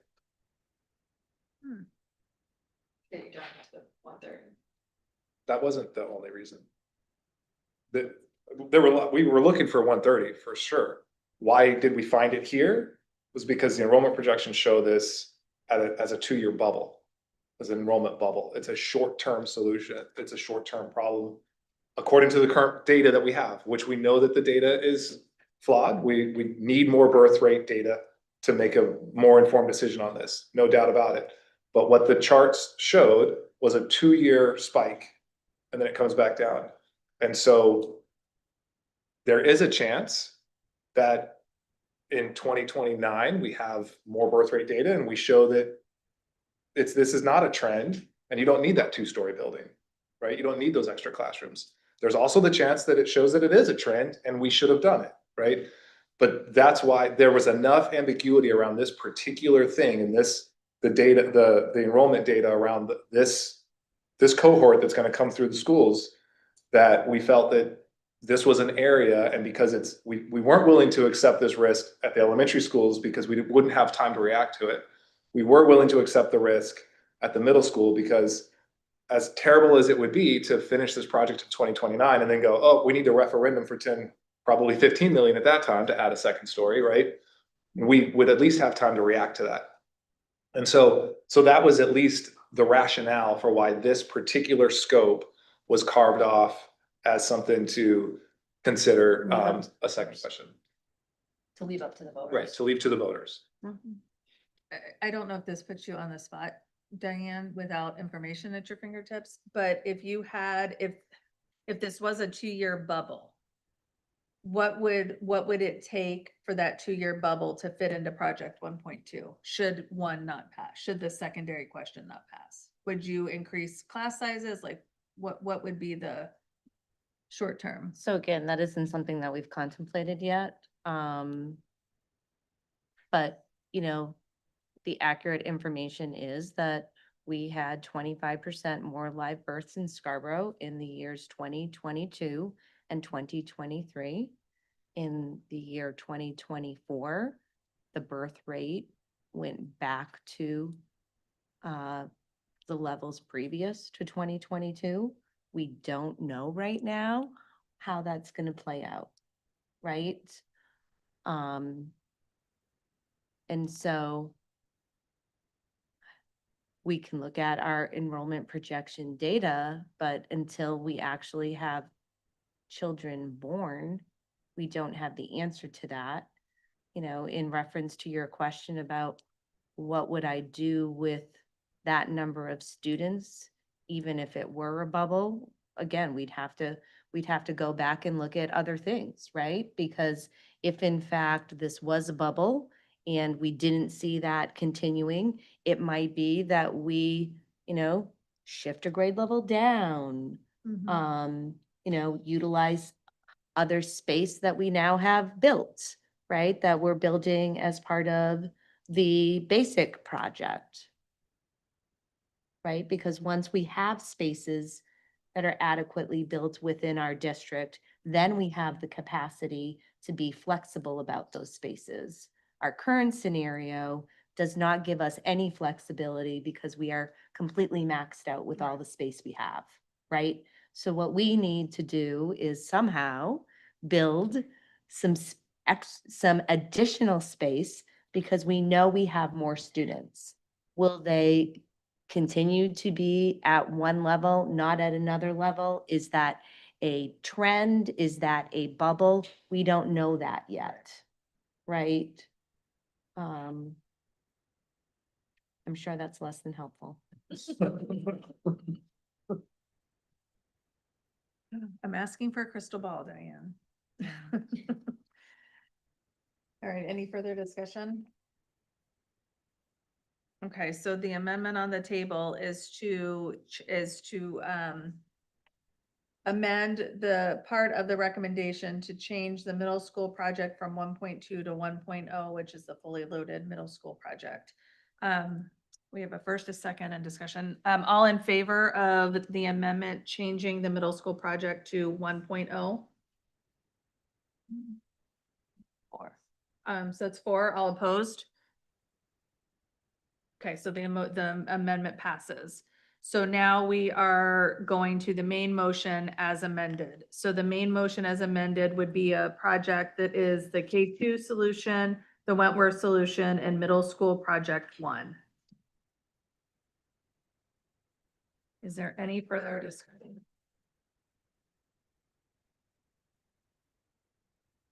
Yeah, go ahead. I think this is the hardest vote that I've had to take since I've been up here. In terms of, I didn't live through masking, thank God. But I don't have fixed me anywhere to follow me about it. But I usually come in here knowing exactly what I'm gonna do.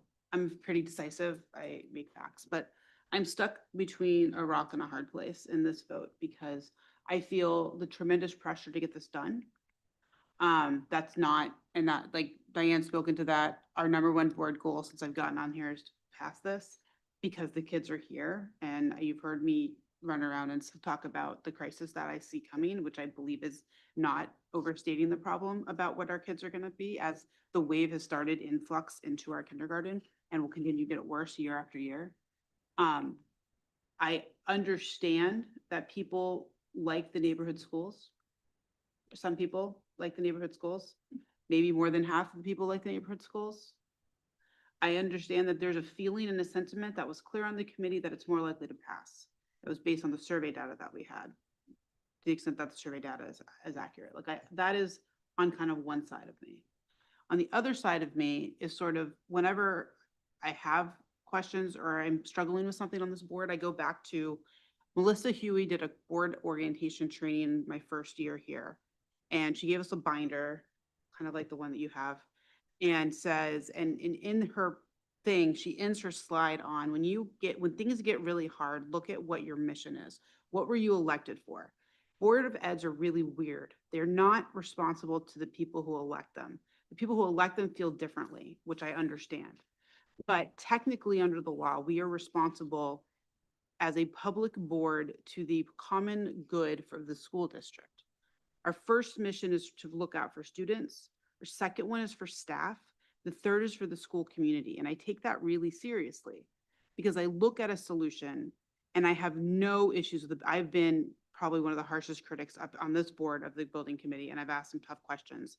And I've definitely pressed you all, but I have zero issues with how you've conducted yourselves. I have not watched every meeting either, John, but I have watched a few of them, including last week's, but I checked in before that. I read your meeting minutes.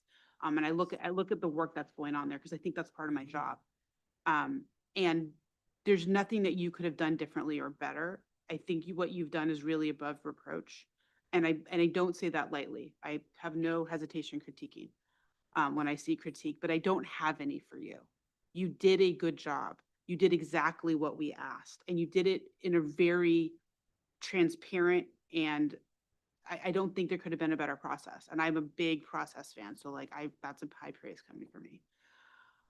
But I'm stuck with an option that has inadequate playgrounds and fields for our kids, inadequate parking, that has our classrooms enrollment, like larger class ratio sizes in our classrooms, undersized classrooms in other places, possibly in need to add, well, like we got rid of the portable situation at the middle school, which I was worried about. And then asking taxpayers to pay $200 more on average, going forward for 30 years, which is fiscally irresponsible. And so there's nothing about your proposal that I like. I don't like what you do to Eight Corners. The people in my neighborhood don't like what you're going to do to Eight Corners. I'm sure it'll be beautiful, but it's not a site that we feel fondly for. We don't have that neighborhood feeling for that particular site. One of the big selling points was moving that school off of that site. And so I'm stuck here in this place of we have to do something. The committee acted in good faith, and I genuinely believe when you give committees work to do and they come back to you having done a good job, that you approve the work because we've delegated that responsibility to you, and I don't have a critique of what happened. I don't think anything could have happened differently. But I'm looking at a solution that is very hard for me to understand how to support on any level. It compromises everything for the students, for the staff, fiscally responsibility in the future in order to get below this magical number of 130 that may or may not pass in the very end. And so I'm just really, I'm really struggling. I still don't know what I'm going to do. And I feel the pressure to pass it. I really would like to be beyond this point on my school board career, but I would love to not have an SBAC committee report out. I would love to have new schools for our kids on the way. I'm just really struggling with how to look at my neighbors in the eye and say, this is the best we could do. To add to that too, I'm also kind of concerned too with one school being completely rebuilt and then using these old bones on some older schools about some not economics, but education inequalities. Let's say you have two kids and one has to go to a different school because one doesn't have the resources another one has. It seems like it's a nightmare for parents. And I'm sure Freyla, you said you have two kids at two different schools. That's probably something that's coming to mind for you as well. I think this is where I've struggled the whole time, walking away from the positive goods that can come from other options for our students. And I feel similarly, Freyla, in that, you know, the kids are already born, they're already here. I feel this pressure to just do it, just do it. And that's a really hard thing to balance, where you can sit there and say, you know, my constituents, the students, the teachers who can't benefit from all of the things that, you know, teachers professionally can benefit from. I'm going to walk away from that in order to just pass. And I echo you. I similarly, I've really struggled with where to be on this. Yeah, this is right up there with COVID, with some of the hardest decision-making I've ever had. And I mentioned earlier, I came in to this process with a preconceived ideal, what I thought was the best for this community. And I have spent the last, I would say, 3 weeks really trying to figure out how I could come to terms, like, what if this was the neighborhood school solution that passed? And I keep coming back to conversations I had the first time we tried to pass, and conversations I've had in this process with people who love the neighborhood schools. And I can value numbers and efficiency and savings and fiscal responsibility. But when you're talking to somebody with an emotional connection, those things don't resonate. They just don't. And no amount of talking about the savings is going to sway them from the nostalgia they have with the neighborhood school. To them, it feels like community. It feels like the ability to walk. Now, to your point, at Eight Corners, we don't even have walkers at the other two schools, are a high number. Let me say, we have some, but we don't have a high number of walkers at any of our schools. There is a certain nostalgia that comes with a neighborhood school that I've never been able to, in the 2+ years we've been at this, in the failed referendum, and now this, so I guess it's actually been almost 3 years. We've been at this. I've never been able to talk logic to somebody that's like, you know what, you're right. You're right. I'm going to give up all of my feelings about the neighborhood school because it logically makes sense. And I can't seem to overcome that. There's no way for me to overcome that with those that have those strong ties. And so I do feel, as hard as this is, I feel like we have to put this forward as is. We have to give it a shot. If it fails again and we're back here in a year, we're back here in a year. We heard earlier in public comment that people don't like passing. They don't like passing things that cost money. There's a very real chance we're here in a year. There's a very real chance that we are. And I am more concerned about eroding the public trust and eroding the confidence that we have all spent a long time trying to build with this community, begging them to trust us, begging them to put their faith in us. And I'm so worried about damaging that it's caused me to look at this in a little bit of a different solution. This is not the solution I would have chosen from the beginning. It's not. I do think there is some value that is different than the values that those of us that are looking at this financially see in this project. And that's what I'm basing this on. I am hoping that the people that said to us over and over again, we know exactly what we're doing. We believe very strongly in keeping the neighborhood schools. This isn't a matter of us not being educated. This is a matter of us loving our community. I am banking on those people showing up in November and voting for this. And if they don't, we're right back here a year later looking at solution number 2 from the committee and doing this again. But I have to hope that they are going to come out as they said they would, and they're going to vote for this. And that's the best I can give you. It's probably not helpful, but that's the best I got.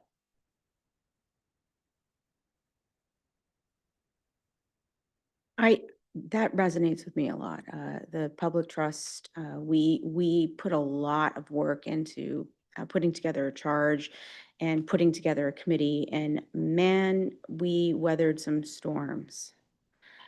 And I'm not even saying that to be funny. Like, I probably have a bill for a therapist that's coming my way because rough.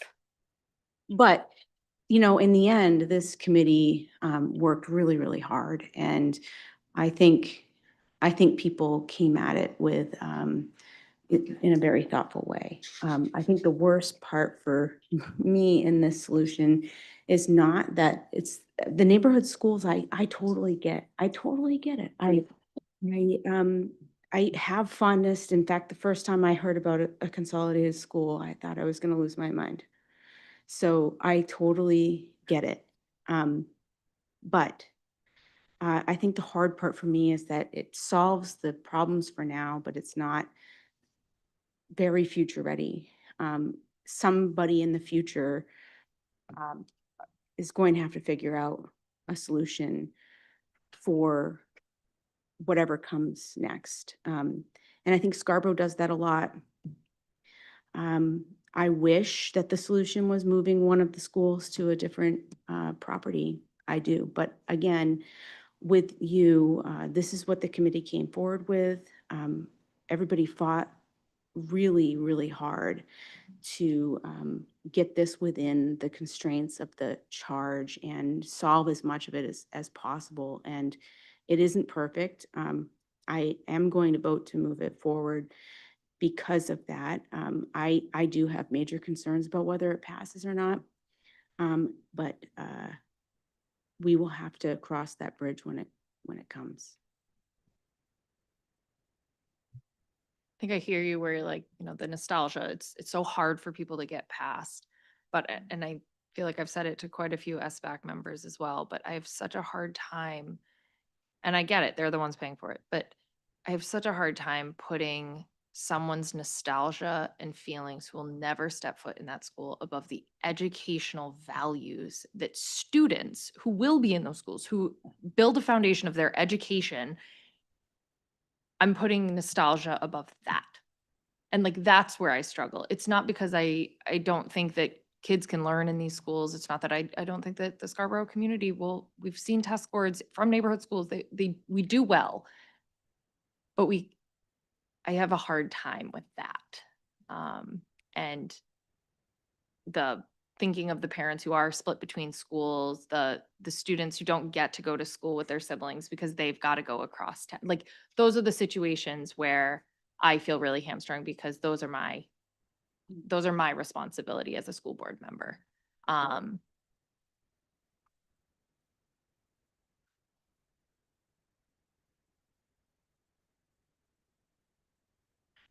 Any further discussion? I just kind of want to say, I know obviously this is my first meeting and obviously a really big vote to be included on. And like I also thought. By the way, welcome to the board, Shannon. Thought in my head that I like knew exactly how I was going to vote, like most of you. I struggle with the neighborhood solution just because as a child who went to that neighborhood school of Eight Corners, that's not a neighborhood school and most of them aren't. So that's a huge thing for me. I do think too that the continued lack of investment in children's future is the biggest issue. And I really think that thinking long-term down the road, like having adding that $10 million back into the solution is, I mean, I don't know why we're going to ignore the problems that we already know are there. And that's just kind of my thought process right now.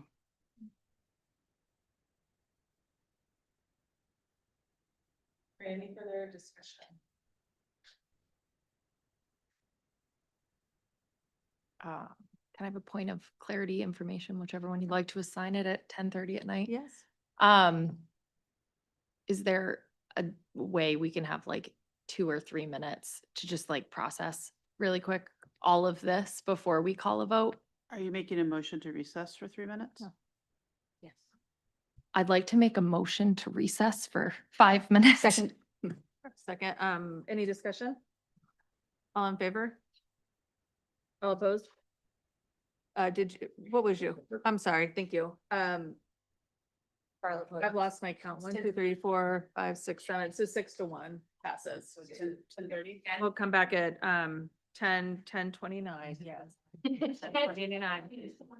That's right.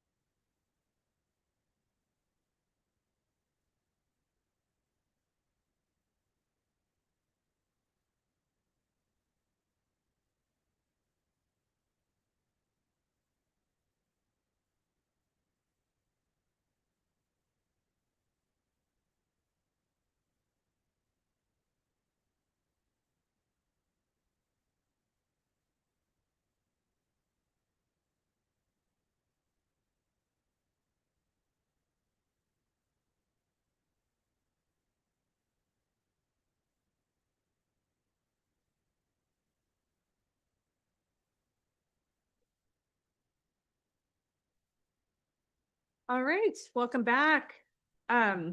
Okay, so we are, we just finished our discussion. I did want to open up, is there anybody wishing to make public comment on this agenda item? Yes, Do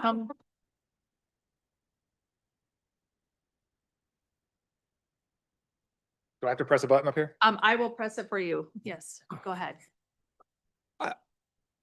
Obviously, I've been invested in this for the last 18 months. And the discussion I've heard in the last 30 minutes has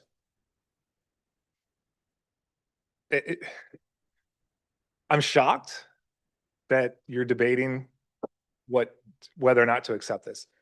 And listen, if you watched the meeting last week, you know where I stood on it, right? I was a consolidated supporter. I voted for it. But what's more important than what I personally want is getting this. I said that success in the SBAC is getting a referendum that passes. And if you were only going to accept a consolidated school, then you should have wrote the charge to say that, right? What I'm hearing now is you don't like the option because you just don't like it. And you're considering not accepting this recommendation. I don't like it either. But this is what all of the data and what the committee came up with. As I said before, it's not a perfect solution, but it's the one that those of us who have been invested in this, who have been to every meeting, who have looked at all of the data nonstop, believe is the most likely to pass.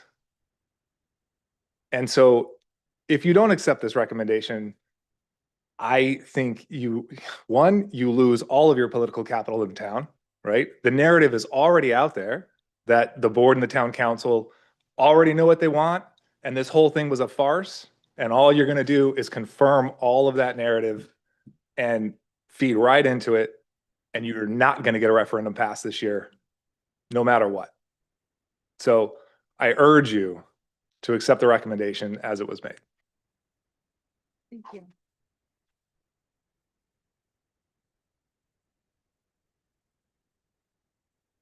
Great job.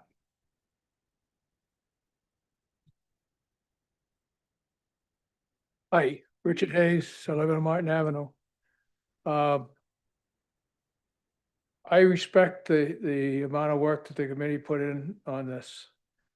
When the other school referendum was defeated, I started coming to the meetings of the first board. I wouldn't make the commitment of attending all, so I couldn't after the first couple of weeks. I was like Miss Libby in the state legislature. I was my opinions weren't allowed to be spoken, so I didn't attend any of the meetings. As a voter and a taxpayer in town, I think it is suicidal to not accept the committee's recommendation. $130 million project is not that far from the one that was defeated. These people were charged and spent a lot of time and effort coming up with a proposal. As the chairman just said, it was not what he wanted.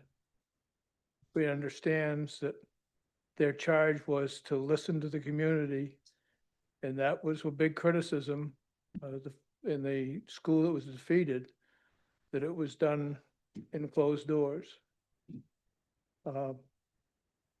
I think you folks would be making, as I said, a huge mistake in not accepting their recommendation. And further from there, I understand your recommendation goes to the council, which could change it. I would say to them, well, there's a few of them here, it would be additionally suicidal for them to not accept what the board recommends tonight. It's a public process. I think people are pretty aware of what's going on, and I think both boards ought to accept what's been proposed. Thank you. Thank you, Richard.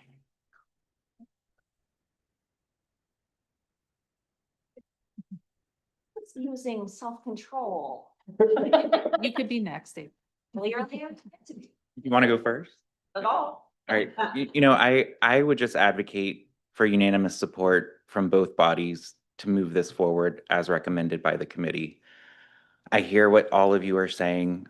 I feel like I was there 2 years ago when we went forward with the previous solution. It really was, in my opinion, the best solution for our students, our teachers, fiscal responsibility.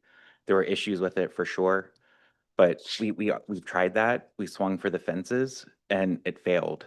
And so I think we need to change it up a little bit, try something different this time, and cross our fingers that it passes. And to the points that were made, there's going to be more issues that we're going to have to deal with. This is not the perfect solution. So there will be more decisions we'll have to make in the future, but I think we really have to honor the work that was done, and we really need to, you know, applaud the residents who were selected that really represent a big subsection of our community to come to us with all of this great work and really just have faith in it and move it forward. And again, I'm very nervous. I'm very risk averse, and I still feel like this is risky. But I think this is probably the best thing that we're going to get from this community. So I would just encourage everybody who have very valid opinions today about concerns, because they are very valid concerns, many concerns I share. But something is better than nothing, progress over perfection. That's my motto at work. And so I feel like that's got to be my motto on this. And so just think about the progress we need to make. And we will continue to partner to deal with the other challenges that are going to come up. You know, as long as I'm on the council, at least I will partner with the board and make sure that our facilities are meeting the needs of our students. So thank you.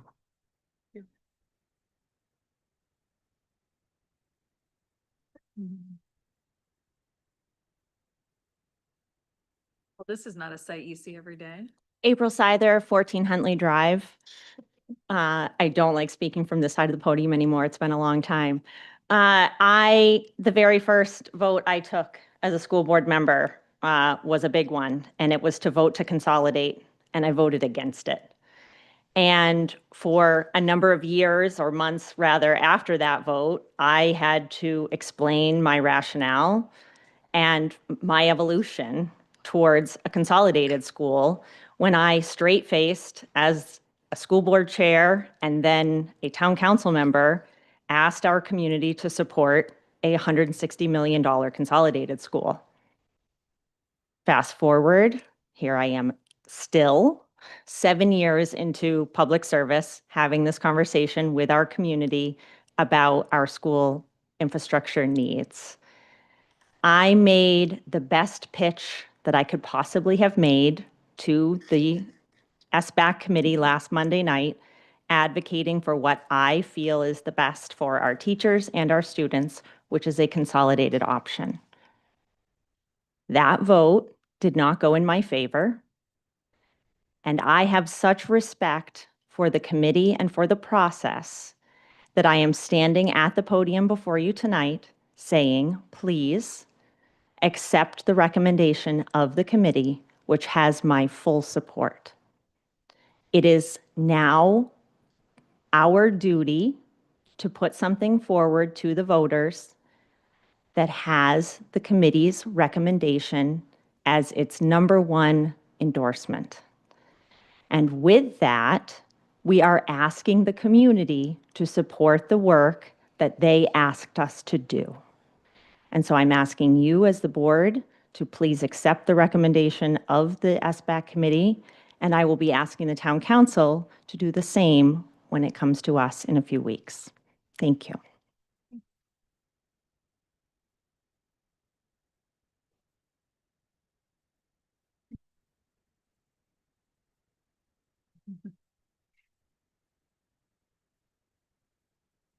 I wasn't gonna get up here. Mouth up. Leroy Crockett, 17 Imperial Lane. I agree with what's been said by other committee members. You folks tasked us with a task. We did what you asked us to do. We listened to the community. Every survey told us, do something and do it now. Stop debating it. Give us the option that we're asking you to give. And we looked at that when we went into this. Probably to a person, every one of us wanted a consolidated school because it made the most sense. It was as cost savings, it's efficient, It was going to be the best for our students. It was going to be something that everybody could get the best education out of. Our special education students wouldn't have to go outside of the town for some services that we have to send them to now. So we debated for 18 months. We did a tremendous amount of work. It's already going to be harder now for us, adding another $10 million to it, trying to communicate that. And I'm going to be on that committee, hopefully to help. But it's going to be that much harder because we exceeded what we told the citizens we were going to do. We told them 70 to 130. We're now over that. If we then move to not accept what the committee says, you are going to lose all the respect from the citizens of this town. And you're not going to be able to get anything passed for the next 10 years. People are just going to say, I don't care. These people spent 18 months of their time and you didn't listen to a thing they told you. So I would encourage you to pass this and pass it as it is and give the citizens and our children a place to learn and a good place for our community to grow and come together. Probably right. Is there anybody online? No. All right, seeing no other public comments. So where we're at right now, just as a refresher, we are voting on the main motion amended, which is the K2 solution as presented, the Wentworth solution as presented, and middle school project 1. With the total price tag of the 139.95 million. All in favor? All opposed? I'm sorry, how did you vote, Alyssa? You're gonna do roll, so I thought Okay, let me do it. Let me call it again. No, yeah. Okay, all in favor of the motion as I amended, as I've presented? Restate the motion. Okay. Everybody, let's go to roll call. Let's do that to make it easier. We are voting on the main motion as amended. It is the K2 solution as presented, the Wentworth solution as presented, and middle school project 1. Ray, would you mind calling the vote? Ms. Jacobs? Yes. Oh. Yeah, turn your speaker. Yeah. Yes, I vote in favor of the SBAC committees, with the amendment. Mr. Keller? Yes. Ms. Landstrom? Yes. Ms. Peterson? Yep. Mr. Rockenstein? No. Mr. Opinion? No. Mr. Ping Huff? Yes. Wait, I'm sorry, wait. No, I'm sorry, I'm sorry. You're On- voting no? On, this is the amendment. No. No, This is Already the, voted. the vote, okay. the vote Yeah. as, Can't go back to the. No, this is the original of the audit. It's okay, it's quarter of 11. Okay, so you're yes? Okay. Okay, got it. Yeah. So that, the main motion as amended passes. All right. We are gonna do the governance document, but I do want to just take a minute and thank you for all of the hard work and everything you've poured into this. This has been a lot. And so thank you to the both of you. And please extend that to the committee as well. Okay, so our 10.2 is an update to the SBAC Phase 2 governance document. Y'all aren't staying for that part? No, we're done? Thank you for counselors. Thank you for joining us this evening. All right, so the Phase 2 governance document, as Charlie indicated, the Phase 2 work is done with the recommendation that they've provided, and so that committee has disbanded. What is left, though, is a desire for the communications committee to continue their work and to prepare us for referendum. So what is in front of us now is either updating that document to allow for the communications committee to continue their work, and then the additional questions that we have received from the, hold on 1 second, I'm just gonna pull it up. I apologize, I should have had it already. There are some questions from the communications committee as it relates to the structure. Would the communications committee report to the school board now?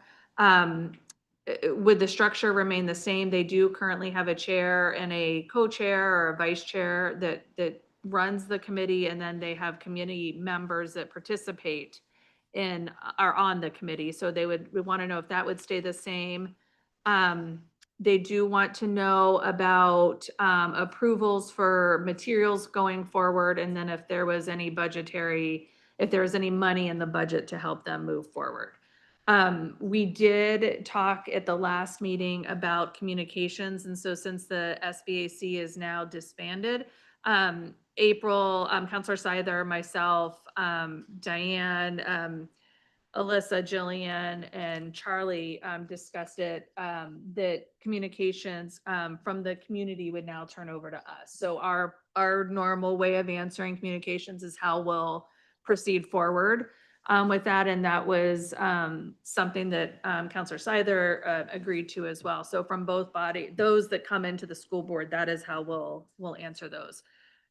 So we just need a way to update this document to kind of incorporate those questions in the process for the communications committee going forward.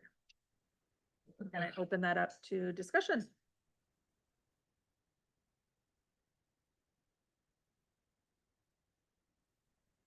Are there any thoughts on how, or on the structure?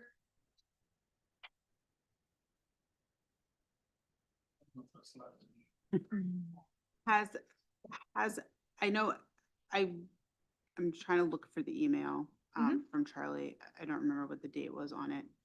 And we've gotten a lot of building emails. I'm trying to remember sort of if there was any sort of thought process coming out of the building committee about like what they want their role to be and sort of what they see their role as being. I think it would be critically important to get this question through referendum to have the support of that committee. So like, and have the knowledge and expertise that's been developed in that diverse group of people to the extent that they're willing to continue to help participate. You know, I think our governance document kind of has a cliff because when we drafted the governance document, we were trying to get to today and next month.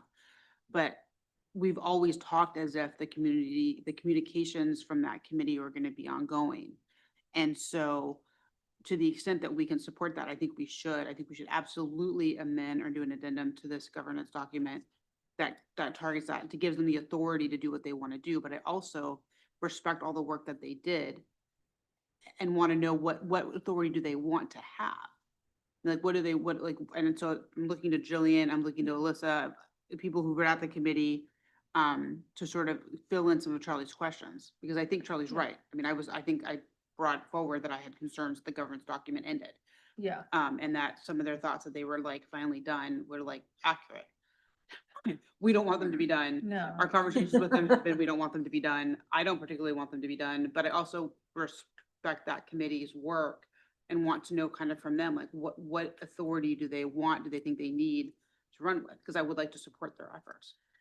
I don't want to necessarily speak for the communications committee, but being someone who, has sat with them every Tuesday, in addition to our Monday night meetings, they meet every Tuesday, to develop communications and talk about the community and how to help educate them further.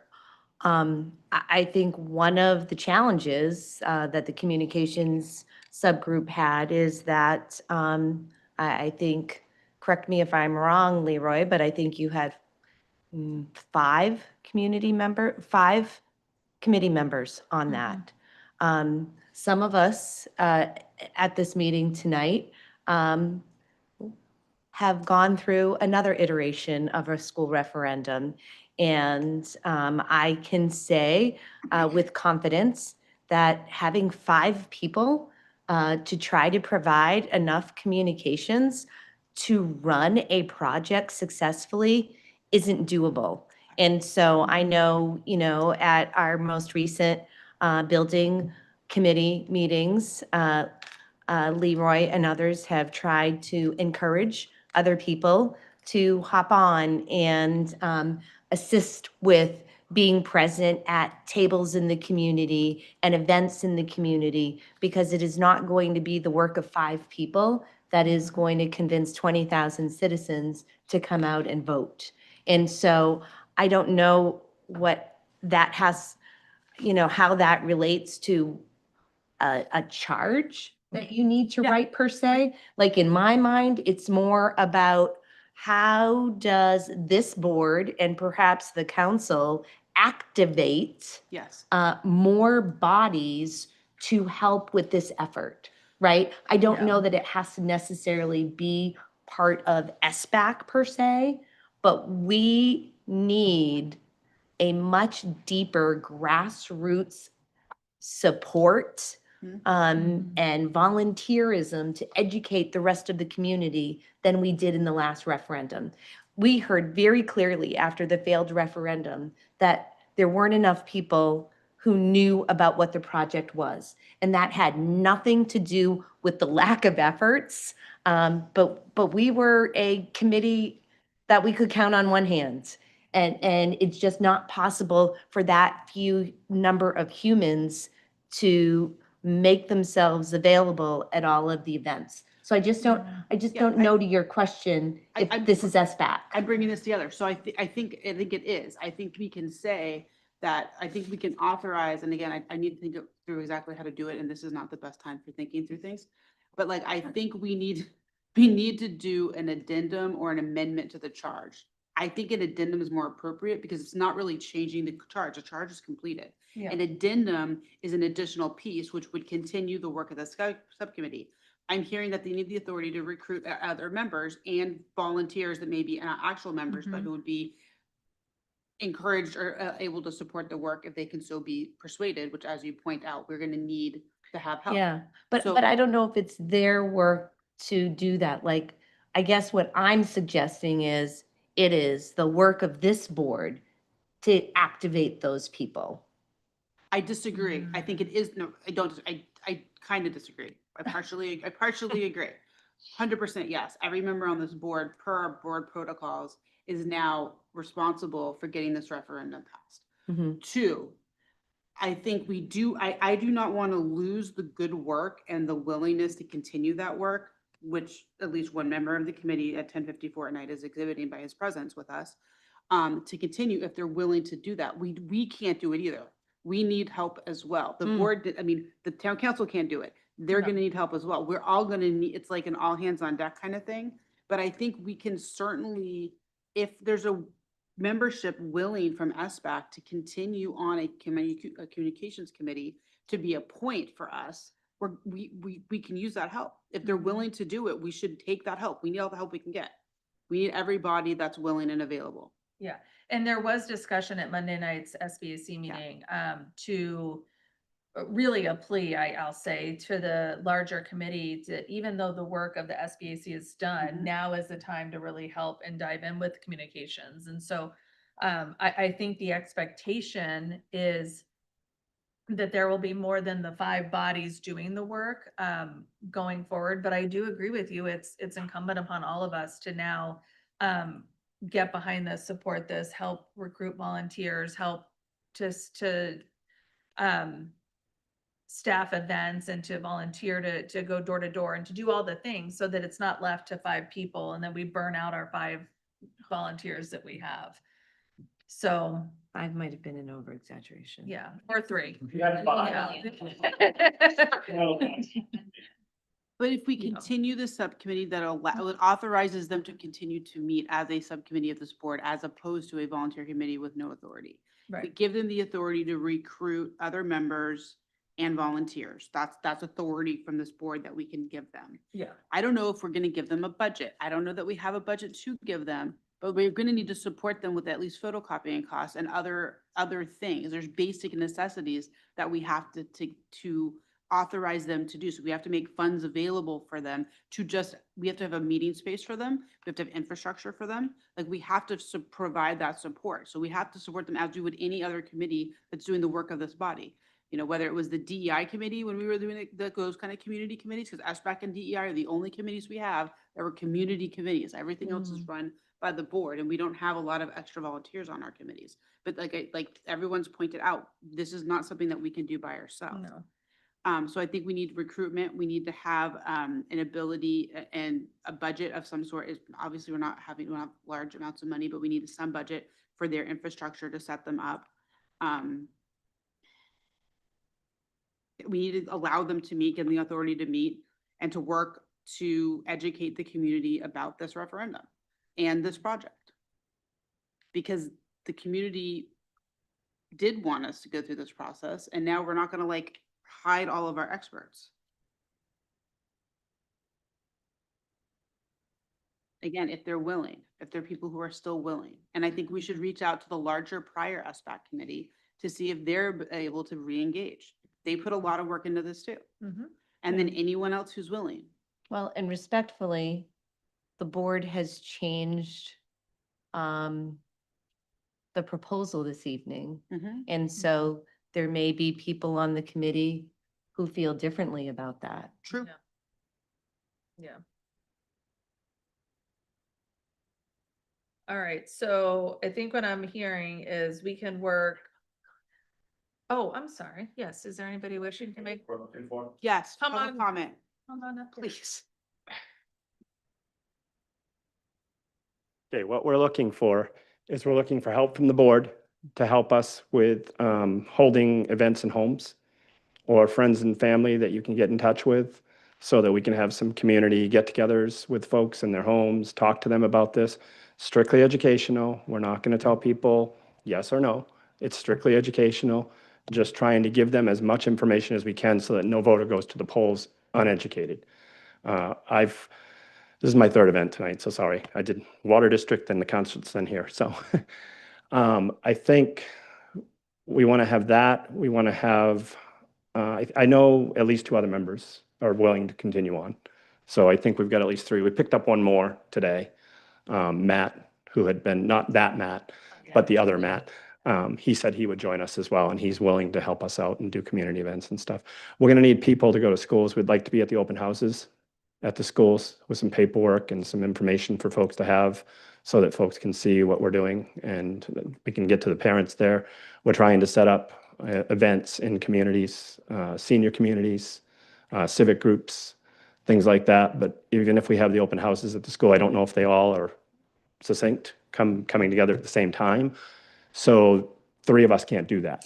So we're going to need more people. I guess we'd ask you folks to try to reach out to folks who volunteers. I have asked the SBAC committee at least 2 times, I believe, if not more, and we just haven't gotten people that have volunteered. Some people are on the fence because not all of us voted this way. So hopefully they'll come around and they'll help us. But we'd like to find out if we can get some money for some signs, just telling people to go out and vote. Just telling them to go out and vote so we can put those up. I purchased sandwich boards for an event I run that we've been using. We have the signs already, the big sandwich board signs already made, and we've been reusing them for like 3 times now, and we can continue to reuse them because we made them laminated. We're taping over and taping them up and moving them around and things like that. And Jillian's been part of it, coming to my house, and we've been rearranging signs. So we need people to do that type of stuff. But we really just need people to get out and hopefully get us some folks that can help us with this because we're getting tired. We've been doing this for a while and we can't continue to do it at the same pace we're doing. So it'd be great to get some fresh blood and some people that can really talk to some other communities that we haven't been able to get to.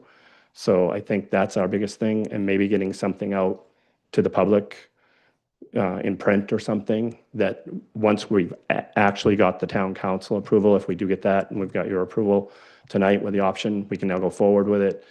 Tonight, for instance, I went around to the concerts and just put up the 1-pager that we had, that you had up, just telling people that you folks were voting on it tonight. And that was the option we had recommended. And I just plastered them all around the park down there. So just things like that, things like getting out to people, getting out to businesses, seeing if businesses can put up posters, put up signs. I don't know where we're at on our budget. I don't know, Diane, I don't know if you know what our final number was as to what we spent. Emily and I were both looking at that. Neither one of us could come up with a final number if we had used all of our monies or not. And I don't know if any of that money rolls over, but it'd be great to have some money to spend to get some information out there. That's been Elizabeth's biggest thing, is Elizabeth really wants to get some money to do some stuff and get some outreach to folks. And we just haven't really had it. Like I said, we've been reusing these signs and retaping them and stuff. We've been as frugal as you can possibly be. So we're asking you folks to just help us out with that. And Jillian, you might have some other things you have to say on it, but I mean, obviously I don't think in the charge we would include a dollar amount or anything, or that we need to, but we should certainly allocate funds to the best of our ability. Hopefully, on top of this group of people, there will be a group that rallies around and does like a PAC that they can say, vote yes, all they want. We just need to set some parameters and make sure that they know what they can do, and what money can be spent. And also, I mean, we can try our best to recruit volunteers. But it's just, we don't need to specify events. I would say just volunteers for events, let them recruit people for that. And hopefully with our help, recruit, I mean, I think that's it, really. I don't think it needs to be super comprehensive. But I think it just has to say sort of, because the SBAC Phase 2 governance document ends. So an addendum would say, the subcommittee of that SBAC committee for communications can continue for the purpose of educating the voters prior to the referendum in November. They are authorized to meet.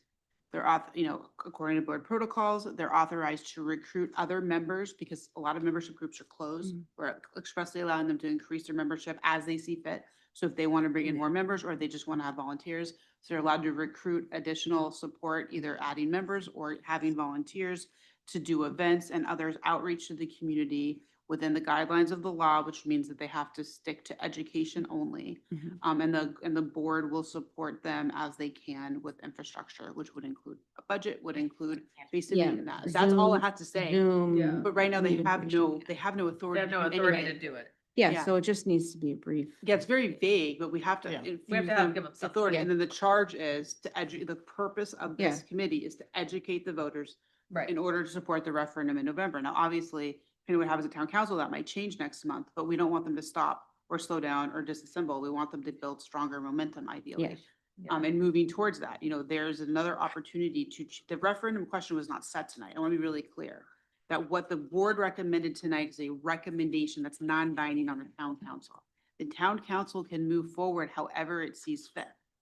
And so that, that is a place where I expect there are people who I heard from tonight may want to put some efforts in for the next month. Again, our charge is really clear. Once we take a vote and things have happened, we are all behind that vote. And I am committing to that fully right now and going forward. But I want to make sure that we have what we need to do this successfully, because I do want to see this pass because that is my job. Yeah, and I think that this could be, I'm totally in agreement with what you're saying. The addendum does not have to be a long laborious document. It is just a very short to the sweet, giving you authority to do what you've been doing this whole time. As it relates to budget, I do think you could take a look at, with the leader being gone and the void that leaves, really taking a look, and maybe this is something even Elizabeth can work on right now, taking a look at what monies you think you need and putting together a budget and submitting it to us. And then Diane, at the same time, Diane and Kate can be looking at what funds are available, and then we can match the two up. But that would give you some, that would give this board some guardrails in the sense of what are you looking to spend and how much are you looking to spend? And then also at the same time kind of organizes your thought process too, right? Your committee's thought process and where you're looking to spend dollars. I think it's a pretty simple go forward, and we could write I mean, I have the notes written down. We could write this up. We can take a look, and then ship it over to the council for review at their next. Elizabeth has in mind already. Right. So she probably does, and I just want to make sure that I have the authority to ask people if we could get them. Yes. Cause I didn't know if we had to come to you folks or we had to go to Diane just to add them. No, we can, we can write that in there to where you have the authority to recruit your volunteers. And we also, Ray, resurrected the student newspaper, right? Or one of the students had, there's one of the papers. Oh, at the high school, the high school level, that might be an opportunity of place in lack of leader. Well, that'd be awesome. Yeah, yeah. Kids won't be involved. Like there are groups that can be activated that are sophisticated in campaigning. And much more energy than us old people. Yeah, and there is a ELO, an extended learning opportunity at the high school with journalism. So there is a possibility to have some people help you write for sure. Were you gonna say something about that? Well, I was just gonna say procedurally, I don't know that it necessarily needs to come to council. Do you just wanna leave them at the wouldn't- board side? Yeah, I wouldn't hold it up with any council authority at this point. The council approved the original document. I think that any addendum you add to it can be under board purview and that it doesn't need to also be under council purview. Okay. Especially when you're talking about budgetary things, like that's your side of the house, and I'm comfortable with that. Okay. Perfect, well, we can get that done. As a point of order, at your next meeting, would you just, like, I don't know if like announce it to the board? I just want them, I I don't will want it to look like advertise. something behind them. Absolutely, yes, Perfect. certainly. Good point. And if they want to approve it, great, but I just want people, I don't want to be like, we didn't know about this. Certainly, I can do that for you. Thank you. All right, so we'll work on getting that written up, offline. Okay, it is 11:08. I'm going to offer an idea. We have 3 executive sessions left on our agenda. Do you want to do them tonight, or do you prefer to do perhaps a remote meeting on Monday? I want to bring them out tonight. I can do it really fast, and it's really important that we get these things done before the end of the fiscal year, which is in several days. Okay, so I'm gonna call, well, first off, what do we? Can we bundle them? That's what I'm gonna do, but I wanna, hold on, I wanna make sure, where are we at on the bang it out tonight or?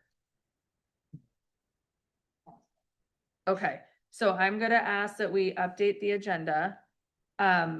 And we, bundle the executive sessions. They're all, essentially, I think I'm okay to do this. They are all, under the same reason, which are to discuss contracts.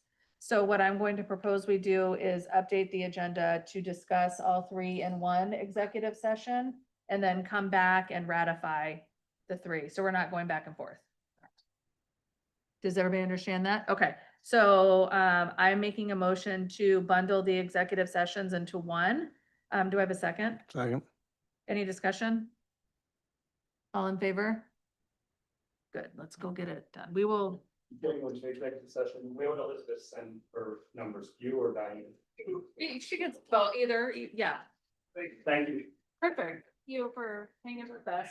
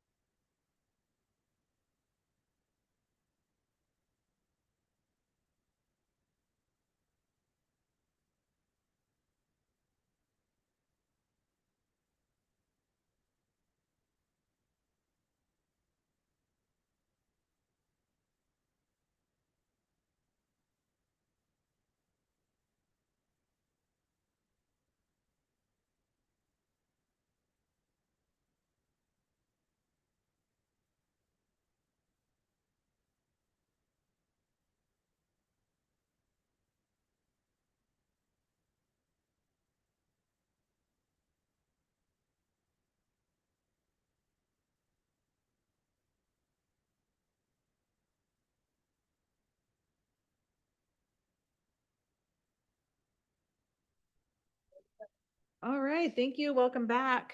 All right, agenda item 12.0 is ratification of the 2025-2028 maintenance contract. Do I have a motion to approve the contract as presented? So moved. Second.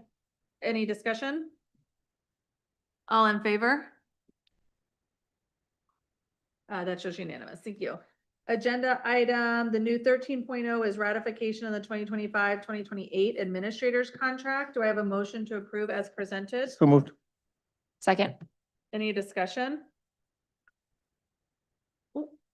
All in favor? And that shows unanimous. And then the last one is, oh gosh, I don't know what number we're on. Okay, well, I'm just gonna say it. We're gonna do a new 14 point, I think it's 14.0. Okay. Ratification of the 2025-2026 superintendent contract. Do I have a motion to ratify it as presented? So moved. Second. Any discussion? All in favor? And it's unanimous. Thank you. And if there are no objections, we will adjourn at 11:32 PM. Thank you so much.